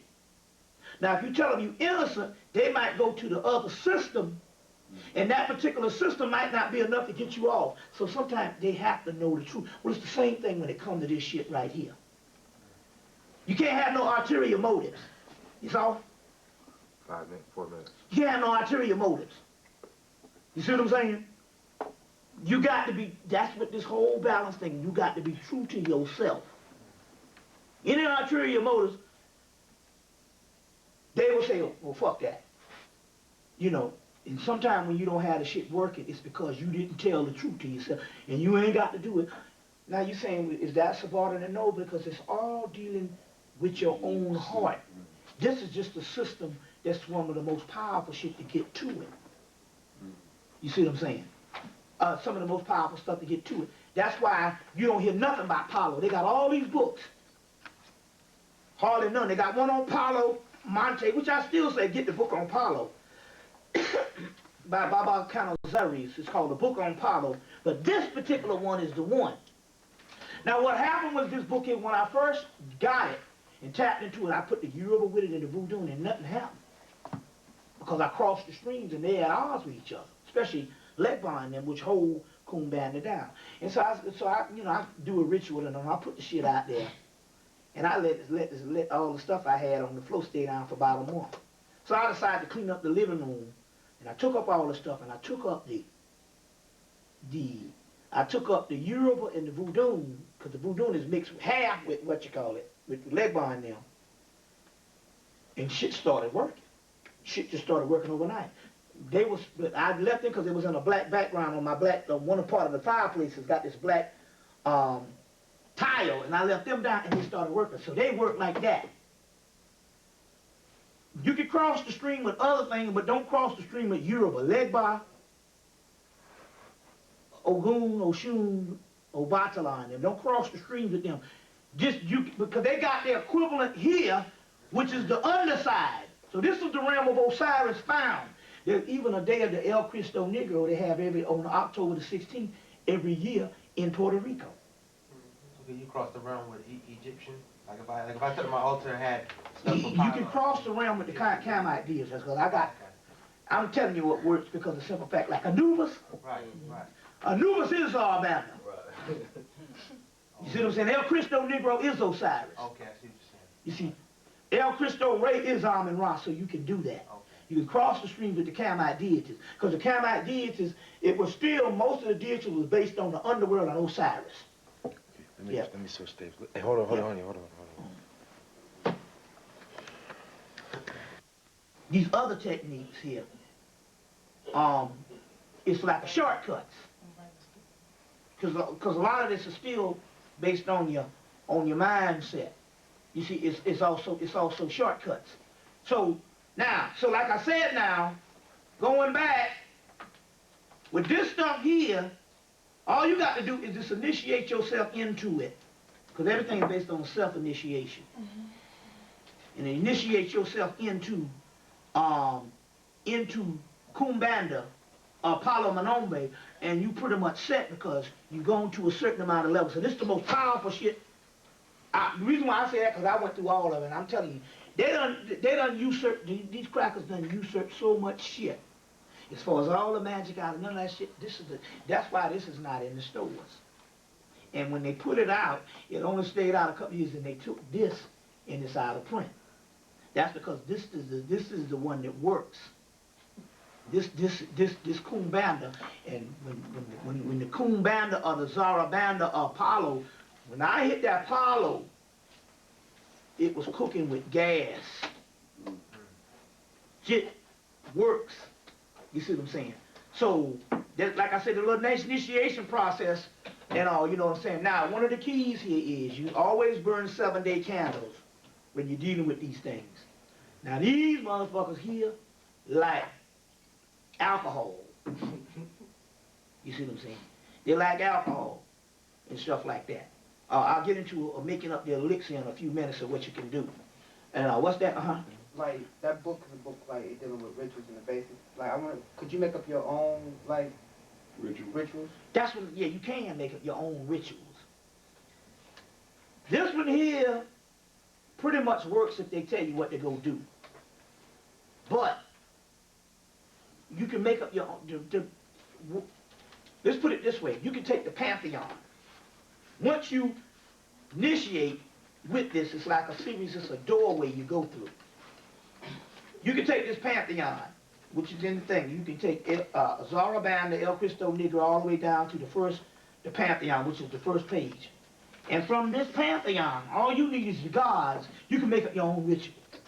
So it ain't no limitations with these different entities can No, but these particular entities, there's 11 of them, and there's 11 cosmic power zones in the body. So in so many words, there's no thing and all, because you got to realize, we are heirs to that kingdom. We have come out of several systems, we've learned a certain amount of information, so we're heirs to that particular kingdom. It's just that you got to understand that the white boy knows that there's the last vestige of power left on the planet. 2 of them. I'm gonna give you the one in a few minutes. So like Kabbalistic magic, from what I've been reading, it's like very like advanced. It's kind of like more sophisticated. No, that shit ain't. That shit half the keys and that shit is lost. Well, that may be true. I'm just saying like that different things that they perform, like far as like invisibility and metamorphosis of the human body, or just like dealing with what I was reading. Who though? I'm just saying. What books I've been reading? Like I'm just saying like a book. That's just they just taking the leftover information and putting it out there. Them Jews and them motherfuckers ain't doing shit. The Kabbalah, half of the ones you got, here goes again. Half of the Kabbalists you get, the Kabbalah, is front side. You very rarely get dark side, which is the Kalipoth. So you get day side, which is the Sephra. The back side of the tree, most of those books never even talk about it that much. You see what I'm saying? They rarely talk about it. What I'm more like saying, it's like magic work off your imagination. It's like whatever you can imagine, you can do. But right, but there's only one thing. What I'm saying is the diagram of the Kabbalistic system. It's a good diagram, but the centers of power, the middle of that thing is Doth, which is the third eye, which is the gateway to the backside of the tree. Most Kabbalistic books rarely mention the Kalipoth. They merely mention the Kalipoth. That's why you don't know nothing about it. That is the tree that's coming. That is the tree that's coming. Now, I can give you the tunnels, it's called the tunnels of Set. Let me put it like this. Those beings do whatever I imagine for me.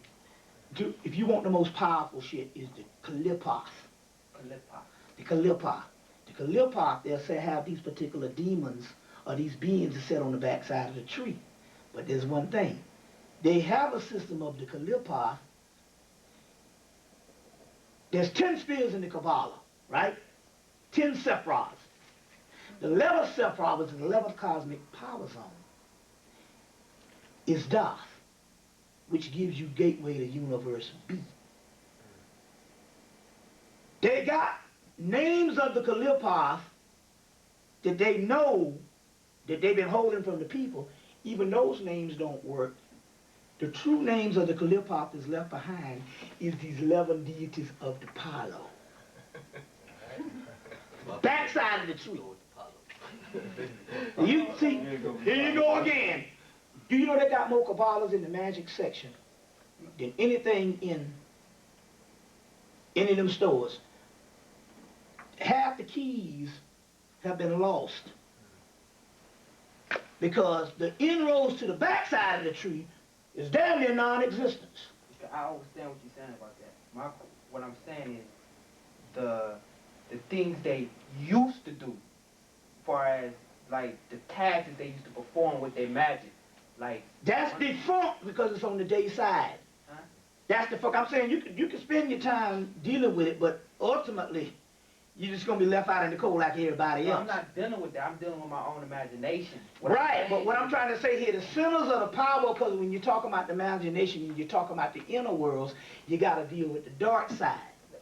The tree on the back side of the tree is the real power, called the night side of Eden. It's the Kalipoth. You see what I'm saying?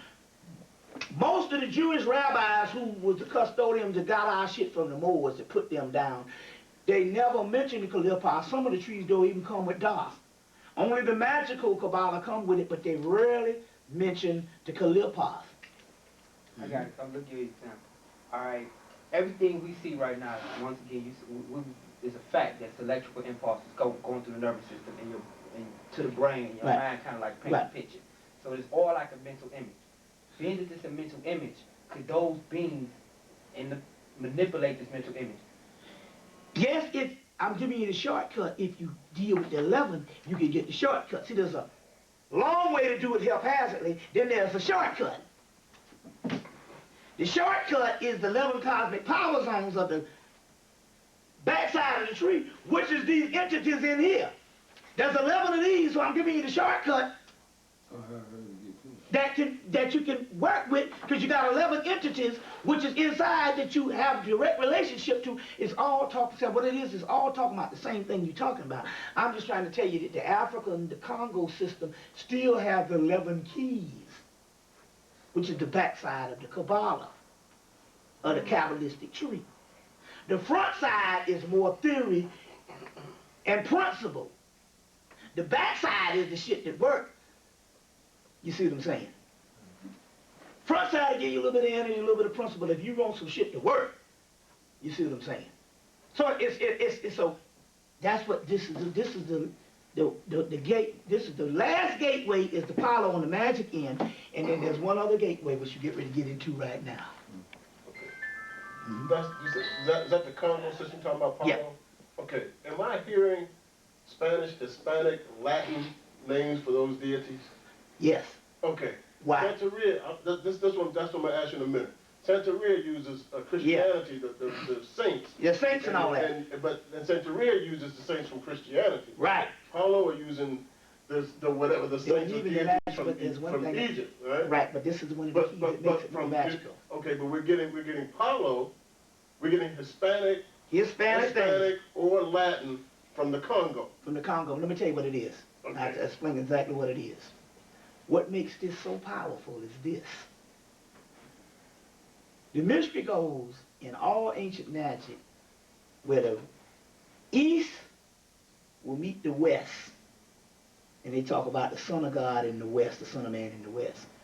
The real magic here with these things that why they're Latin, and what makes this the more powerful and why the government ain't saying nothing about it, is because half the deities that is in the Latin form is pre-Aztec deities. Damn in with the goddamn shit from Africa. It's the Olmec shit. Oh, it's the Olmec What shit? makes this shit happen here, what's making it so powerful here is the Latin side, what you get. Santissima Muerte, which is a feminine spirit. Let me show you something. Check this shit out here. This is what's going on. La Santissima. This the Olmec son? Check this out. It's a good question you asked, but this is the real thing. And it is what makes it the way it is. Look at this. Santissima Muerte, the beautiful initiation ceremony that is Santissima Muerte. Now check this out. Legendary, the lengthy ceremony calls for 7 days and 7 nights. Now I want to give you the particular part right there. Santissima Muerte, the religion called the making of a saint, the ritual initiation, so and so. Look. The ritual initiation ceremony comes from Vera Cruz in Mexico. Santissima Muerte is the goddess of the ceremony of death. Her powers of historical origin trace back to the pre-Aztec era. What this shit is motherfucking damn Congo and Olmec mixed together. There ain't no Aztec, there ain't no Inca, there's only Olmec. That's what's up. That's what you're here for. That's what the damn shit is. That's what I've been trying to tell him. That's why we're here. It's not no see all that Inca. You see, if you go to History International, they'll talk about the Inca, they'll talk about the Mayas, they'll talk about the Aztecs. Guess what? There wasn't nothing but the Olmec civilization. Yeah, I went to the village. I seen them pyramids, right, and I seen the gods. They had the big nose. Big nose and shit. I say, damn, that's black people. It's the same motherfuckers built them pyramids. So what you getting here is why they being quiet about this shit. It's just the most powerful because it's the only one that fuses in the Aztec, Olmec, pre-Aztec, which is Olmec. It's the Olmec and the Congo, Africa, fused back in. That's what makes the shit the most powerful. Sound like NUWABIANS. See what I'm saying? That's how that shit is. So it's the one that's the true power of that East meets West, which was prophesized. Egypt in the West? Egypt in the West. and Olmec and all that shit is fused together. It's Olmec. In the South of America. It's Olmec. That's what this shit is about. That's why they keep it quiet about it, because the Santeria is Catholic saints. You see what I'm saying? Fused in and stuff like that. Yoruba is the African thing, which was never West. And then you got Voodoo. You got Voodoo, but Voodoo don't have this Olmec shit. That's what makes it. Because Voodoo got some Catholic stuff in it. This is what makes this the most powerful. This is the one that come out of Puerto Rico. And that's why we don't have hands on it. All you got to do is initiate, and understand the fusion process of the entity that you're dealing with. You see what I'm saying? Santissima Muerte, Santissima Pedra, even those are, although they're Latin terms, you know, based on the area, they come from Olmec, pre-Aztec. That's what you got going on here. Which leads us to, so now you're also going to take to strengthen your aura, take a spiritual bath. To strengthen your aura? Yeah, see, your aura, see, if you strengthen most things around you, just like you got feng shui, tells you got to do certain things in your house to get a certain amount of energy. Most things around you is based on your aura not being strong enough, based on you getting hit over the head, bombarded with this negative realm. You want to strengthen and fucked up people. So what you want to do is strengthen your aura. You want to take, the most powerful one is 3 caps, you might have heard me on the tapes, 3 caps of bleach. Wait a minute now. 3 caps of bleach. In the water? Bath, we're going to use some bath water. You have 3 caps of bleach, 3 caps of ammonia, 3 caps of vinegar. That's nothing but a big douche.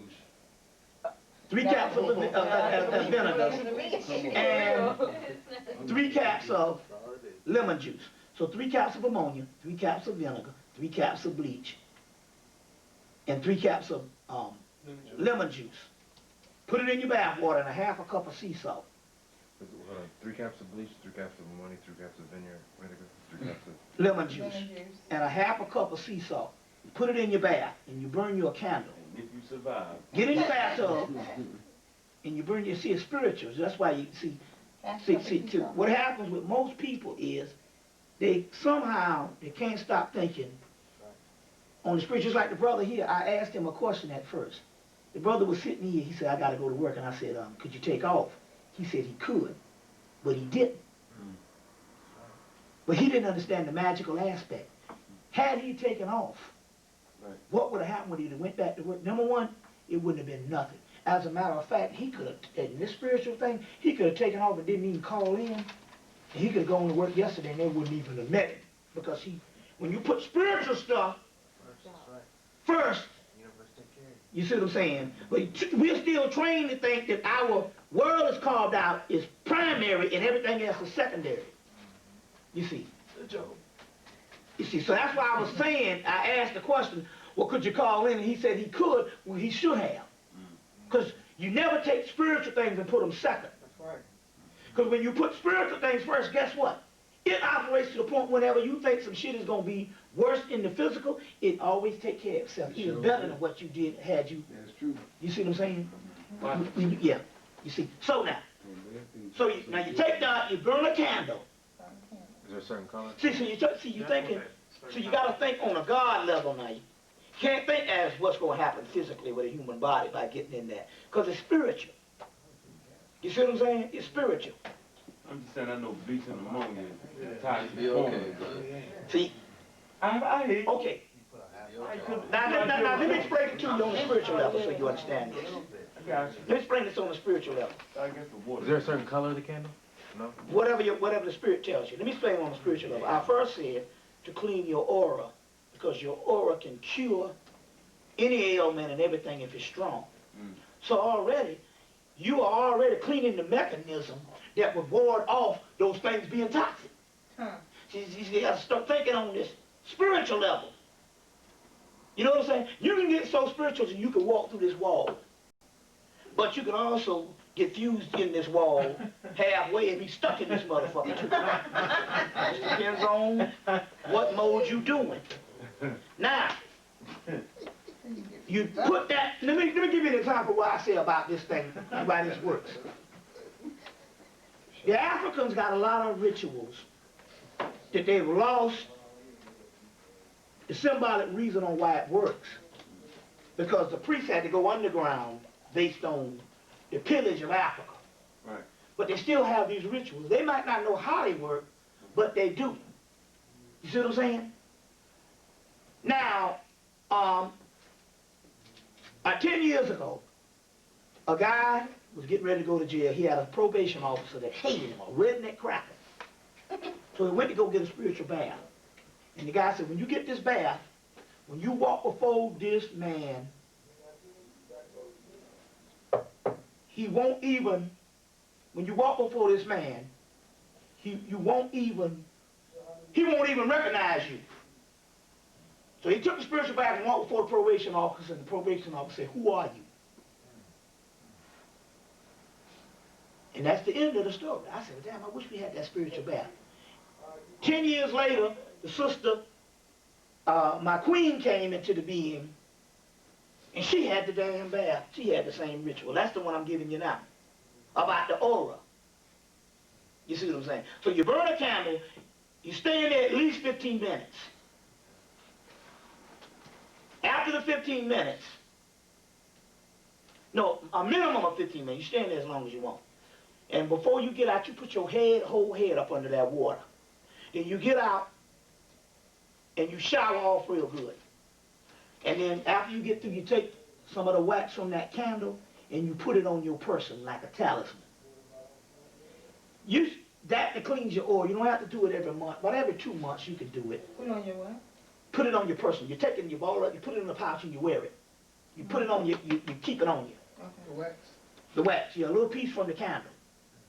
Or something like that. You see.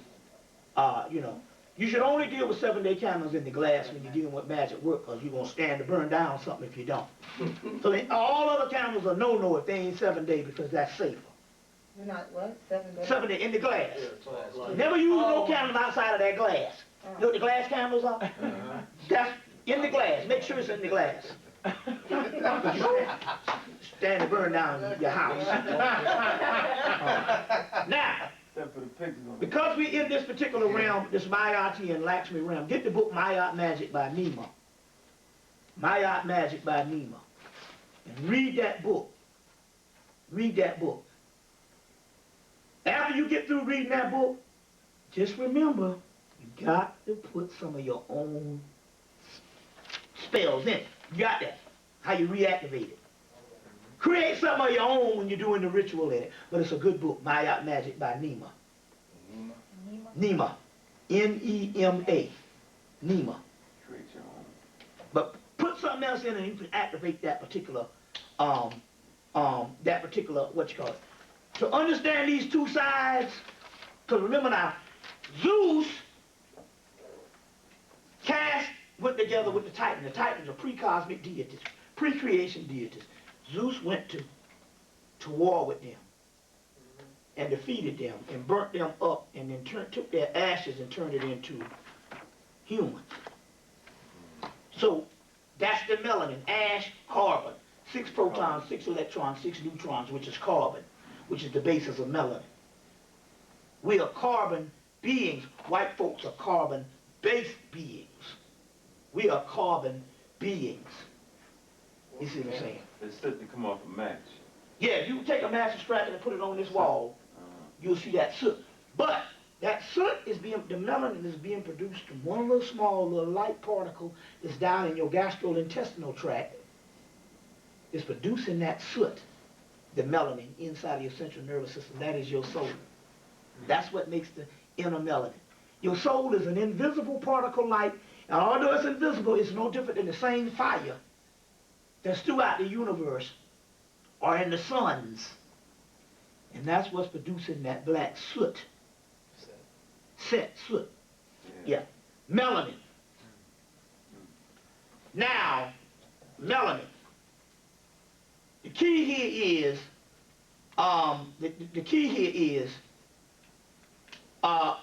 the Titans were burned up and made into humans. So you want to get any mythology book, get these good books and read these books, because you're going to find out that mythology I know for a fact when you get to a certain level of spirituality, the only thing you can read is mythology.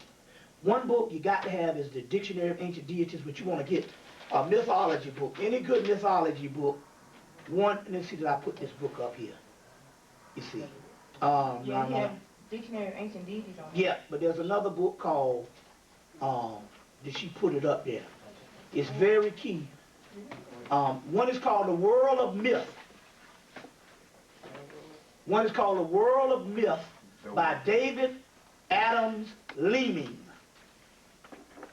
The World of Myth. I don't think she, the sister who put this together, I don't think she put that up there. By David Adams Leeming.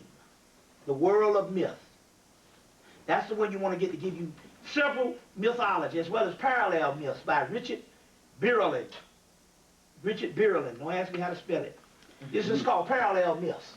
Mythology is key because you're gonna find out as you get to a certain level, the stuff that's done by the later human minds can't coincide with what you're feeling, and a lot of times you're gonna have to go back to these myths.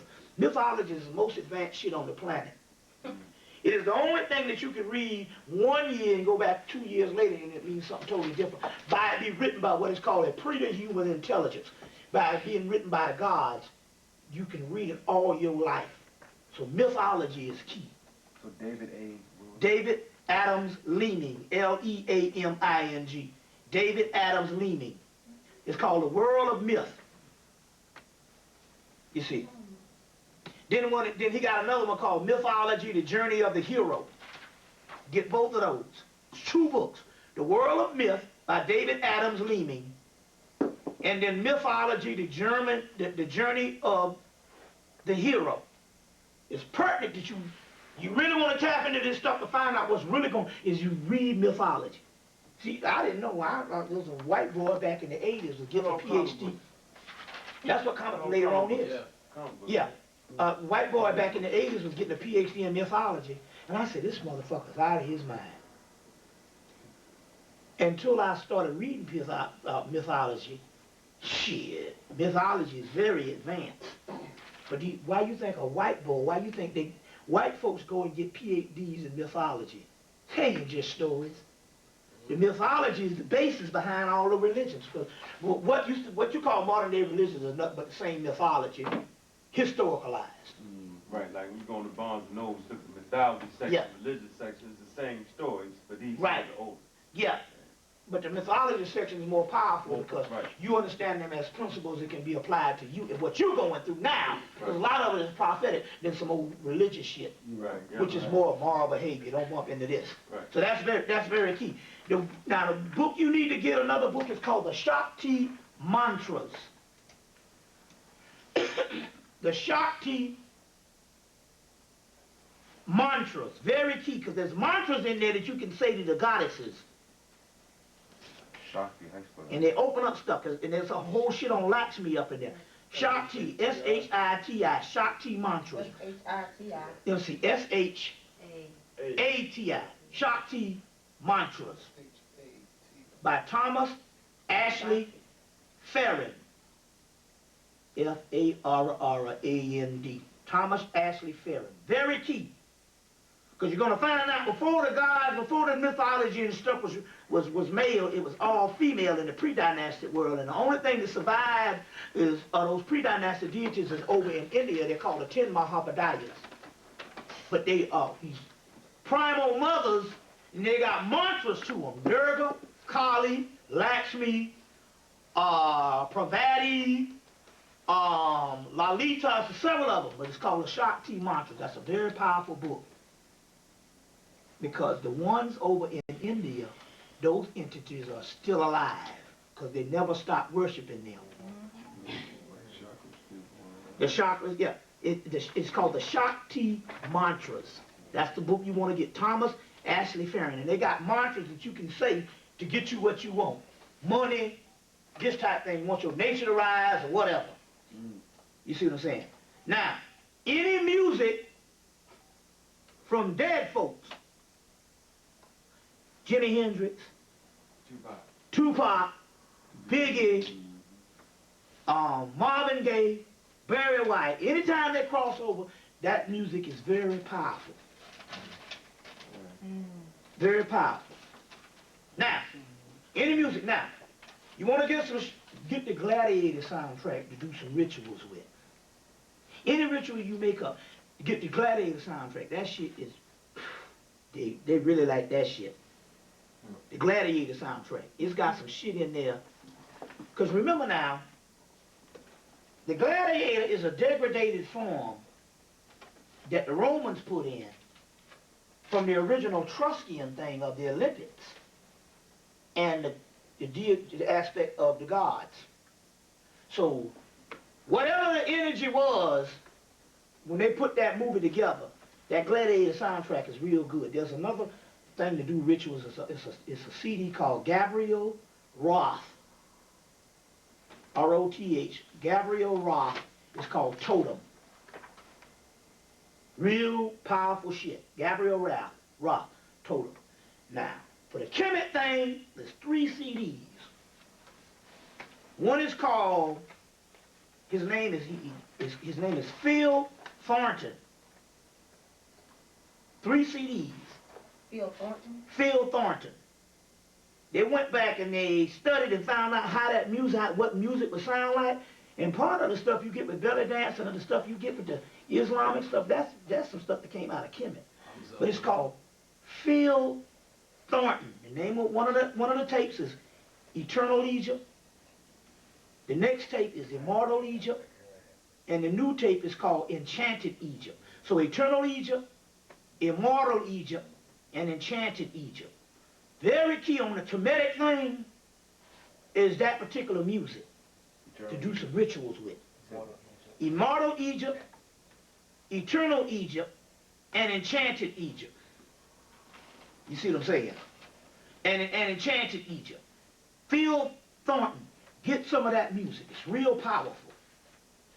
Another one to meditate on is called the Tibetan Bells. Get the Tibetan Bells to meditate with. Then you want to deal with some East Indian stuff, because that's a lot of the Lakshmi energy and Shiva and Vishnu. You need to get a guy by the name of J-A-I, that's his first name, Jai Uttal. The last name is U-T-T-A-L. J-A-I, first name, U-T-T-A-L, Uttal, the last name, and the Pagan Love Orchestra. The Pagan Love Orchestra? It's Jai Uttal and the Pagan Love Orchestra. And the name of the latest tape is called Shiva Station. Good music that you could also access that's dealing with the whole, some of that stuff that's still alive up in there where you're going to get the Shakti mantras thing. Then there's one called Bombay Beats, which they done mutant. Pagan Love Orchestra. Then there's one called Bombay Beats. That's one where they mixed in that East Indian sound with the beats. Just like the Beatles and all them in the 60s mixed that East Indian sound in and stuff. You see what I'm saying? With their stuff. Well, now they took some beat shit. That's all basically what Jay-Z and your girl Missy Elliott and a couple of them was dealing with. Even Timberland and even the last what's the girl name? Rakim? No, to do all the sex shit. Little Kim. Little Kim album. Yeah. She mixed some of that stuff in, and the Timberland stuff. That's all that whole. That's that whole East Indian thing. There's one called Bombay Beats also. There's some stuff also. I don't know the name of it. It's just sometimes you can still get it. Bombay Beats. How you can still access some of this stuff here is you can just go to Tower Records might have it, or you can go to like these metaphysical bookstores like Phoenix and the Dragon or the Hoot Owl, and they'll either have them in store or they can order them from New Leaf, the metaphysical book company, and in like 2 days. Another book, Get Pacts with the Devil. Very key, because you're going to find out in the magical system of Pacts with the Devil, what you thinking is ironic, by Jason Black and Lon Milo Duquette. S. Jason Black and Lon Milo Duquette. Pacts with the Devil. And then when you go in there, you'll find out that most of the shit you're talking about is African ritual. That's what the Pacts with the Devil is. Just the white man trying to keep you from your shit. Exactly. Like this Paulo stuff. You see what I'm saying? Yeah, I was reading a book by Tracy Graves, The Devil. Tracy Graves, yeah. That, That yeah. was a good book, too. You see. Now, Who's the author of that book? S. Jason Black, Lon Milo Duquette. Now,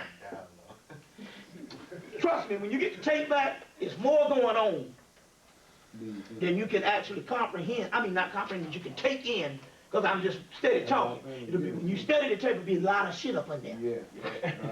Because you see, spirit even add shit. Now, check this out. That's true. Dream interpretation. Very key magically. There's a little simple book you can get called Dreams and What They Mean to You. Little $6, $7 book, little $6 book, paperback book. Dreams and What They Mean to You. By Migene, M-I-G-E-N-E, Gonzalez, G-O-N-Z-A-L-E-Z, Whippler, W-I-P-P-L-E-R. Migene Gonzalez Whippler. Dreams and What They Mean to You. You see what I'm saying? That's a book to get. Because you might dream of a black bird, it'll tell you. You might dream of a cat, it might tell you. You see what I'm saying? The next thing to tap into psychic energy, two things that happen when people's psychics start coming on. It's a series of yes and no questions called. And then after the yes and no questions, you'll start hearing voices, but the voices are not going to come. When they first come, they're going to come like a thought voice. So it sounds like yourself, right? It sounds like yourself. Okay. Then you'll actually start hearing voices later on. So the yes and no questions are the one. That is key that you get a pendulum. A pendulum. Buy you a pendulum. And you ask the pendulum yes and no questions. And if it swing one way, that's yes. Swing the other way, that's no. So what you do is now, let's say if you ask Zarabanda, you don't want to just ask the pendulum, because guess what? The universe got all kind of assholes out here. And if you just ask it like that with the universe, never say the universe gonna take care of me, or the universe this and the universe that. The universe houses all kind of fucked up beings. So you gotta be specific.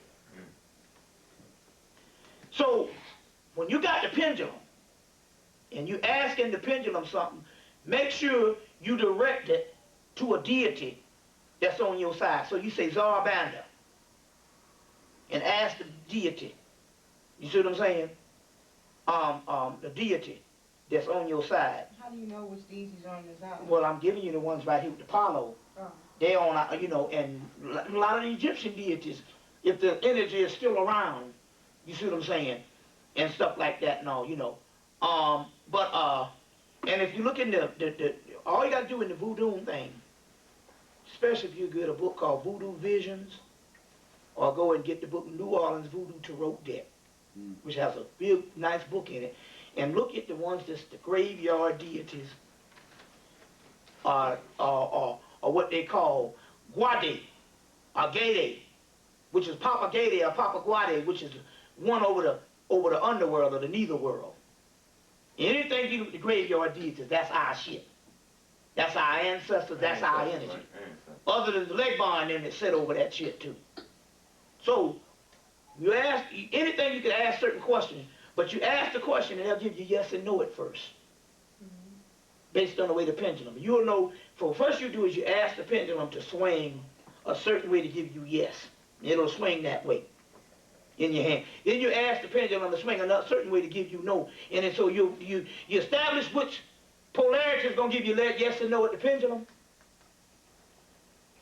And then you start asking the question, say, Zarabanda, so-and-so, so-and-so, what happened? And it'll tell you all the mundane shit that's going on, like this motherfucker fucked over you or something. And it'll do that. And after a course of you asking the pendulum, then the yes and no questions will start coming in thought form, and then they'll start talking to you. Most sisters, you could just go in and ask Zarabanda, and they'll just come and open you up. It's easier for a sister to get to the other side than a lot of brothers. Because we got a lot of rational behavior about us, logic, rational, and left brain thinking. The sister's right brain more feeling, so she has more intuitive thing to get to it. But you can all channel, and the first level of that is get you a pendulum if you really want to just know information, or at least yes and no, right and wrong. So you ask a series of questions. That's one of the first ways, the gateway for the psychic level. Can you do that with stones as well? Yeah, any kind of divination, but right now, any kind of divination is good, but for short response, get the pendulum. Give me the tarot card. Let me give you another one with the tarot card. What can you buy the pendulum from? Magic store? Or? Like I say, Hoot Owl sells them. Hoot Owl? It's called Hoot Owl? Hoot Owl, Crystal Blue. Okay, Crystal Blue. You know, little 5-point sells them. Okay. A lot of people sell. Any metaphysical bookstore sells pendulums. You've probably seen them, but just didn't Yeah. know. Seen them on TV. Yeah. I brought mine, You see. so I can show you. Oh, okay. It's just like Yeah. that. You hold it in your hand. Oh, Just ask your questions and it opens. Yeah. Okay, now Yeah. ask the question, we can see one. Right. You can pass, could you pass it? Yeah. Now let me show you this. Now this is okay. The tarot card. Most people think the tarot card is used for just divination, but it's a whole other mystery system within it if you just study the tarot. That's why I get the book, the one by Alain Milo Duquette, Understanding Alice Crawley Thoth Tarot. That's one of the newer ones, because his, let me show you a fast way to read. At the bottom you will see trumps, which will be your major arcana. It's called trumps. Called trumps, which is your major arcana. It's 22 major arcana, and I don't know how many. 22 major, 52 minor. 52 minor. Now, this is a fast way to read. There's different ways. So you take your major arcana, which is your major cards. That's Horus right there. That's your major arcana, trumps. Then you take one of the minor arcana. In this case, it's cups. So these are your cups gonna be your no answers, and your major arcana gonna be your yes answers. This is a short way from the deck to read. And you take them and you shuffle them. And if you ask the question, if the trumps come up, then it's yes, trumps. If the cups come up, then it's no. That's a fast way to do it. You see, you take your major arcana as yes, and then any cups, discs, wands, you take 3 of them. And you do it that way, and shuffle them. And that's a yes and no divination system, other than the other tarot thing. You see what I'm saying? But that's just a fast way to do it. That's a fast way. Candles are very important, because the flame in the candle is the gods are the flames. So if you're in a house, we keep 7 burning at all, we keep 5 burning at all times. You really don't need but 2 for the power, because 2 represents 11. 11 cosmic power zones. 2 is sufficient. You can use more if you want to, but 2 is sufficient. You see what I'm saying? 2 is sufficient. So now, to start off with this thing, to make this magic work, what you're gonna do is this. In the mystery school, they had a play, so all that shit come out of Egypt. The plays, then later on, they're attributed to Greece, and then Shakespeare and all that old bullshit. All that shit came out of Kemet and in the mystery schools. So one of the mystery schools, because we are now in the Eleusinian period, one of the mystery schools, they had an Isis and Osiris play called The Rites of Eleusis. Brought up in the Moors by the Spain, it was brought up in Spain by the Moors, and later on, the cult societies, like the Golden Dawn societies, got a hold of these texts. So Aleister Crowley, in the early 1900s, got a hold of something called The Rites of Eleusis. He took it on the damn road to Cambridge, Oxford, and all these colleges, and he was doing these plays, and as a result, it started putting people in altered states of consciousness. Altered states of consciousness. So then they banned this shit in England. But the play comes from Kemet. It's one of the few plays that's left behind in Kemet. Now the book, Rites of Eleusis by Crowley, used to cost about $90 for the damn book. One of the keys here is Islam Milo Duquette just came out with a little, I think his book is like $16 or maybe $19 now. The book Magic of the Lemma, which is the magical system of Aleister Crowley. And in the back of the book, he reprinted the ancient Egyptian text in a modified version of the Rites of the Eleusis. Magic of the Lemma? They call it Magic of the Lemma by Lon Milo Duquette, L-O-N Milo, M-I-L-O, M-I-L-O, and Duquette. Lon Milo Duquette, Magic of the Lemma. But in this book came out 10 years ago, the new revised version that came out last year, 2003, 2004, has it has a modified version of that Rites of Eleusis. Here again, get that shit and perform it. And sometimes performing is just saying it out loud. Add a few of your little ideas up in there, and you can go into altered states of consciousness. That's an ancient text that survived, the Rites of Eleusis. You're going to find a lot of the ancient texts that survive in this book, Hermetic Magic, if you put your own magic to it. See, if you put your own magic, magic to it, you know, Jimi Hendrix, his music used to put people in altered states of consciousness. You see, a lot of people now to this day, when they hear Jimi Hendrix, he come to them. You see, that's why they had to take him out. You see what I'm saying? Put people in altered states of consciousness. You see what I'm saying? So this Eleusis thing that we're talking about, that's the realm we in. There's a book called the Mysteries of the Dark Moon. I can't think of an author. All you need is the Mysteries of the Dark Moon. And read up on Eleusis. And it's all this stuff about the goddesses and stuff like that. We are now in Eleusis. You see what I'm saying? We are now in Eleusis in this particular aspect. Let's go into a question and answer right quick. To get the ball rolling on some other things. Now, these pictures here gonna bring them. This is Ma'at. It's got Heru, it's got Anubis, so it's got all the deities. In Kemet, every year they used to marry these two temples together: the temple of Dendera, the temple of Heru at Dendera, and the temple of Horus at Edfu. And they used to marry these two temples together. So you need to put these temples side by side and it produce a certain image. Now, we went to an Egyptian exhibit they had at the museum up here this summer at the High Museum, past summer. And they had a little picture of a doorway of a priestess of Heru. And in the headphones, they mentioned that you're supposed to look into the doorway, because the doorway was walled up, but the doorway was not made to go through physically, but to go through astrally. And we looked into the doorway, and imagine ourselves going into it, and then all kind of shit started happening. We started cleaning out, and all kind of stuff started happening. So I asked the spirit, look, we need that fucking doorway. And he said, damn it, you had the doorway for years. It's just that now Heru is Venus. It's just that the doorway wasn't activated until June 666, June the 6th, 2004. So now she said the doorway, this temple of Dendera right here is a black doorway. And if you take this and encase this particular thing on the wall, you can either mount it on the wall. It don't have to have, see, mounting, you can do several ways with art. You can put it on the wall, that's art.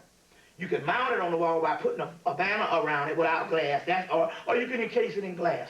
The key is to stare into the doorway. Or blow it up a little bit. Stare into the doorway. And imagine yourself going through it astrally. And as a result, you will get the healing properties of Heru Venus. You see what I'm saying? But don't carry nothing with you. Got to be heart chakra thing. You see what I'm saying? And imagine yourself in this doorway, you will get certain things.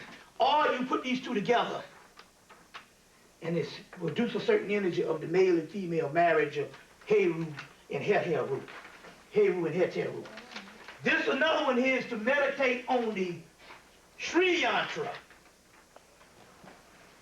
And these diagrams will bring forth certain amount of cosmic awareness. But this is the most advanced yantra, and later on called Mandalas in Tibet. But this is one of the original ones. This is the most supreme one.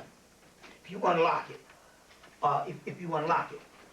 These certain pictures here, this is another one of Lakshmi, which is the one that showed up. So when Venus came, we knew it could have been Ishtar, Venus, Aphrodite, Heru, and an Urzuli that was going to come as a goddess. In this particular case, it was her East Indian form, Lakshmi, that showed up. So this is the one that's the energy now that's permeating. And this is not but another form of Heru. I gave you the original pictures of her at the temple of Gimeh in Egypt. And then also, like I said, this is the zodiac that's in the top of Dendera. So you display all of these and you get a whole aspect of the particular temple. Get an aspect of the temple too. The other thing is this motherfucker right here who is Kali, which is the power. This is the power behind the tsunami. It's energy. So if you really want her for protection, align yourself up with her as your co-pilot. Kali. She is the most terrible goddess and one access. This is the original one where Satan comes from, her and Tiamat. Before it was a male thing, it was Tiamat and Kali in India. What's that? Is Kali related to the Kali stick fighting arts in the Philippines, do you know? Yes. The reason why it is related because the Filipinos come by origin of India, Indonesia, on into the Philippines, all that stuff. All of that, because they're real dark people. The Vietnamese and all of that. So all of that stuff that comes out of that, it's a trail of that. So yeah. Yeah. Isn't Kali the bringer of death? Yes, the bringer of death and destruction. She's Lilith in Hebrew, Sekhmet in Kemet, or a combination of Sekhmet and Hathor. Because if you get the book, two books, you can read the story of the destruction of mankind to understand these energies. Destruction of mankind is in Budge's book, From Fetish to God in Ancient Egypt. In the back of the book, they have these texts. Or the book, The Legend of the Gods in Ancient Egypt by Budge, E. Wallace Budge. And in those texts and stuff, they talk about the destruction of mankind, where these gods, these people conspired to take out God or take out Amun-Ra. And Hathor comes to destroy these evil beings, and later on it turns into Sekhmet destroying them. So actually, there's a twofold system of the same energies. The last frontier of magic is sexual magic. Is sexual magic, tantric magic. Tantric magic is for you to hold out enough for the sister to get a certain amount of orgasms. She can get a certain amount of orgasms. There's a ray of light that come on around you and the sister, and you both get the energy around that ray of light. But the key is to hold out until she get that particular orgasm. Now, if you start at a certain point, there's the book Sexual Alchemy, is one in here, is one I got on here, Donald Tyson, A Modern Sex Magic, Donald Michael Craig, which is excellent. And then one of the definitive texts is Tantra, the Cult of the Feminine by Andre von Leisbeth. And once she gets a certain amount of energy, especially in that book, Andre von Leisbeth, he documents it. There's a certain energy that comes around both of you all, and you can create what you want. Let's say you want a certain amount of energy, create a certain amount of thing for the community, for the job, for your job, or whatever you want to do, to manipulate this physical down here. You can do it in the tantric level of you and your woman seeing eye to eye when you bumping and grinding, and you both getting a certain amount of orgasms. That was in that movie, Revelation. You ever seen Yeah. that? You seen that? I saw that, yeah. And they were trying to bring in Christ. Yeah, and that's one of the things on this tantric level. In the bedroom, so other than the Apollo, which is the last Olmec, Olmec Congo, the last gateway of magic that's left is the tantric level. The key here is if you start practicing on not having an orgasm. Now, first of all, the men, just do this. If you having sex, you can bring your woman to an orgasm before you nut, get up. That should be the end of the sex. Because you want to get into a practice of not ejaculating. Ejaculation should not be the object. After about a couple of weeks, couple of months, maybe a year, you'll start orgasming instead of ejaculation. It's just a lot of you don't know what orgasm is. Orgasm is a series of spasms that when you really get into it, it's just as good as an ejaculation. So and you can have more of them. So if you can, so my point here is, the first thing to do is to, if your woman can have an orgasm before you nut, then you get up after she has the orgasm. First of all, I know it's a tough one because what you're going to find out is this though. This is what you're going to find out. After a couple of months, then ejaculation is going to be a letdown. Once you start to reverse it, ejaculate, when you nut, be like, oh, fuck, I done damn nutted. It's all wheat and grain. Fucking waste. Yeah. So you drain all your energy. So you get into a thing, and after a while, the centrifugal force will reverse, and you can go longer and longer without doing it. You see what I'm saying? One way is simply you let her sit on top of you so the gravity keeps the vagina, keeps the energy down to a certain point. You see what I'm saying? And you just work with it over the course of the year. You're going to have some fuck-ups on this one. But over the course of the year,